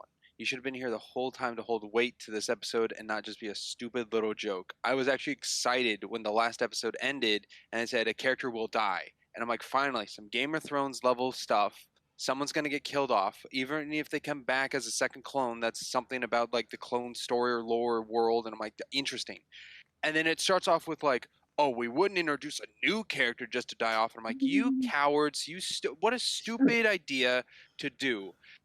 Ponce should have been at the very beginning, even just a background side character. Like if they killed off Genghis Khan or a different character in this episode of like someone we don't really follow on with, but still present, it would have been more weight. Like how do we all feel Peanut? Peanut. Would you have liked that better when Mr. Peanut dies instead of first spring? That would have been really cheap. I think that would have been cheaper. If it wasn't Ponce and it was like, sure. But then again, you could say Planners did that a couple years later with Mr. Peanut. Oh, yeah. I forgot about that. You were saying, Crimson? Off there. So. Personally, I think it is better for the joke that he was introduced in this, because they really build it up with JFK like my best friend, my pal. It definitely adds to the layer of comedy. Like he's gonna be the one that dies because everyone's laying it on really thick and pretending he's been there the whole time. Yeah. Even he is. He's like, I live every day like it's my last. If I don't see I you again, forgot about that line. If I don't see you again, let me. Why do you always say that, Ponce? I don't know. It's just my thing. Yeah, I found Ponce de Leon pretty funny. Was Ponce de Leon? If Ponce de Leon had been a mainstay character, would he have been your favorite? I don't know if he's a character that should be a mainstay. I think you think it only works in isolation. I think he's good with a small dose. Yeah. If you ask me if I like him more than Ghandi, answer's yes. Well, yeah. I mean, if I like him more than Abe, probably is my also answer to that. Is my also answer. My also answer. Yeah. No. And Ponce de Leon, played by the great teen drama heartthrob Luke Perry. May he rest in peace. May he rest in peace. Sorry he had to end his career in Riverdale. You know, beggars can't be choosers. Totally fine. I heard it was a good send-off. He is the best Yeah. part of Riverdale. Yeah. There we go. That's the best you can hope for in a gem of a show. a gem of a show. Yeah, the perfect show, really. In a show, yeah. Yeah, the show, a show, Yeah. he, she, we show. I'll weigh in on the joke bit. I very much like the joke because again I never took the narrator super seriously. So when they said we were totally never going to introduce a new character in the previous episode that will die, I'm like, oh, they're just going to introduce someone new that I haven't met before. I kind of took that at its face value. Well, because that is like the teen drama thing to do. Like, yeah. Oh, there's going to be an actual death, and it's going to it's always going to be the character that's like just introduced. Yeah, but I do think that for the limited time we do have with him, I think they do a good job of us. They do a good job of pretending that he's been there the whole time for the sake of the joke, but also they do a good job of establishing who he is, so that when he dies, there's still an impact. Well, and I mean they kill him in like the worst way I think I've ever seen possible. That would be pretty terrible. I think that kind of makes up for it being exactly what they said it wasn't going to be. It reminds me. There's I love this. I love the show House. I'm sure some people are familiar with it, especially the audience. House MD. Yeah, the doctoral procedural and everything, and I loved it. But I was rewatching it recently, and I had kind of forgotten because it all starts with like somebody getting sick or somebody getting injured, and all that stuff. But every episode starts that way. So then they started like gradually, instead of like just like, okay, we're focusing on this guy. This is the guy. He's going to get sick. He's going to have a problem, whatever. They'd start like throwing in like red herrings of like, oh, here's this person. They look like really, really sick. And here's this guy looks totally fine. Guess which one is going to be the one who's going to be the case study or whatever. And once I noticed that, I was like, I'm so annoyed every time I watch that beginning now because I'm like, I can't. Stop. Just admit you're doing it and stop. That's I get it. I don't know if that has anything to do with what I just talked about, but whatever. Moving on. I'm wearing Ponce's pants. Ponce's pants. I'm sleeping in here with you tonight, buddy. Oh, I was in a coffin with a dead guy. One point in favor of Genghis Khan not being an idiot is he drops the stupid to sing Ave Maria.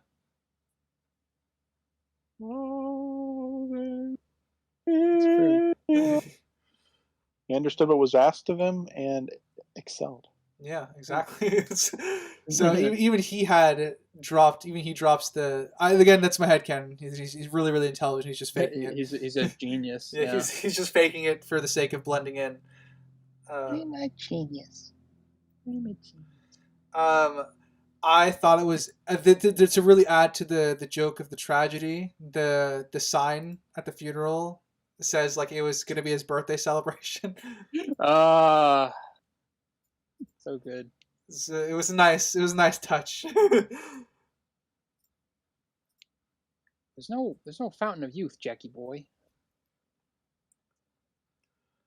I mentioned this to Crimson. I was like, he was like, oh, are there going to be any interesting like historical figures in them? I'm like, well, they do have one that I feel like is a really deep cut. And he was like, oh, who? And I'm like, oh, Ponce de Leon. He's like, really? They have Ponce de Leon? Yeah. Like, yeah. And then you asked me if I actually knew who it was because you doubted me. Yeah, I did doubt you. Yeah. Because most people don't really know Ponce de Leon. He's kind of a pseudo-historical figure. I mean, he did historical things, but some of them have been kind of covered in mythology. And then there's Sprinks, who's like, I know him from Stranger Tides. There we go. That yeah. He doesn't remember Stranger Tides. You picked the worst one. Pirates movie? Fourth Pirates. Yeah. Yeah. I forgot that he was in that. Then I forget. He's referenced. He's not in. To be fair, I forget everything after Pirates of the Caribbean 3. So that's totally fair. Yeah, that's totally fine. But Stranger Tides is still better than the fifth one. So Yeah. I believe it. Yeah, but yeah, he's supposedly looked for the Fountain of Youth, but I'm pretty sure that was not true. I think that was like a It's cover. debated. Yeah, I think that was like a cover for something else. But unsure.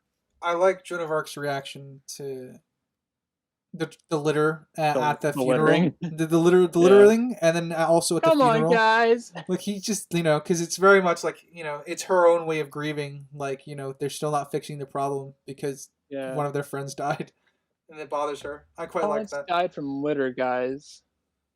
Was anybody paying attention to the song?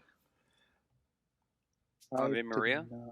No. The since you drowned in your own blood. Oh yeah. Yeah, no, it was very much. Yeah, I did pay attention. I thought that was funny. It's definitely a ripoff of another song, which is why I never caught was it listening to the lyrics, because it just sounded like a real song, and I don't remember which one it is. I can't now. I've lost that part, but I'm pretty sure it is a ripoff of a different song. That's just like that. Yeah, I'm just thinking of that Sarah McLachlan, the puppy or the abused animals hotline song. Oh. The arms of an angel. Yeah, maybe yeah, that was really good. That was too good. It's gonna get cut out. Yeah, this is probably my second favorite episode. Picked up that Sunshine was voiced by Don Navallo. Yeah, very distinct Who voice. is? Oh, you don't know Don Navallo? What? No. Vinny from Atlantis. Oh, okay. I'm not surprised that I don't know voice actors. One of my funny notes is that Gandhi's on death row. Crimson must be ecstatic. I was about to say, how does everyone feel about Gandhi's story in this one? It's crap. Bad. He raided Vector's wardrobe. My orange warm-ups. that's orange true. warm-ups. Totally, you can be confused for a prisoner in orange warm-ups. It's definitely something that happens. Yeah, a lot. They don't do a head count or names or anything. Yeah, and they don't just put a guy. One guy. Yeah, they just put a guy that they thought of as immediately on death row. I do like the subversion about the shower scene. Ryan Johnson, take notes. Now this is how you subvert expectations.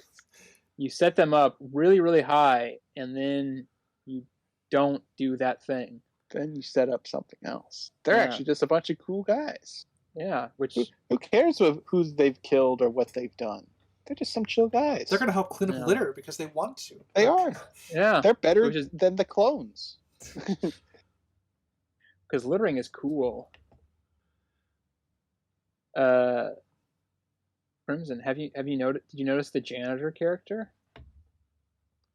Glenn. Yeah, Glenn. As in, I'm supposed to recognize the person. Yeah. Nope. You didn't? I didn't. Who was it?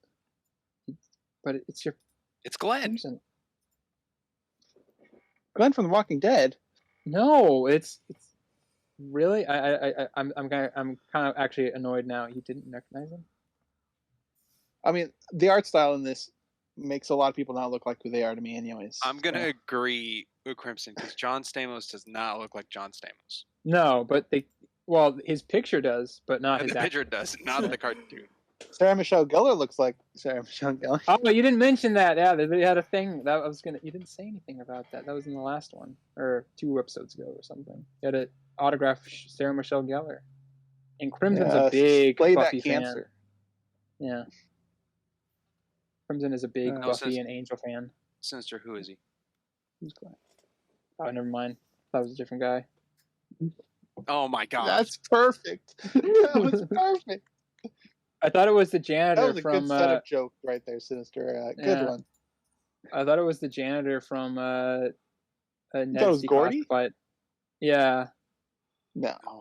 But no. Well, no. Here's the thing, though. This is why it's okay, because he was a janitor in another show that I watched. Scrubs. He's a janitor in that, so that's why I got him confused. So he's been typecast. Yep, I saw a weasel in this episode. Weasel. I am Weasel. That's I are baboon. a different path, but yes. It is, but he's a weasel. Um, Do you think JFK is being honestly sad in this one, or do you think he's playing it up? Actually, I thought he was playing it up at first, but I think once they got to the dock between the scene between him and Abe, I actually thought it was real. That's kind of where my take on that is. The only game that boy is playing is pretending to be sad, and first prize is getting in your pants. Yeah, he had plenty of opportunities to abuse his sadness I mean, towards the women, and I don't feel like he fully optimized that if he was faking it. Yeah, which is why I kind of liked the Abe suspicion, which is what led to at least the him having to be comforted by Joan of Arc, and then that's what sent him to go, mourn with JFK. I actually really liked that. Why couldn't Ponce have 3 lives like Mario? And this is definitely one of the stronger episodes of the series for me in terms of how the characters operated, because I like that Abe goes to Joan of Arc first when he has a dilemma emotionally and stuff like that, and then she's the one that kind of gives him the advice or the idea to go to mourn with JFK directly and apologize to him. Yeah. Good stuff. Good character stuff. I really love it. Good character stuff. But they should have had more outside of episodes Ghandi like this one. Yeah. Well, Ghandi's Ghandi. Yeah. You haven't said anything about Cleopatra in like 4 episodes. What's well, because she's just one note. She's doing the same stuff. What do you want? Well, because she wants to go to Teen Sex Kiss Me. I might cheat on you. Most of the Cleopatra stuff is... I probably will. Yeah. In this episode, it's kind of... She's doing what Joan of Arc is doing for Abe, in the sense of, like, she's the one that's dragging JFK everywhere. And, like, also... You could read it into her doing her power play thing, which I wouldn't blame you if you did, because I do. But it's also like she's also a genuine friend to him. Like, she does care about JFK. So it's kind of one of the reasons she brings him along, much to Abe's annoyance. So I don't really have... I don't think I go on a date with a grieving ex-boyfriend with my date. I wouldn't... I don't... Yeah. That's done for the comedy. Well, yeah, that's it. It wouldn't be funny if it didn't happen. But I mean, he's a Kennedy. He's not accustomed to tragedy, so you don't want him to do any. You don't want him to do anything, like self-harm or anything. Which is why I'm fine with Cleo bringing him along. I'm just gonna keep holding you till you feel better. Get off, or I'll sock you. I'll sock you. Sock you one. Hold me. And then we have our cartoonish, I'm going to quote unquote Disney ending where JFK summons all the animals to help clean up. Yeah, with a little help. And guess she shows up. Yeah, that's true. Wait, still alive, frolicking out there. Yeah, you're a genie. There's a lot of those little things where little like eggs. Well, yeah, in the sense of like comes back. Yeah, I do appreciate that, which is nice. Mm-hmm. Makes the world feel more interconnected.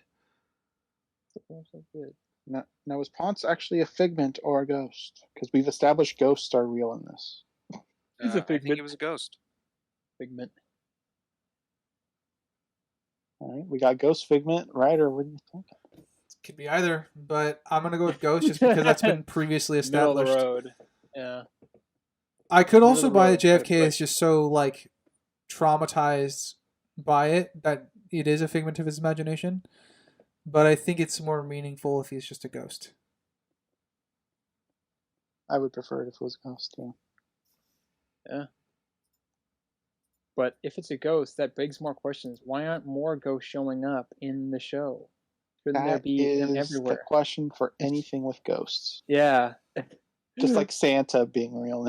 So we should just, you know what? I'm putting a kibosh on this. Putting a kibosh out, everybody. you're making a fantasy thing right now, no magic, okay? You can't have any magic. Yeah, that's a good idea. Harry Potter, get the spells out of here. Yeah. Just have creatures. No, you're not safe. You either have to either do too much or you do too little, okay? You can't win with us involved, all right? So just don't do it. Grounded reality. Who needs fantasy anyways? I don't. Who needs ghosts and goblins? Just have I know this is completely sarcastic. It is. I know, but Crimson, actually, this brought up a question. You're the Narnia fan of the group, right? Like heavy into Narnia. Heavy? No, I like the first one. It, yeah, I like the first one. Prince Caspian. I think each one gets worse. Yeah. Okay, that's a good rule of thumb. Yeah, I never saw the third one. I saw the first two. You don't need to. Oh wow! Yeah, don't. I played the whole soundtrack. I think Prince Caspian and Lion, Witch, and Wardrobe were kind of equivalent to me, but after that, it did fell off pretty hard. Yeah, you should watch Voyage of the Dawn Treader.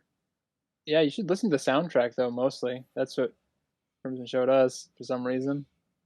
Did we get to Dawn Treader? We might have just done Chris. We listened to more than I cared for. Fair enough. It was not. I mean, it was just like whatever. It was just like background. It had like 15 end credit songs. Anyways, that's true. Can you give me a high five under the table? Everybody else here is getting no. So that single-handedly saved Gandhi's B plot. I'm sorry. That was funny. That single-handedly gave him that. Well, unicorns are real, so obviously ghosts are real. And if we're gonna be strict here, they got out of prison real easily. Furlough. Yeah, they got out really easy. I agree. Well, that's the weird. So there's more prisoners than there's prison guards. So realistically, you just gotta go by the one guard and free. What do you guys think of Scudworth just being intentionally, brutally mean to the janitor for no apparent reason other than he just finds him annoying? He sucks. Sucks for being mean to the janitor. Okay. It's within character. I don't have any issue with it. It's true. Yeah. The janitor did something he didn't like in the beginning. Well, no, he thought he threw away files. Yeah, he thought he threw away one of his files, but he just left it in the bathroom. Yeah. Yeah. And he blamed the janitor. Yeah, so he already didn't like the janitor. Yeah, his terrible reason. Yeah, his reason is that his room is always disorganized in a way that he understands it, and then the janitor comes in and organizes it, and he doesn't know where anything is as a result. No, he already didn't like the janitor, and then he thought he found a reason to go against the janitor, but then he realized no, he actually didn't. But it was too late. Too late. Wheels were set in motion. It was a brutal comedy sketch. It was just how mean can you be to one janitor? Turns out you can be pretty mean. All right, anything else? One little funny note. I like that Joan has to sit up on the higher up bunk in order to be face to face with Lincoln. That was funny. Yeah. And it's like all hashed together with just like some rope and they rubified the rooms. Yeah. Oh, I have no idea why that just clicked in my mind. Okay, that's gonna be there was a point from episode 1 I wanted to say. Okay. Oh, the kiss. All right. Hold on. Let me end the timer. Let's go back to. We'll add it on to the other one. Yes. The kiss. Okay, that was episode 3. Whatever. Gandhi's the same height as Abe during the kiss. Yeah. Abe didn't lean over. Yeah. Okay. It was weird. It was funny. I agree. And it is an animation error. It would have been funny. It was intentional. It was intentional, but it would have been funny though if like Ghandi was dangling, like in his arms. Yeah, that would have been funny. Yeah. All right, that's the end of episode 1 and episode 10. You get a twofer right there, and we are nearing the home stretch. of episode 11, Snowflake Day, The colon, holiday a very special. special holiday episode. It's And the holiday you special. can you can play this really anytime because it's not actually a real holiday. It's a fake one, which yeah. It was very interesting that like they decided to do away with all the other holidays and just have one all-encompassing holiday. I'm sure that's going to happen. And eventually, yes. Yeah. It'll be Christmas, of course, that'll win. But well, yeah, Christmas will win. It's becoming more and more normal to say Happy Holidays now. So they'll inch their way into something. Yeah, what that will be, who knows? Kanishmas. Thank you. All right, Sprinks, what do you got for this one? Let's see. You are the holiday special man. I don't know how true that is, but okay. The commercial for JFK's album, "The Lady by the Fire," does not have a nose, and I found that really weird. We found one of Voldemort's other species. True. It's his daughter. Sorry, it was an easy joke because he doesn't have a nose. He has a nose, just doesn't have. He just has nostrils. Also, is this the bloodiest, not goriest, but bloodiest episode we've had? For not Lincoln? counting Ponce, yeah, probably. No, I still think the Gesh mascot probably gets the most bloody kills in. It might be close. The animal murder. Yeah. Well, my pick would be either Gesh or this one. Poor Abe did not survive this episode. No. The new glass was so delicious. Yeah. My first note is TGI Chili's, and my response to that: why would you say something so controversial but so brave, show? TGI Chili's. That's the name of the restaurant they work in. Yeah. I know. Yeah, Napoleon is the manager there. I hear he has a complex. He does. But some kind of complex. I don't know if that's this episode or later on. It is. It is. No. It is this episode. Yeah. Kind of complex. Yeah. Oh, yeah, there it is. It's like right his there first in my notes. speaking role.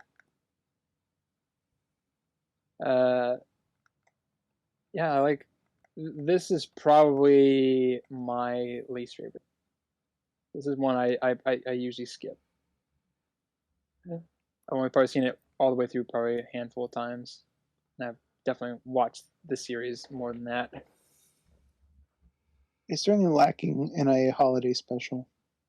Well, because it's a holidays special. It's not a Christmas special. It's not, I like the joke they're going for, which is like obviously like this is would be the potentially politically correct result of holiday sharing and whatever. It would just be we make up a new holiday that would encompass a lot of things that other ones have. Mm-hmm. And I like that, and I like that on that level. But it's just not like it's so separate from everything else that doesn't matter, and that's I think the main problem. Like I know the joke, I get the joke, but I don't find it all that funny.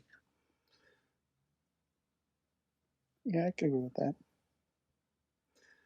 Something I do like about this episode is how they continue JFK's little recording studio, I guess. Yeah, it keeps up. Yeah. Yeah, me too. I like more that callback continuity. to previous episodes. Turkey balls, beef jerky. I make snowflakes out of snow. Yeah. Snowflake, snowflake, snowflake. I made you out of snow. Jerky balls, jerky beef jerky. Now, Sinister, are you going to try and make these songs full versions? No, because they're just like Christmas songs with the words changed. They're not. Yeah, they'd be popular. No, because they wouldn't release it in Christmas. It would be like, dude, what's Snowflake Day? That's not Christmas. Like, nobody would buy it. I'd also probably get a cease and desist from YouTube. I'd get a cease and desist immediately. So no, I wouldn't. So just say you're a cover, and then you're covered. No, that doesn't work either because you get paid money. So just say it's a sample, but it's the entire song. Oh, damn it! That was a point I was going to bring up, and I forgot. Oh, well, Go further. we can go back. Backwards. Yeah. Yeah, it was when Ghandi, gave his demo to Cleopatra because she was going on the plane, put it in her back pocket. She changed pants because she's in like short jeans on TV, but still has the disc. So she put it. She deliberately kept it with her. Yeah. Or she cut the legs off her pants. Were they the same color? Skirt. No, she was wearing black, like really short black, and then she's in jean shorts. Well, she has a soft spot for Gandhi. That's why she blew him off on the final episode. That's why she blew him off when he handed his demo disc. She doesn't like him at all. She is disgusted by his very existence. Yeah, she used to be his foster brother, and then her parents kicked him out because he wasn't good for her image. She has his kidney. Which is a very, it was a very interesting backstory. They never really play off of that. No. Did they say they were foster siblings for 10 years? Yeah. Yep. Oh, okay. That's interesting then. Ponce de Leon would have been less than that. No, we're not tying anything back to Ponce de Leon. It's all. We have a timeline here. No. The second that joke aired, we didn't have a timeline anymore. The second they did that joke, timelines didn't exist anymore. I'm sorry, but that's how it is. But they bring up like how long Abe and Cleo been dating. It's like 2 weeks, and then it was 4 weeks. We have a general timeline for the length of the show, but not for like the history of the characters beyond the scope of the show. Yeah. How does everybody feel about Snowflake Jake as a Santa Claus replacement? I like not my go-to choice. I like the advertisement. Like he was making all the other holiday creatures walk the plank, and then it ended with them all celebrated together. Good old-fashioned Rankin and Bass. Yeah. Yeah. I quite enjoyed that. I don't. I will. Yeah. There you go. Yeah, I don't really have a strong opinion. A strong feeling. Yeah. I don't have a strong opinion. I just like that they didn't like. You would think that they would make it a more like appropriate thing, but they actually go like one step worse, really, and they make it like this disgusting, like dirty pirate. Yep. That's what I was going to bring up. Is how did they decide that was going to be Snowflake Day's guy? I don't know. We've got to remember that Snowflake Jake, at least in the mall setting, is not the real one. Presumably, it's just the mall version of the. Like we have Mall Santas, it's just the mall version of Snowflake Jake. Well, no, but it's the same guy. Yeah, but throughout. Presumably, they are different if this is a worldwide holiday. Well, yeah, no, but I'm saying like the characterization is the same in all those like he's a dirty, like gross pirate guy. So Crimson was saying how they would have landed on picking a pirate. Like, why would they have picked a pirate? Because this is a manufactured holiday. Yeah, so why a pirate? Revolved around a religion of any kind that we're aware of. Mm-hmm. So they had to manufacture something. So it's weird that they landed on filthy pirate guy. Yeah, I agree. It's weird. Maybe it's like that thing of like a snowman or something. The best. It was like, sorry, like a joke write-in or something for the vote, and then it just gained too much steam, and everybody was like, "Oh shit!" Yeah. Yeah, they're like, oh shit, now we got this. That could be it. The best faith interpretation is that they went with that because it de-commercializes the holiday to a degree when they have such a filthy, disgusting pirate. So you're focused on like the important bits of the holiday being your family and friends. Yeah. I can see that being the aspect that bleeds into it, but that is a best faith interpretation that is not anywhere in the script. So... Are you ready to spend time with your family, kids? Aye, Captain. I can't hear you. Aye, Captain. Oh. We're gonna get striked and flagged, dude. No, that's not a song. It's He was just deliberately words. not singing it, so. Yeah. Spotify will shut us down. Spotify. Spotify, thank you for the compliment. Wow, we're big enough to be shut down by Spotify. That'd be fun. I guess so. Or we're small enough That's all to I hear. get shut on my Spotify. If anyone's going to compliment us with sailor songs, it might be Anchor. That's also fair. Walk in the blink. I find the Nork bit funny. I tentatively agree. The again, the biggest tie this has into the plot is that it's ends up being Cleopatra dumpster diving gift, which, you know. Lies. Why I like it. Yeah. It does work out in the end. That's why I kind of like that it's a joke that does pay off. It is a joke that pays off, which is why I don't dislike the joke, because I think Joan of Arc has the main plot for this episode. For whatever reason. For whatever reason. I work here every year. Every year. I do like the fact that she sees through all the commercial edition bullshit and she's almost getting shot at. She's getting shot at for it. That to me was the funny running gag. Yeah, the greeting card company. Yeah. It's true, you know. Every time she says like the holiday is bad for this reason, bullets whiz past her when she moves. Yeah. Oh, what was that? Yeah. The Nork is probably the only part about this episode that I generally like. Most of the rest of it's just kind of meh. What do we feel about this? It's just a guest star. It's not even a celebrity guest because she's not Mandy Moore. I don't know why they keep putting her in there like that. And Mandy Moore wasn't even that big before. No, this is 2003. She's the biggest celebrity in the world. It's not true. Couldn't even say that with a straight Mandy face. Moore. Yeah. You don't know who Mandy Moore is? It's not the path I was trying to get to. Where's the path going? I was just saying, yeah, it's a guest in this episode. Oh, then yes.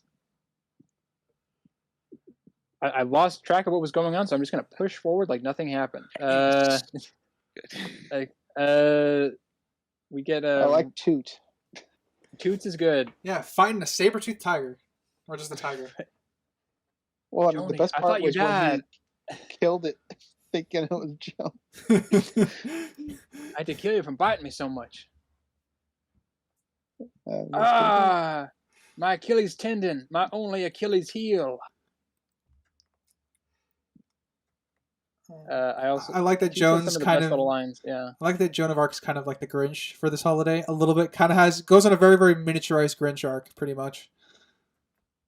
is it even that good?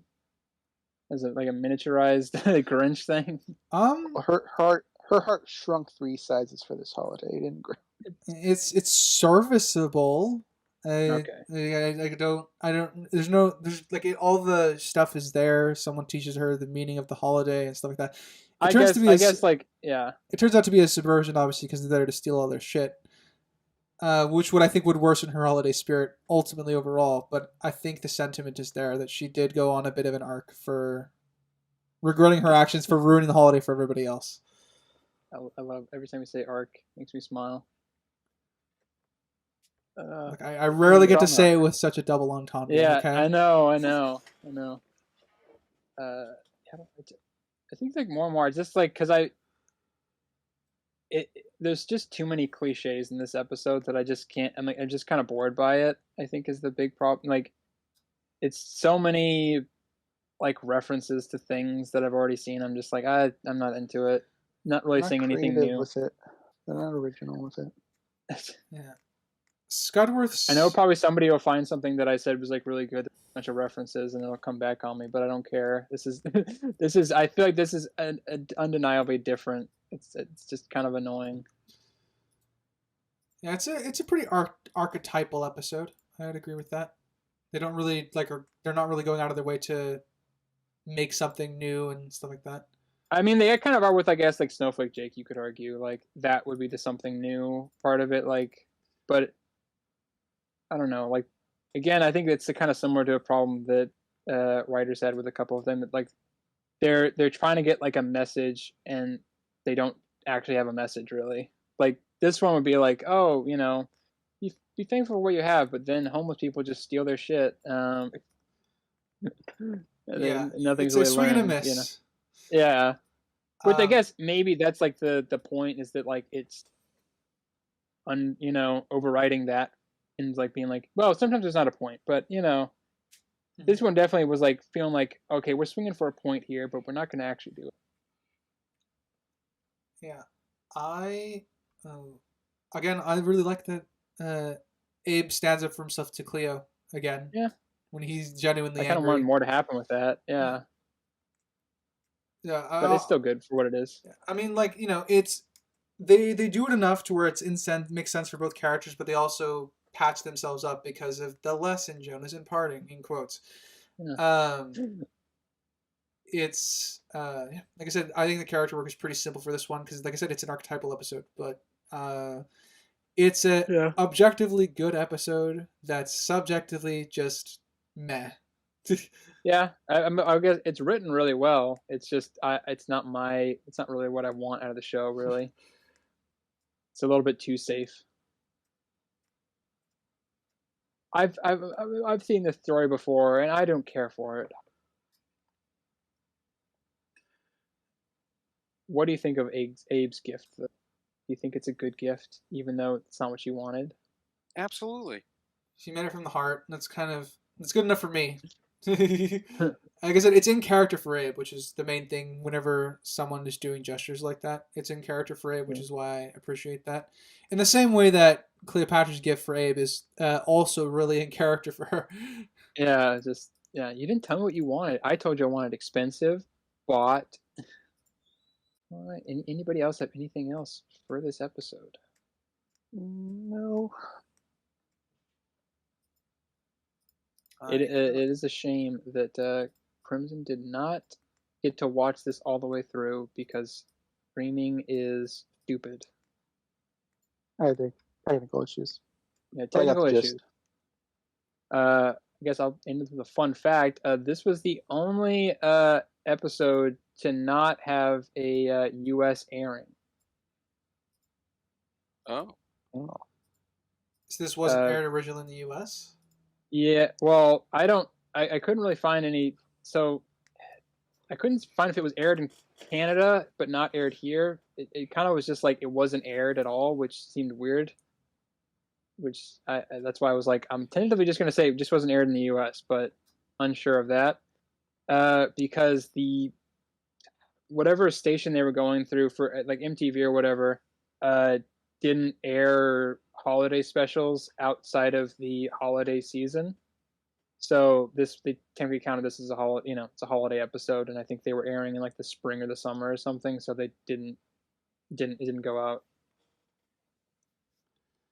Interesting. But I mean, it's a one-off, so it's not like the most important airing. But so enough people complained, so they did air it eventually in the U.S. All right. Well, we got done early for once. All right. Going into all the time. Yeah, going into episode 12, makeover, the makeover episode. The start of the 2-episode conclusion for season 1. Yes, exactly.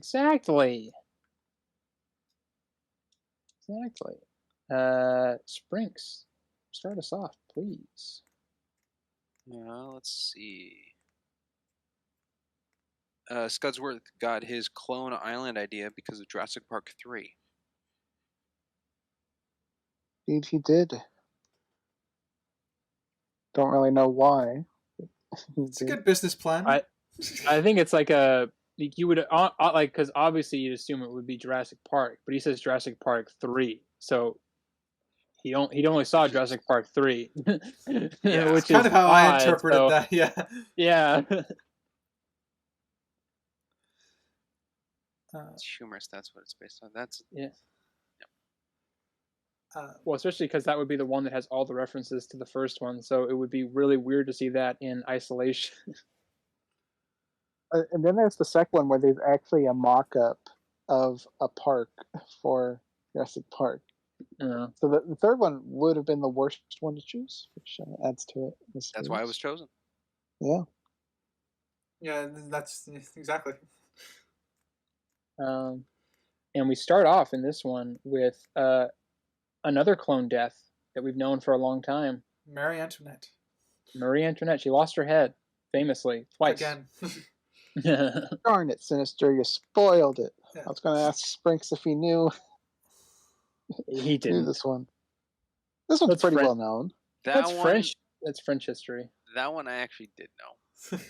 All right, that was the 1%. How about Anne Boleyn? No, I don't even know Anne Boleyn. No. What? What? Why? Well, she also lost her head. Oh, is that Richard or Henry VIII? Yeah. Yeah. I'll Sorry. see. All I know, I've never heard them say the wives. They're just always the wives of Henry VIII. So, You were saying, Sprinks? sorry. Yeah, Marie Antoinette. That was in Peabody and Sherman. It was, yes. I was hoping a college textbook or something was going to be referenced there, but I'll take Peabody and Sherman. If you learn something, you learn something. The other You funny, learn something, you learn something. Yeah, the other funny one here at the entrance is the Helen of Troy, and obviously the disastrous asking out to prom is in poor taste for Helen of Troy because they do the trap thing for Troy, Yeah. which is a big horse and then a baby horse. So I get it. I also like that it's weird. I was trying to figure out who it was because they never say the name of the guy in the helicopter, but I realized it's Winston Churchill. Yeah, so did I. I actually got that too from the visual. I just assumed it was Winston Churchill. Like, because he looks almost exactly like Edison, but I'm like, no, he's smoking on a cigar. And he's got a British accent. That's got to be Winston Churchill. Just doesn't have the alcohol. And he has hair, which Winston Churchill did not have. Most of his. Not so much. It was a toupee. Yeah, there's gonna be a lot of historical references in this. I mean, John Stamos' history was made there, right? They're throwing everything at the wall. And we got Susan B. Anthony, who was kind of just there. I didn't really get the Flushing joke, unless it had nothing to do with her history. I don't think it had anything to do with her. It was just Susan B. I think. I don't know. Yeah, I didn't get I don't really know enough about Susan joke B. either. Anthony. Yeah. Susan B. Anthony is one of the few people I actually don't know very much about. I know she's the suffrage lady for women's rights and everything, but that's about it. She was one of the main instigators of it. That's all I know. And she's on the $1 or the 50-cent coin. No, she's on the dollar. Dollar coin? You almost had it. It's a small dollar coin. No, it's the bigger one. No.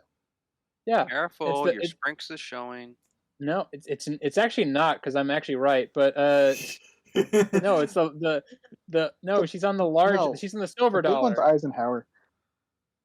Is she not on the silver dollar?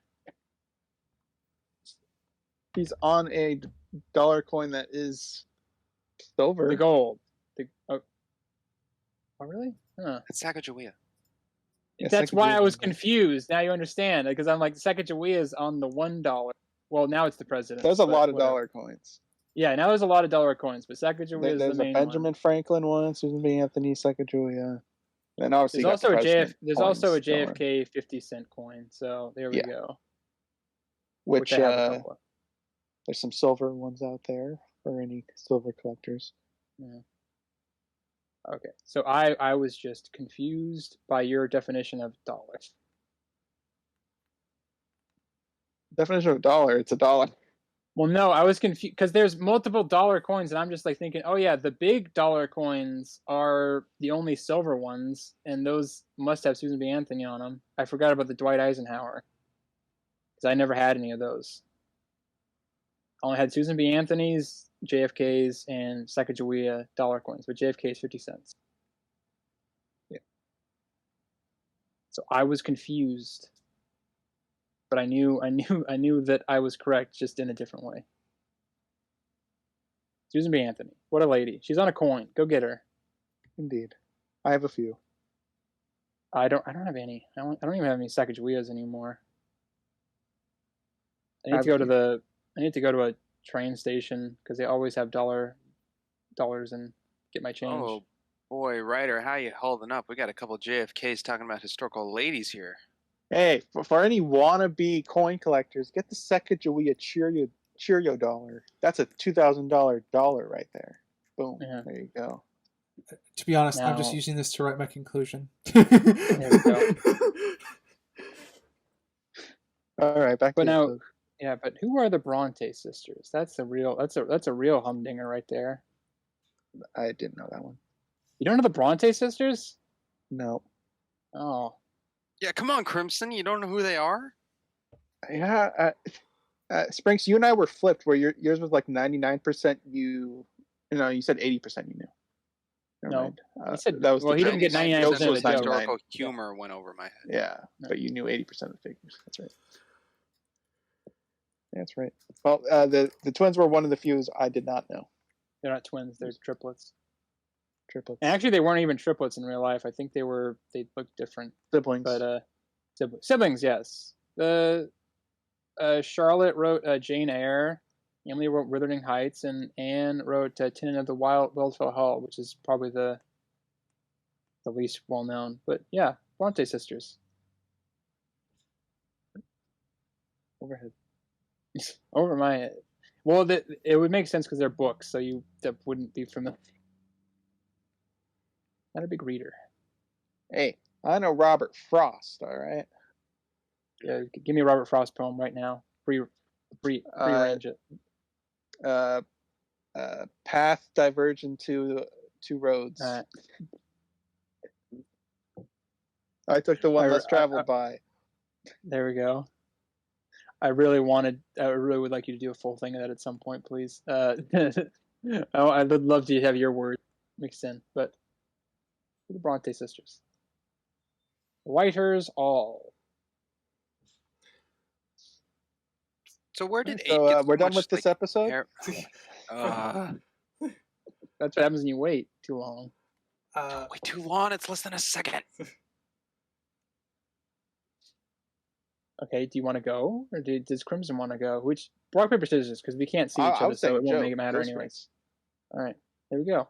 Simple. Where did Abe get so much hair volume for Joan? I have I think no it's idea. extensions. Hair extensions. Hair extensions. That's your final Yeah. answer. Is my Okay. final answer, Pat? Even though that doesn't make sense. No, that doesn't make sense at all. That's My final answer is S. You Pat. that's Wheel of Fortune. Final answer. D. Final Steve. answer. That is my final answer. 600. Final answer. S. That's Is that, fine. is that an actual moment that happened on the show, or are you just No, I making that screwed up? Oh, okay. I was like, I thought it sounded real. Final answer. Don't go over $1. Like, how many whammies do you want to go with on this one? Deal or no deal. I think Whammy, whammy, whammy. one of the strengths no whammies. one of the strengths of this episode and the next one is that Joan of Arc is the very serious emotional aspect to each episode, which is I think a good balance and tone for the comedy. So it's never Yeah. too overwhelming. And I think Joan of Arc airing out her feelings to Abe was actually very, very well delivered. Yeah. It's unfortunate that Abe didn't get it at all. Yeah, So, Abe was really fucking stupid. But it's one of those things where it allowed me to kind of buy her state of mind into the conclusion, because I was going back and forth of whether what happens next episode was in character for her, and I actually think it is because of the monologue she gives here, which is that she used to think she was beautiful until Abe ruined that.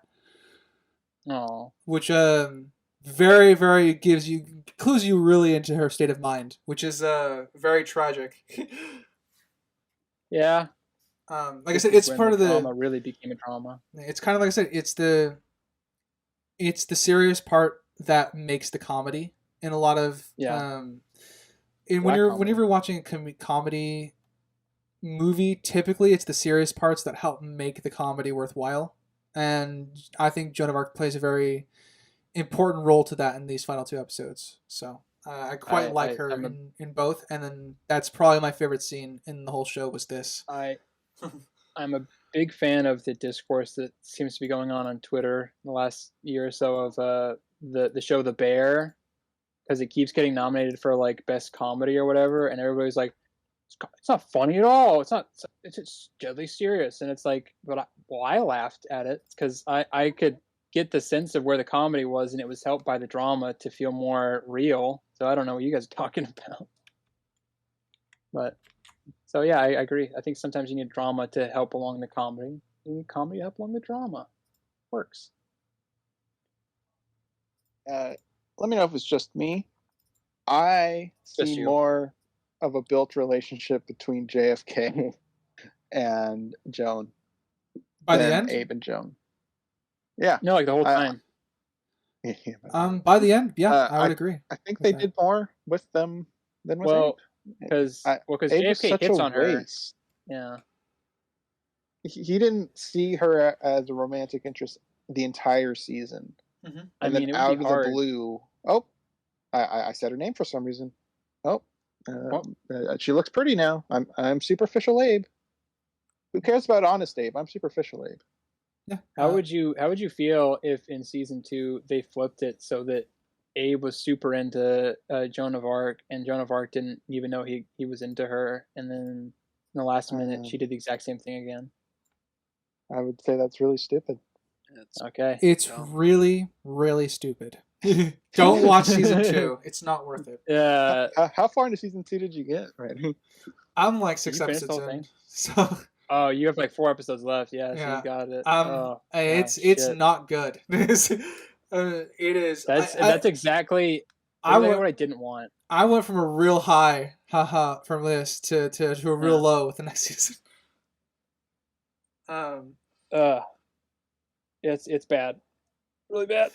Yeah, but to get back to your point, Crimson, on the whole whether JFK was the right person for Joan, I actually am in agreement, and one of the reasons for that is because of this monologue she gives to Abe. Because Abe has made her feel unwanted, degraded, and all of that, and then JFK actually provides, affirmation and affection towards her, because JFK has hit on her in previous episodes and stuff like that.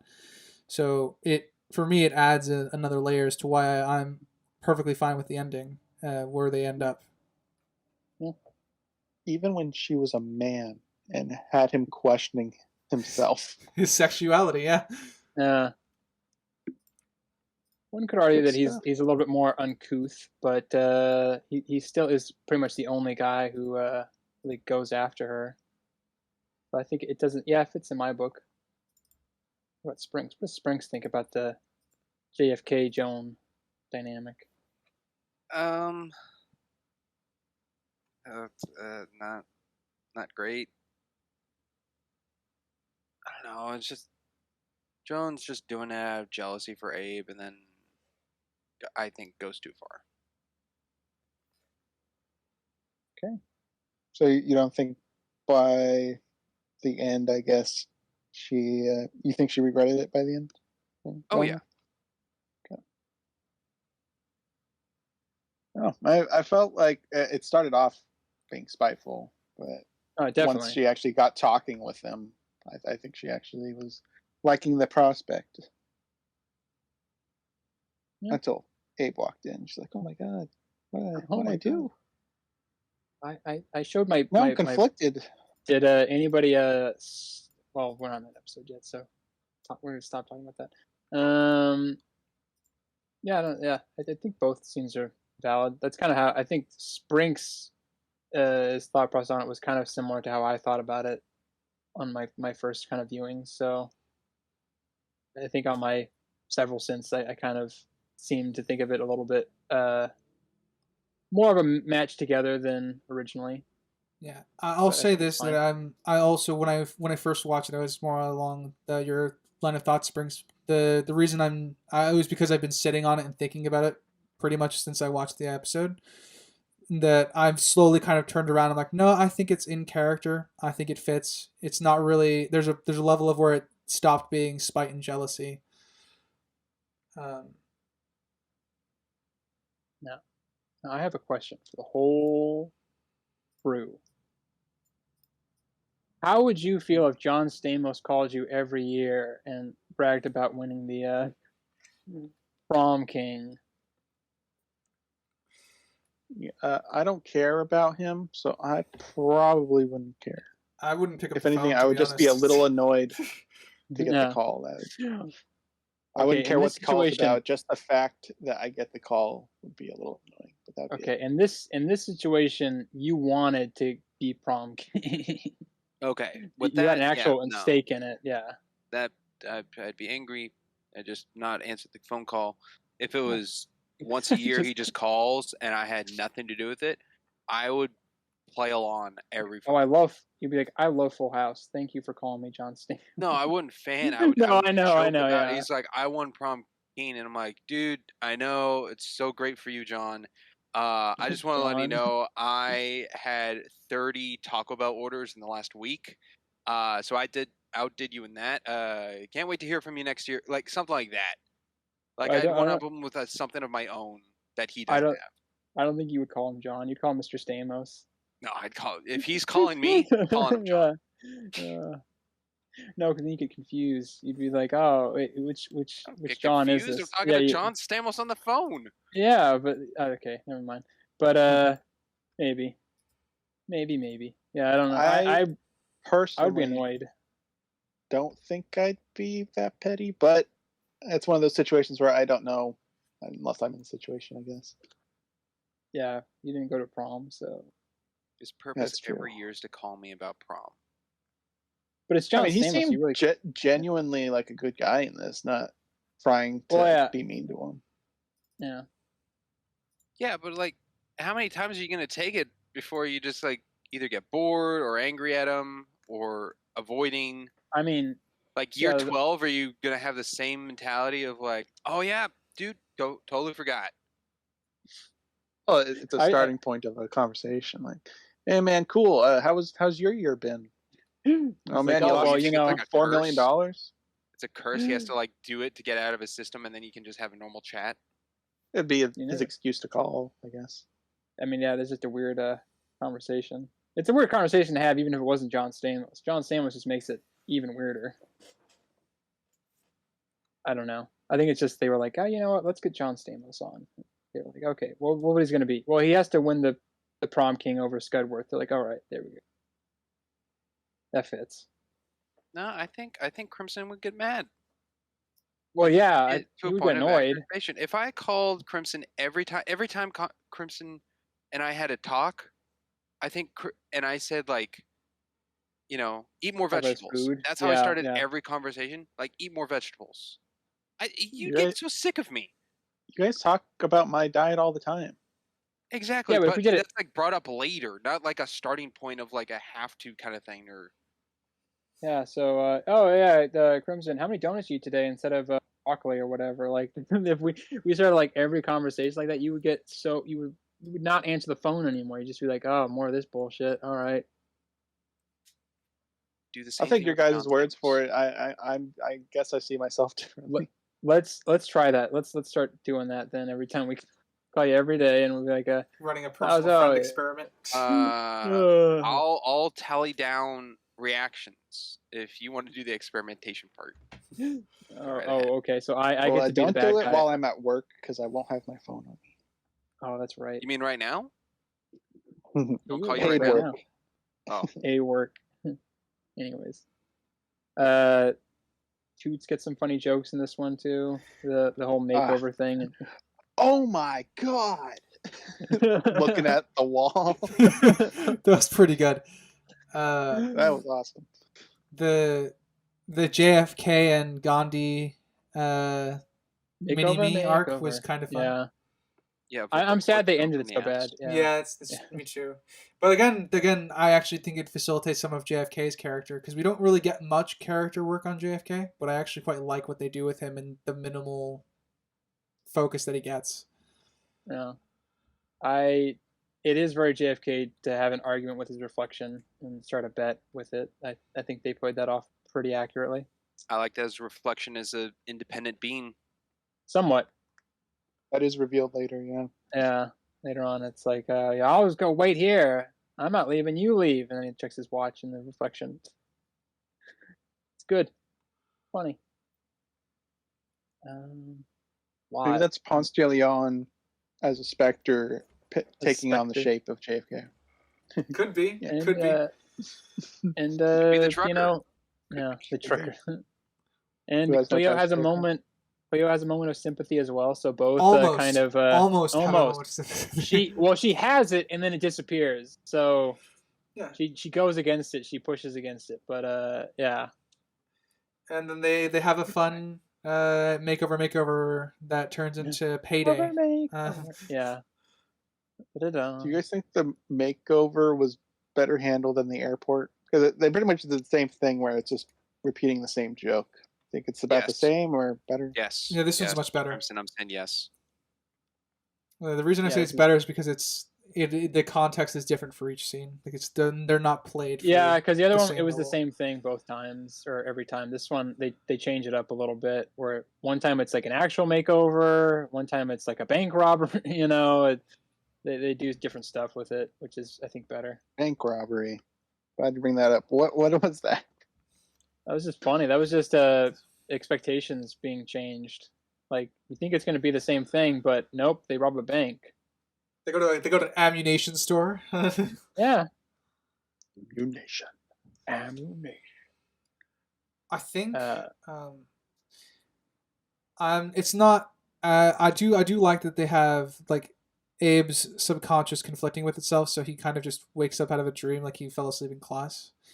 It helps, so it's not completely out of the blue that he never saw Joan as a romantic interest, but I would have preferred a little more groundwork.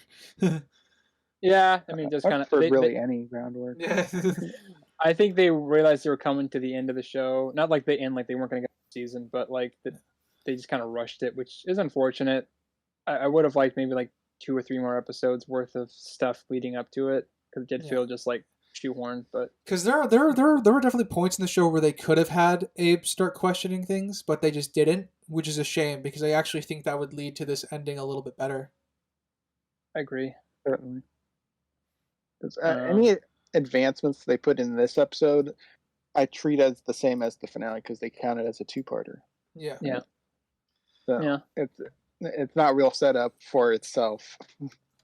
I think it just needs to be said that sorry, you're good. that Scudworth is filming a documentary for his evil plan, because that will play into the evil Shadow Council finding. I'm glad you brought that up, Ryder, because I'm going to touch on that right now.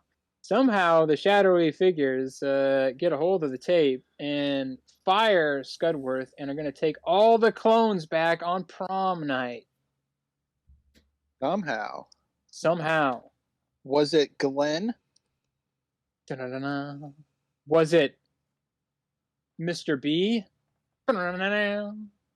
Or was it the stupid amnesia thing?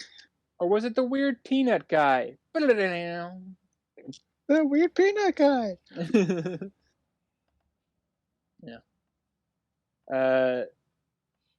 So anything else for this penultimate episode? I think it's weird that Ghandi sort of embraced himself. Like, it's very weird because Gandhi's just a weird character. I'm just gonna. Yeah, I feel like this is like something you've been wanting, and then you get it, and you're like, it's weird how it happens. Yeah, this like way. it's not done well, but I understand what they're trying to do or set up for the next episode. Yeah. But will Abe choose Cleo or Joan? Or that woman with red hair. Or that woman with red hair who's some reason there. Find out on this last episode. Episode 13, the unluckiest number.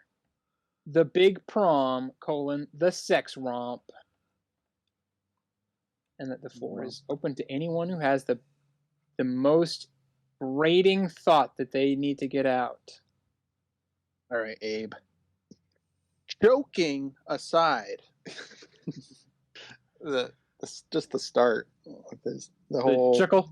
Oh, who is it? Is it the obvious choice of Cleopatra, or the option we know it isn't, being Joan? Oh my gosh, it was Cleopatra. Who would have thought? Crazy. I think it's funny the dolphin dies. The dolphin does die. No, the whale dies. Yeah, whale. The whale dies. They can't kill a the dolphin. last minute proposal, which I think there was some setup for him to do that. Cleopatra. Yeah, but it was last minute though. By her standards, it was last minute. That's true. Who knows how long it took him to train a whale and tigers or whatever. Well, he didn't really train them, did he? Because they immediately collapsed into their old ways. You know, tigers always eating whales. As they do. Yeah. Nature's work at its finest. Sprinks, what thought is jumping out at you in this final episode? This could be your only chance to drown the slippery otter, to harpoon the salty longshoreman, to verb the adjective noun. I love the verb adjective noun. Yeah, I knew you would like that one. That's the only one I wrote. I didn't write the beginning stuff. The verb adjective noun. It's great. Crimson, I wrote to verb adjective noun, and then I paused. I went back and I wrote the whole thing. Great line right there. Crimson would like a T-shirt of that, audience. If you ever make T-shirts for us, you would like to verb the adjective noun. They would get questions for sure. Sir, what's that shirt mean? Say whatever. It says everything. Yeah. Fill in the blank. That dad moment was the closest thing to a Ren and Stimpy joke in this whole thing. That was that level. And Abe's foster dad was also at prom. It's true. He was also at that ass. Felt like the space shuttle. Felt like a space shuttle. That would not be my first descriptive word, but one of the details I do like is that in the board of shadowy figures, and they're all planning together and scheming. Yeah, you see other past villains that were in the show. Yeah, it's like it's all right. It's a cool visual thing. Sorry, the scene just came on with his foster dad, and I forgot that he covered his mouth, like he was so appalled at what was being said to him. I don't know what to do. I don't know what to do. Should I? That would probably be me as a dad. That would be me. Yeah, I think so. Yeah, unfortunately, sorry in advance. That would be me. Yeah, do her. Or would that be you at the party?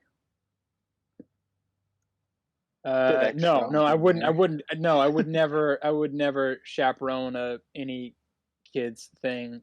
Be hell. But wouldn't even want to have a son to have this conversation with. But if I did, that would be me. I would be like, go for that guy and/or girl. He's a good catch. So I wish we had more of the prom posse. That would make Ghandi relevant, though, wouldn't it? Do you know? You're right. This is a kind of a deep cut. Do you know what the prom posse is supposed to be a reference to? Anybody? I don't know. Can I say it?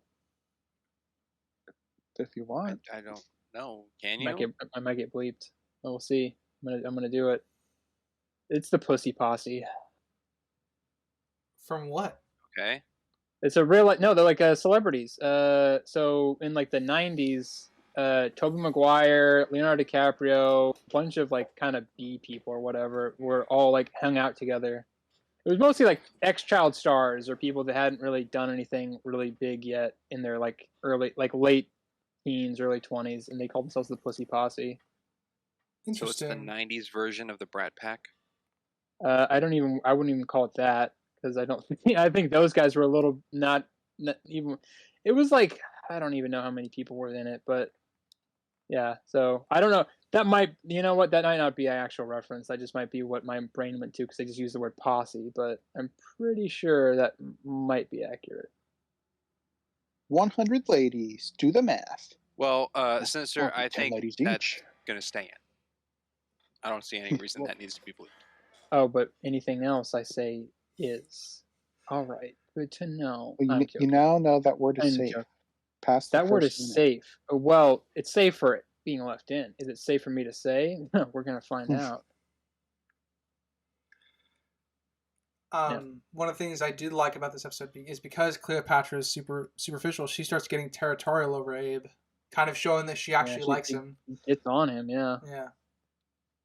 She is heavily indebted to this relationship. So Yeah, she's at this point she's obviously very invested in Abe because Abe has done a lot for her, and I think she's recognized that. Whether that's what I meant to say. Invested, not indebted. Stupid. Both work. Yeah, but I felt bad for Cleo. So do I. It finally hit. It was like, you know what? This is actually kind of shitty. Yeah, I agree. I also agree. Yeah. Abe was a terrible person. Well, he is an ignorant person. No, I say he was a bad person. Yeah, because I think we passed ignorant at this point. Yeah, well, he's a terrible person in these last 2 episodes. Ignorant is for kind most of the bell that's rung, pretty much. That's where it started. Yeah. But yeah, because it's hard to judge if he actually is interested in Joan, or now he can't have her, so now he wants her, kind of thing, or now that she's changed her look, he finds her attractive. Don't know what you have until it's not yours, I guess. Yeah, that's the classic Joni Mitchell ad lib is. Yeah. I think, though, despite all my grievances with Ghandi, I think he has the best moment in this episode. He just fucking slaps Abe. Straight up. With all the flashes. Yeah, Ghandi just fucking hits Abe, and I'm like, you know what? Yeah. That was good. I liked that. I actually like that. You want your existence today. See, unfortunately, season 2 they go too far, and they just really hammered into him, which is another big problem. Yeah. But, oh man. Oh jeez. But Ghandi definitely has my favorite moment on the episode, which is that earned his existence, as you say. Yeah. Yes. I don't know. What's worse for Abe? Him being into Joan because of her looks, because she is with someone, or because she's with JFK? Or they're all shallow. I'm not thinking of. They're I know. shallow. That's why I'm like, they're all bad options to me. Is there a better option that I didn't say? Because I wouldn't believe if you're like, oh, he actually has feelings for her, because they didn't set that up. If that was the case. They're trying to play it off as like that, but there would definitely need to be more to support that. Yeah, they definitely have like a closeness that is like adjacent to romantic, because they have been friends for so long. And you can be like friends with somebody and then get like romantic or whatever. That's usually what happens and that kind of thing. But you're better than a sister.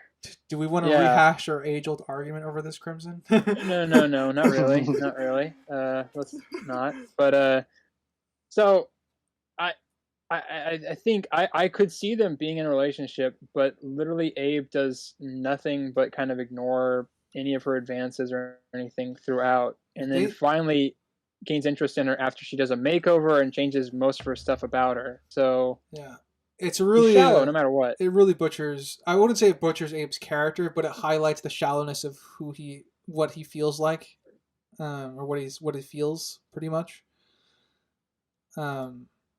Yeah, because I'm kind of in agreement. They have a lot of, over the course of the show, Abe and Joan have a lot of what could be considered intimate moments without the romantic overtone. Which is why it lends to them. I can see them getting together. They would have a good relationship. They support each other in very meaningful ways. But because of Abe's shallowness in terms of like how his opinion of her didn't change until she had a makeover, it just really highlights I guess, why I don't really ship them by the end of the show. Well, yeah, because he doesn't really deserve Joan, and Joan definitely doesn't deserve him. Joan deserves better, and I think Abe deserves Cleo at this point, even though he doesn't even deserve Well, Cleo by yeah, the end. unfortunately, the greatest justice is him not being interested in Cleo anymore and losing both people. I guess is like poetic justice there. Yeah, Not getting either of them, which is kind of what he deserves, I think, by the end of the show. Yeah, I agree. Sprinks, where do you fall on this wicked web we weave? Well, before we get too far, Crimson Ryder brought up if you wanted to bring something back up. Did you or did you not want to? You said there was something in the last episode that you wanted to. No, it just okay. It just sounded like Sinister spoke for you. I wanted to make sure you got your voice in. No, we're good. Okay, cool. So Sinister, you asked if I had something to go off of the episode or after what you and Ryder just said. Well, we all talked about this thing, so I figured I would open the floor to you because I think you had anything to say so far about it. All right, I need a little more context on what the thing is now. Were you not paying attention? Abe's douchiness level. Okay, there we go. Or the relationships in general between them. Okay, I mean, I was listening. Yeah, the relationship between. Okay. He got what he deserved. So he's been an idiot the whole show. A lot of these characters have been idiots the whole show. And I think it just got. It's a good. What you fucking deserve. It's a finale that really gives the character what they want in a way of like written in a way for the character. How do I word this? It's given to the characters of a good send-off by the writers of writing in the situation to the character to get, rather than the characters getting their goal or from others. Yeah, there's no Deus Ex Machina. Characters were had no agency. Things just lined up for what the writers wanted them to end up. Yeah, what you're going for. Yeah, I would especially agree with that with Abe, anyways, with the arbitrary seeing Joan just covering Cleo. Yeah. Oh yeah. I think that's strongest with Abe. I actually think all the other characters are very well placed to be where they are. In terms of like, it wasn't the writers wrote them to be there, yes, but it wasn't forced for the others. Abe was the most forced, I think, of the group to be. Yeah, because they knew that that's where they had like followed the story for the most part, so they kind of had to have him end up in a certain spot. I think I can agree with that. Everybody else felt a little bit more natural. But yeah, I will agree. I do feel bad for Cleo at the end of this part. It is rough, to say the least. She finally opened up, not just physically, but emotionally to him, and he spat in her face. Say my name. Okay, I can say it, Joan. It's so funny, even though it's terrible. Now, I have a question. Did anybody try to freeze frame the nice try. The Joan? Yeah. Oh, sounds like someone did. No, I did not freeze frame it. But he knew what it was. With my eye of what I caught in the episode of all the flash imagery, yes, I caught it. Yeah, you don't see anything. It just says "nice try" on both bosoms. You can't see any nips. We're not. Listen. This isn't Spike TV, okay? You're not going to see it. Spike. The vampire? Or Big Mouth. You're not going to see it. Yes. Spike.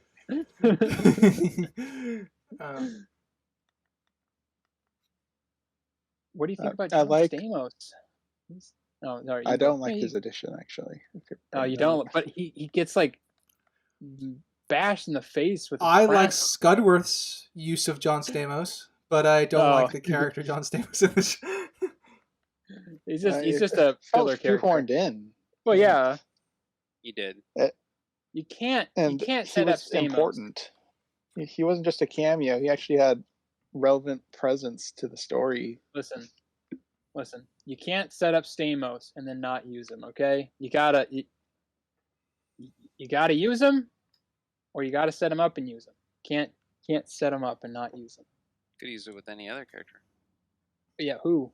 Bob Saget? Get the fuck out of here. No. No, Bob Saget ain't gonna be on here. Oh, okay. So in terms of actually having a guest appearance like John Stamos, or just having the role of like someone Scudworth hates? I just feel like John Stamos is kind of like, at least in 2000s, was generally agreed upon to be like a nice enough guy. Like Rob Lowe. Rob Lowe was like a nice enough guy, so he would be like the perfect foil to a guy who is literally evil. I don't know. I mean, I don't really. It doesn't have to be John Stamos. I'm not saying it has to be John Stamos, but literally, I wouldn't want it to be any guest. He just wanted to be like I just some think the random role he got made sense for him. I just don't think that role should have been there in the first place. What would you rather have? What would I rather A clone? Have? Sure, Yes. maybe the principal had an early experiment where he cloned himself or something. That's so lame. That's not lame. You That can make is that kind of good. lame. What if the robot butler made a clone of himself? That's not a clone. That's just a copy. I don't know what his reasoning would be for that, though. A backup robot. friend. He treated me like crap, so I made a new friend. I mean, no, it would have been playing the story of like to get closer with the clones as high schoolers. He has this younger version of himself. But he's a robot. Okay, no, not the of Scudworth. Oh, okay. Going Yeah. over Him, there's a lot of explanations you could do with him. I'm fine with that. I thought you were talking about the robot. Yeah, like, why would the robot make a younger version of himself? That'd be weird.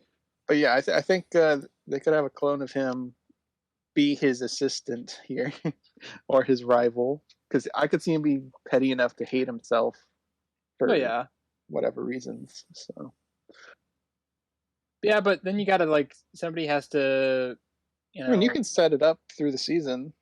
Well, no, I was gonna say somebody's got to convince like the shadowy organization or whatever to do the conga line, because there has to be a conga line. They can't do anything. I mean, what? Drink punch? No. I mean, you could have JFK in the background, like, yeah, Congo line, let's do it. Yeah, but he's too busy boning party. Joan. So is he in there by now? Yeah, probably. Yeah, he is. Probably. Yeah. He disappeared. Yeah, he and Joan disappear halfway through the episode because they have that talk outside, and we don't see them until they find the bedroom that they're in. It's a heart-shaped bed. Can't not bone in a heart-shaped bed. Is it the same bed that Abe and Cleo were in? No, it's just the same style. I'm glad Why they. does this meat locker have so many heart-shaped beds? I was about to say that. Because you have sex on prom night. No idea. No, you have sex on prom night. That's like a given. Everybody knows that. I'm kidding. Not. Usually it's underage drinking is always what happens on prom night. I mean, Abe said advancements in relationships, whatever that may entail for that particular relationship. I don't know. Prom is stupid. What can I say? You're just saying that because you didn't have a Cleopatra. You're right, but also I don't like parties and I don't like dancing, and that's most of what a prom is. So innately, I'm not gonna like it. That's his personal opinion. But yeah, I feel like this is a pretty good finale, all things considered. There's some liberties, but whatever. Yeah, I'd agree. It wraps up. It's meant to leave the story in a cliffhanger for season 2 that they didn't get. Yeah, unfortunately, it was like 20 years. It's a 20-year-long cliffhanger for season 2 that they didn't get. Yeah, and then they did get, and then it wasn't good. One of the jokes that I wrote in my notes that I'll share is when Joan's faces were censoring Cleopatra, I thought I pretty much wrote that good job, Joan. You're keeping this show a TV-14 rating. Thank you. The kiss me part was kind of funny though. Kiss me. A little bit, yeah. Yeah, you gotta listen. It was This is still a comedy after all. Yeah, it's still a comedy. It's like, What are you doing? Really? Really? I'm Cleopatra coming at you. Literally. Yeah. I also like they got the guys who did the theme song to come in and play one of their songs, Abandoned Pools. Thank you very much. Oh, is that what Wasn't a fan. that was the last song, huh? Yeah, that was one of their originals. No, well, one of their. They didn't write it for the show. They just did the show song. Mm-hmm. But yeah, so that was one of their songs. Which is Can Yeah, we start over? I wrote that song was not a Congo song. No, Not what you would do the Congo line to. I feel like Not an actual Congo upbeat. song would have been kind of crappy. Oh yeah, but that's what Congo lines are. Crappy? The song is more thematic, but does not fit the beat of the Congo. That's fine by me though. Sacrifice you're willing to make. Yeah. Yeah. That's a sacrifice I would be more than willing to make if I was Phil Lord and Christopher Miller, and Bill Lawrence, who also wrote it. But whatever. So yeah, John Stamos saves the day, as he always does.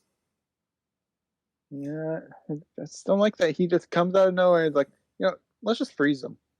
Let's freeze everybody. Solution made. I mean, Courtesy I of me. Squidward wouldn't have come up with that anyways, so I'm not super. Yeah, I do find it funny that the shadowy figure guy is totally into the Congo line, and that's what distracts him from. Yeah. That I did enjoy that. I thought that was funny. I would have preferred it if it wasn't a one-off thing, but the one-off doesn't bug me. But that's a personal thing, so I'm not going to push back on it. I think the point is still valid. Although continuity on point, Marie Antoinette's head is still off, so that guy got his money for the week. That's true. No. How she's alive? Clone technology. You can live up to 7 minutes without a head.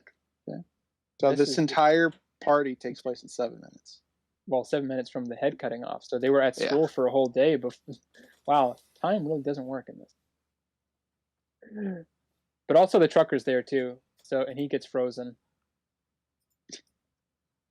That's funny. Ostensibly, I don't know if he actually does. He's just in the conga line, so he must have.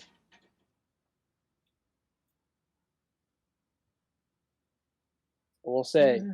Yeah. It's a pretty good finale with a few quirks. Yeah. It does fall into a little more of a tropey realm for me, but that I don't see that necessarily as a bad thing. Yeah.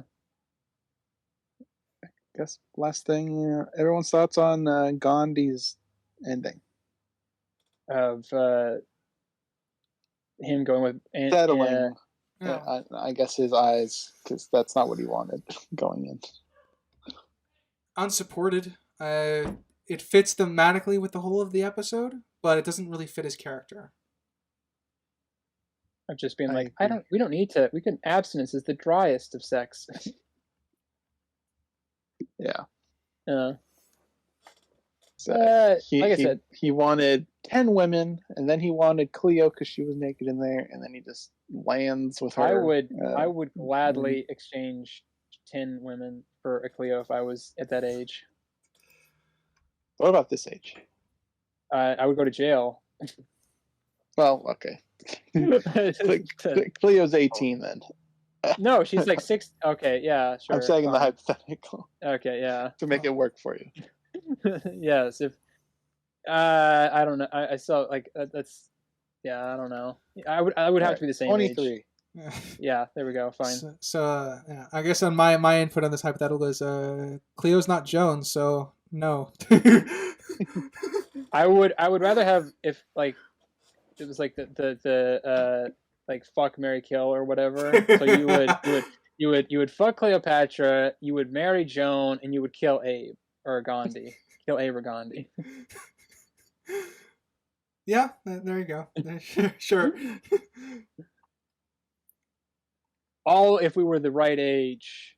Okay, should go without saying, but you never know. They were all age appropriate. How do you guys feel about it? I guess because it is a bit Deus Ex Machina, the cliffhanger ending without really any setup. What do you guys think about all the clones being frozen? Uh, If it was I mean, it set worked. up That's a well, weird I thing. think it would be a good end. But I don't think it was. For like personally for me, it's really weird how like, because obviously they thought they were going to get another season, you know, and I'm pretty sure, I don't know when point in production they knew they were getting canceled. I'm not sure if it was during or after it finished airing. But I'll go off that I'm assuming they knew they were getting a second season. Yeah. But then they didn't, and that ending with the freeze is so perfect. You know, because you can literally pick up those characters, you know, later on, and it would be exactly the same. So, man, I sure hope the same writers come back. Well, they did. It's just that they didn't know what they were doing. Too much time had passed. It's the same thing with Arrested Development. They just couldn't get back to that same mode. So it was kind of perfect for a relaunch down the line. Just it's unfortunate the relaunch kind of sucked, but you know, unintentionally like a perfect ending for a show that's not going to come back for like 20 years. I think it's a not good set up cliffhanger. as well. Yeah, it's not set up as well as I would like, but with the history we have in mind, I like it a lot. But I know that's clouded in a bias. Yeah. How about you, Springs? It's not great, but at least it's good for there if it is to continue. I'm assuming you're Phil similar, Crimson. Yes. Yeah. Pretty much the same boat. It works. I wish it was better supported, but I think it's satisfying enough for a cliffhanger season ending. All right. I just feel bad for Joan having to look at Abe's eyes for 20 years. Oh, but she's not conscious. That we know of. He was reacting while frozen, so I'd imagine they all can. I wonder if they'll remember that. They'll remember. It'll be back to what happens exactly. All right. That is Clone High, Season 1. We did it. Woo! We managed. We managed it. Somehow, with all the we problems. Graduated Clone High. We are now, we can go to Clone State. Or Clone State Clone University. Clay State University. Gotta start writing at the college level now. Yeah, we gotta go. We are. Trust me. All right. So, as if you've made it this far, we're now going to get into our personal ratings.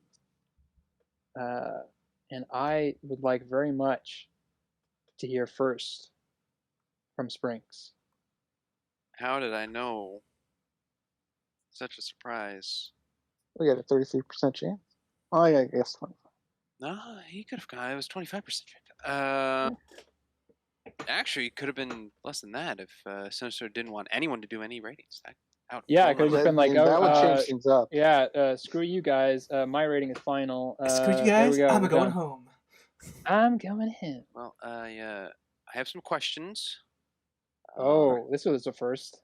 Clarifiers. The whole thing was questions. Why is Babe? Oh my God, I already screwed up. Why is Abe's hair and beard two different colors? That happens to people, I guess. Yeah. Mine is. I have Abraham Lincoln. I don't know. I have blonde hair, but my beard hair is usually like a brown. Yeah, my hair on my head is brown. My hair on my beard is red. Okay, personal experience answers that then. Are the clones publicly known? Like, do people outside of the town know who they are? Yeah, I don't think so, because they never interact with anybody else. And it wouldn't be as much of a secret government, and if everybody knew they had clones of Abraham Lincoln, Ghandi. That's what I was trying to get throughout the whole thing. What about it is secret? Where is the secret? And like, what is secret about? They can fly around. They can go all over the world. Anyone can enter the town if they want. There's no like border or patrol or security. It's like just free range. So where's the security of the clones? Let's say we're random people. We drive into this town. and we see someone that looks like what we would envision Cleopatra to be. Okay. My first assumption is not going to be, oh, she's a clone of Cleopatra. She looks like Cleopatra. And she's like, my name's Cleopatra. I'm like, cool, your parents are awesome. My first assumption wouldn't be, oh, this is a clone of a dead pharaoh. So I think at face value, it's not bad. I don't know the security of the government agency if people aren't allowed within proximity just to the school, because we don't get anyone from outside the town other than the other school showing up. Which is also, and we can question what that we can question what that school is too. Yeah. I don't know. The only exception to that might be the guests that show up. True. Yeah, that's it. But that's kind of like, I feel like that's outside the logic of the show, sort of. That's like the wink and the nod aspect. Whereas in the real, Marilyn Manson wouldn't actually come to like a high school and be a judge for something. I mean, but you got to still count it because it's in there. Yeah. Okay. But I know it's not a great answer, but we limited the same way you are on the knowledge. Yeah. So. I mean, with these dumb characters, if you're like, hey, you look like Abraham Lincoln. I know, I'm actually a clone of it. Like, that's just public. It'll just go out there. Good. You don't have the shadowy assignment popping up, like, nullifying him. Like, Scudsworth, you're in trouble. That could also, we never really see Ashley Angel on TV again. We never really see Marilyn Manson, except for, again. So that could be where they just take him out, or they do something with them. Who knows? Okay. Well. Alrighty.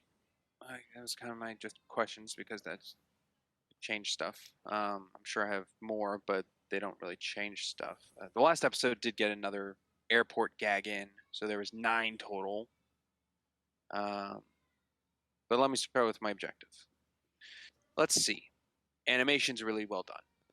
The voice acting's really well done. Lighting usages are good. There's multiple instances. I mean, the shadowy figures, of course, every time have their shadows, but there's other usages of it throughout the show. I think the writing's really tight and nicely done for dialogue and whatnot. Even though I don't get the jokes, it's not like, to me, for not getting the jokes, it's not canceling the show's plot or story continuation. So I think that works real well. If you're in on it, you get it. If not, story can still go and not be a problem. I think the costuming, all the costuming stuck, and that's good. Like, each character is distinct to their style. That's why I didn't really prefer for the drugged episode of Abraham changing to clothes, Abe changing, because I think that's too fast, too soon of like a, as you guys called, evolution to it. And I see how it fits in the episode of work. I didn't personally like it, but I don't, being that it's a 1 episode thing, it's like contained in the episode, so it's fine. I think if it was like still stayed with, I wouldn't have liked. But then the same could be said about Joanne and her prom outfit, or Ghandi in his tracksuit. It's like that station to the single episodes, I think, worked because then it doesn't change the character design or outfitting throughout the episode or throughout the season. Let's see. There is basic camera work. Again, animation, so it's a little hard to tell for me off of that. There are instances of it. One of them, I think, is in episode 2 or 3, where Ghandi raises his hand and the camera moves with his hand. Like that. I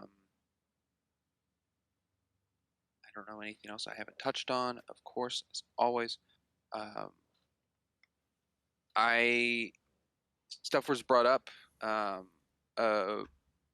like kind of issues or problems. I think that mainly just focuses on the characters, of their intelligence being very wavy. At some parts they're more intelligent than you think, and then they're back to where I thought of, like, just dumb. So it kind of fluctuates. But I don't see much wrong with the stylization of the show or anything of that. So I give my objective an 8. I think it's very well done and made.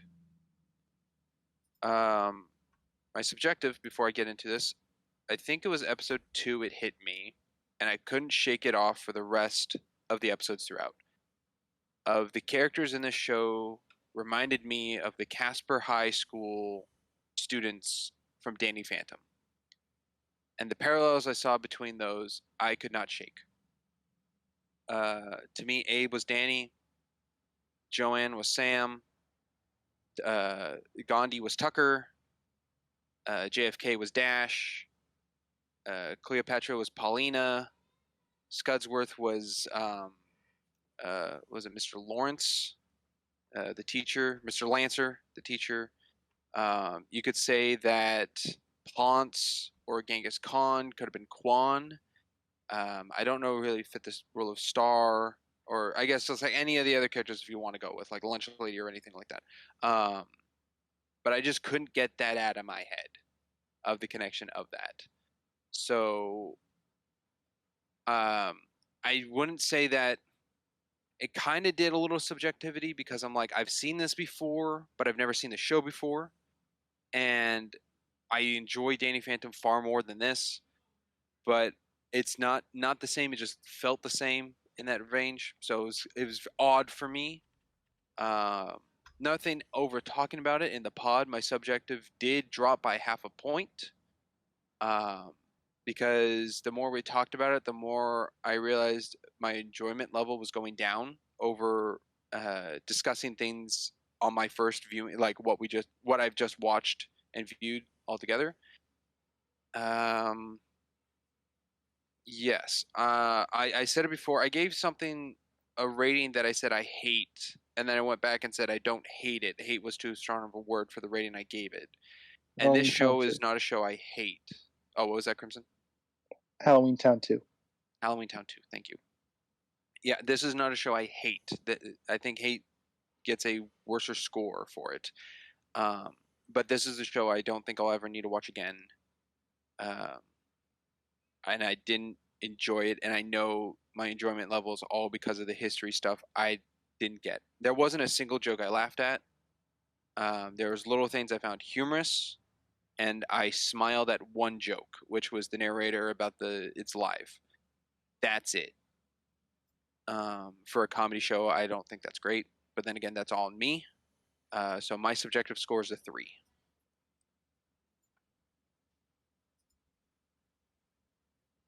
All right. Crimson, you're up. Okie dokie. I will start with my objective. Lots to cover, and I'm sure I will forget a lot of it, but I'll start with Ghandi being one. He obviously has his place as the comedic relief. We brought up how he, at least through Sinister's eyes, does leave a void in the second one. I've seen the first couple minutes on accident of season 2, so that doesn't really mean anything in connection to Ghandi because he wasn't part of the couple minutes. But his presence in this was good in the beginning and pretty meaningless towards the end.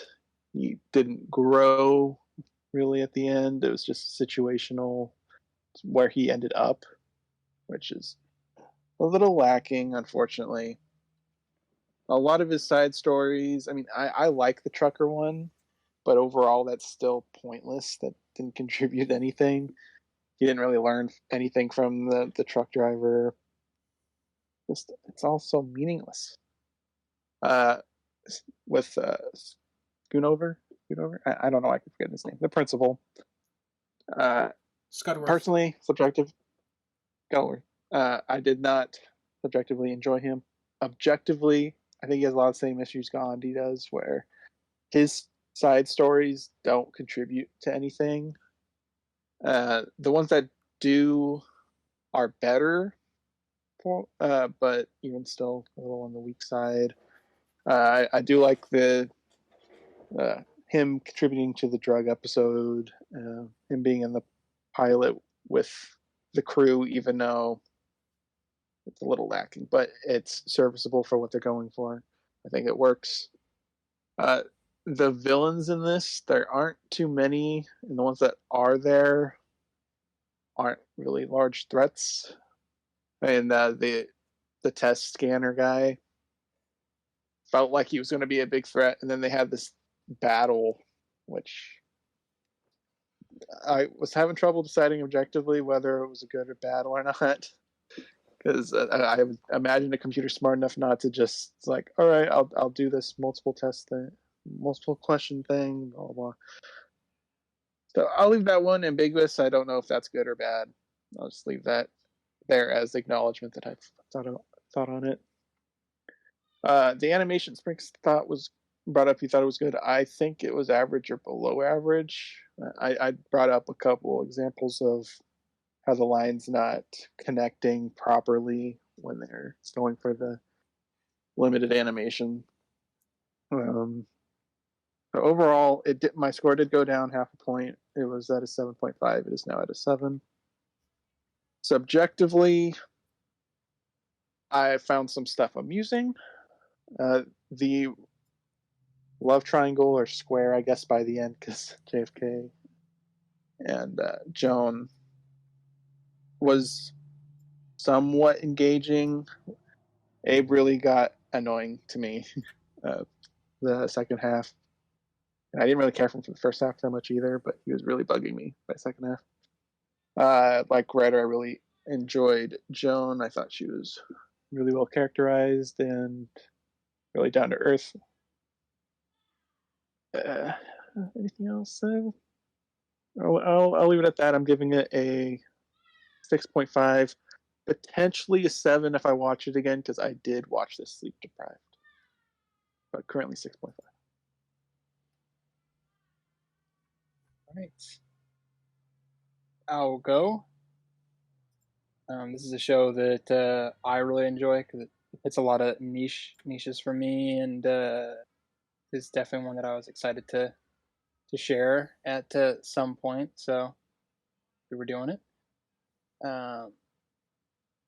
There's a lot about the show that I like, and the humor and the execution I all think is really well done, and it's definitely up there with one of my favorite projects that I like a lot of the stuff that Phil Lord and Christopher Miller do, and this is probably up there with one of my favorites because it is kind of one of the more adult oriented. I think probably is Spider-Verse is probably now more up there, but you know, an adult oriented stuff. But whatever.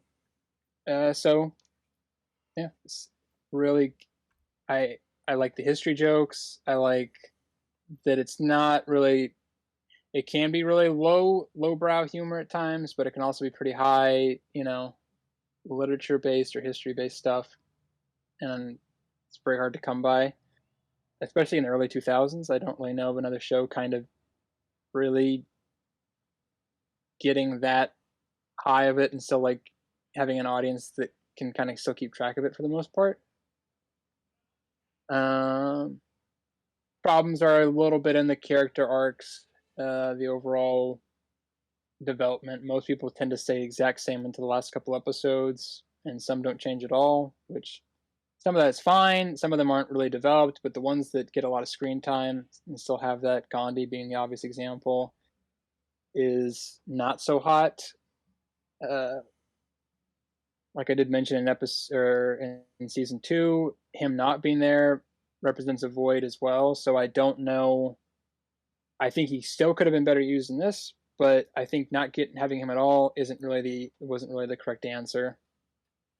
The animation is serviceable. I wouldn't say it's great, but it is just there for the sake of telling the story and the joke. And it's not really something that I think should be like the prime candidate, but it is an animated show, so we have to talk about the animation, and it has to be included. But for me, it's just kind of the way to tell the story, and and animation is very expensive, so you kind of have to, you know, shell out a bit of money for it. But yeah, for me, it's serviceable and just telling the story and getting the gags out there in the best way that they can, and I think they do a lot with what they have, even though it is very limited. Good amount of sight gags, good amount of editing gags and everything here and there. So, and characters are fluid when they need to be fluid and static when they need to be static. And I think both are done appropriately, but I don't think it's anything to really write home about. The pacing gets a little fast towards the end. They're kind of racing to the finish line, which I kind of wish wasn't the case, but you know, maybe they knew they were getting canceled, maybe they didn't. I couldn't find anything specifically on it, so leaving it up there. But either way, it's kind of a rush to get to the end. I personally like the finale, or the ending of the finale. I can see why my co-hosts don't particularly care for it, and I can agree with it in principle. But for me, it just works too perfectly as kind of what ended up happening with the show. So I can't really separate it, unfortunately. But all in all, voice acting is really good. The characters are all funny in their own ways. No really, very few, if any, opportunities for a laugh are not taken, and sometimes sacrificing a story or character, mostly for the better, but sometimes for the less.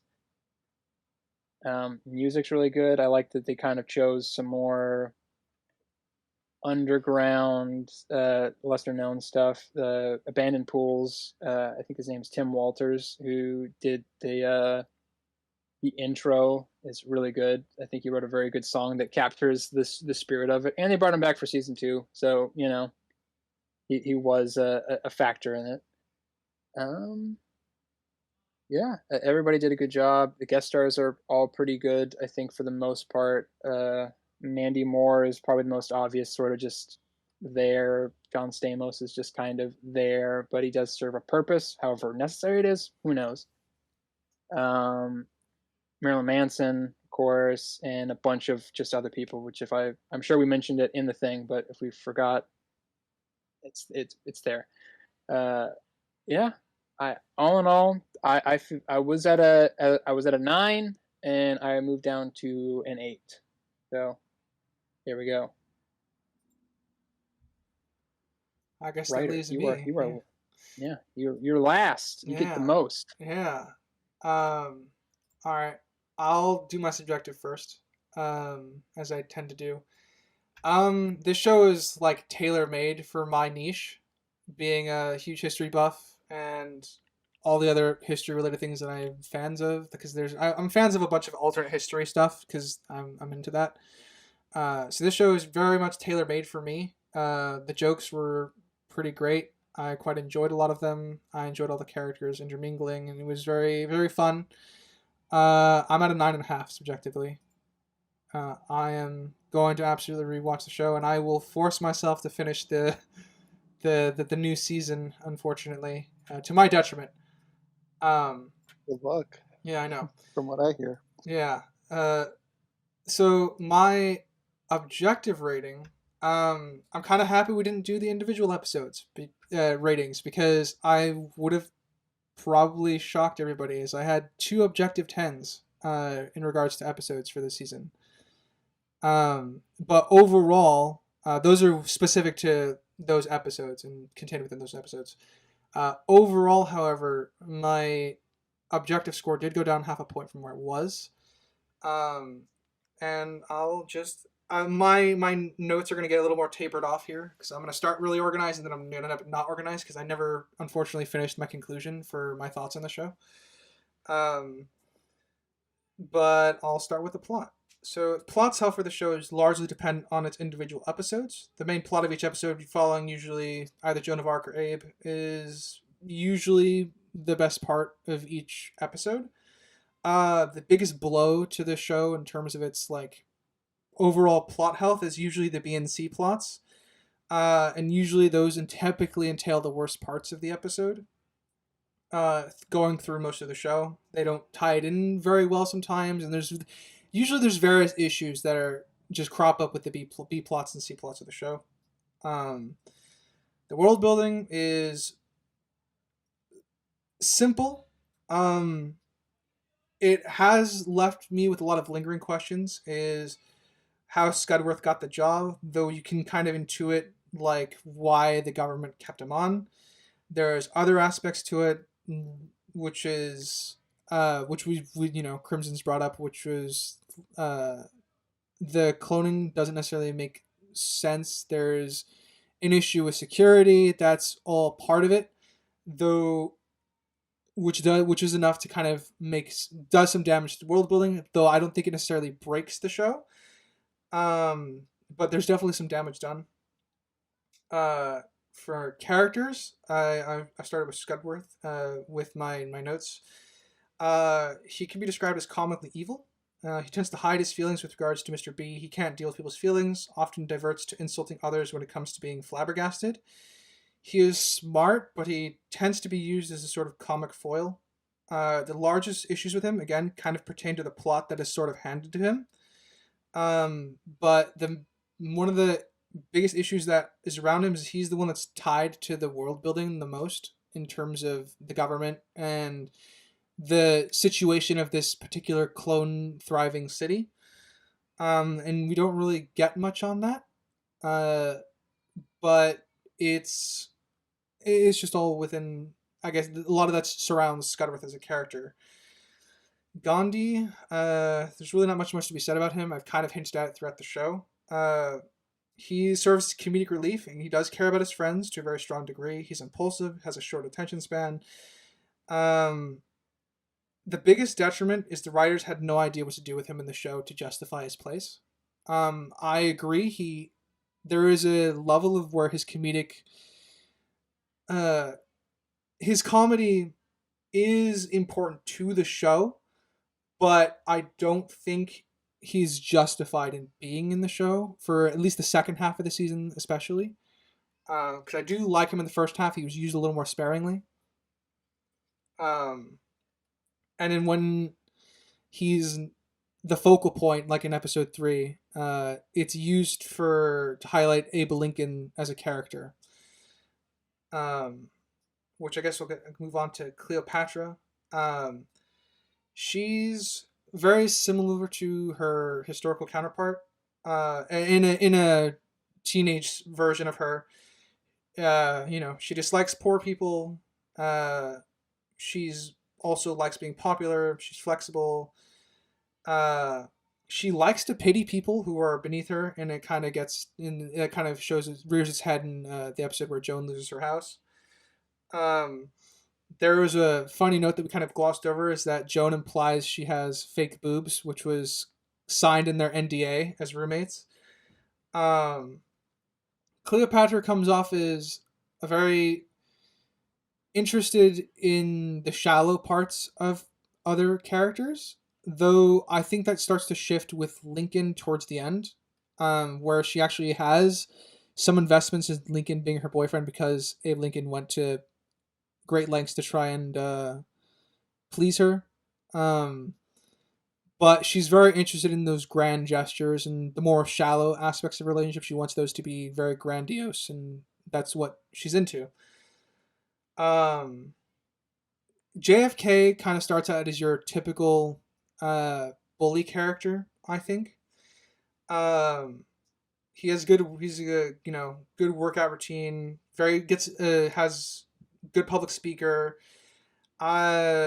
He has his limits even in the beginning when he's dating Cleopatra. Like, he's not willing to do the kissing booth with her.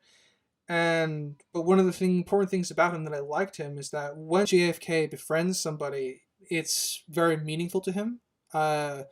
He valued Gandhi's relationship before that relationship fell off because he realized that it was a bet. He's typically a smooth talker to women, and a lot of he's a very showboaty personality, but he's ultimately a good person at heart, which makes JFK a very likable character. And I think he interacts with the cast very well. And I guess I'll move up to Joan of Arc and Abe. I'll do Joan of Arc first. She is probably my favorite character of the show and arguably the best character in the show.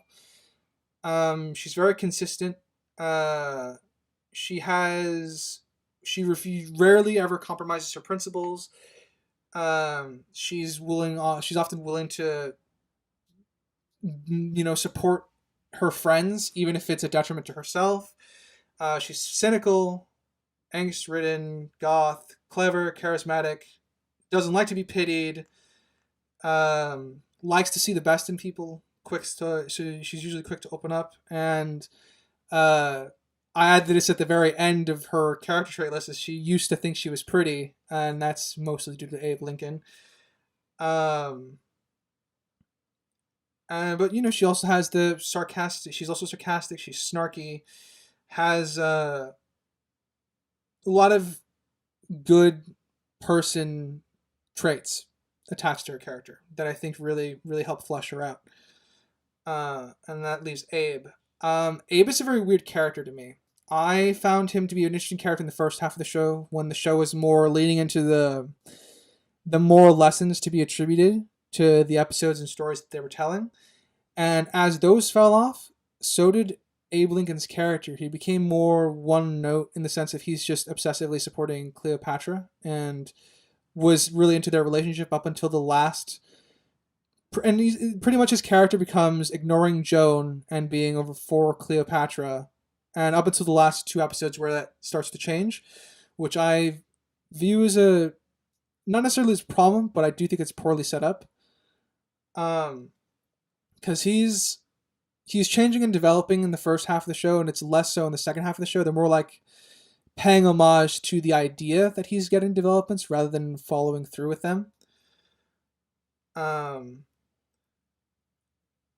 But so he's a good character, but he doesn't quite reach the realm of great for me. And the comedy and the dialogue that intertwine most of these characters, I think, is fantastic. But as I said, my rating did go down 0.5.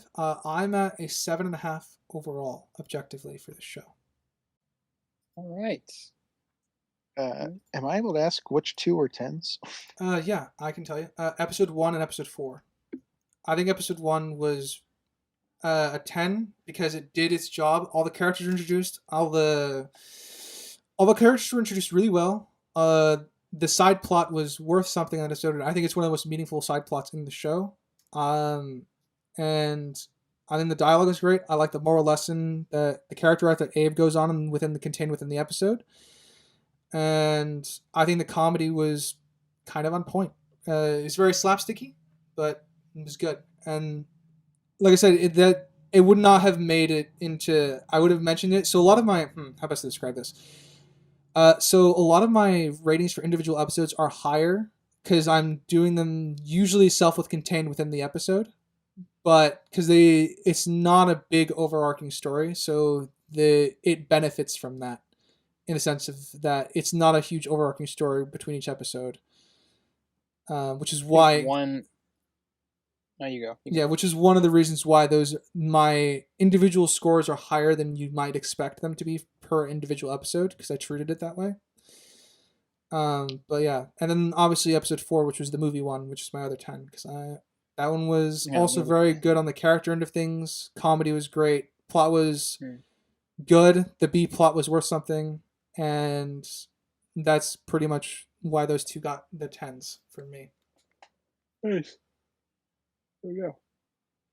All right, Ryder, do you want to read us out? Yes, I would love to. Oh wait, actually, sorry. First, that was bugging me. I would like to just point out, for the audience's sake, Danny Phantom came out after Clone High, so Clone High did not rip off Danny Phantom. It's actually the opposite. So just for the audience, there we go. All right, now you can read us out. All right. Well, thank you, audience, for listening, whether it be Spotify, Anchor, Amazon, CastBox, Google Podcasts, Pocket Casts, and Samsung. And if you're on our visual side of things, be it YouTube or Rumble, thank you for watching our PNG YouTuber slideshow. So feel free to like, comment, and subscribe everywhere. Feel free to tell us how much you hate our opinions or how much you love them. As always, I have been a Geeky Writer. I will say I'm Kristen Maroon, but I will also add, tune in for our next recap where we have an announcement. Yes. And I am maybe a character called Sinister Boy? And I'm Sprinks. And we will catch you next time. Later, everybody. Bye. Toodaloo. Goodbye.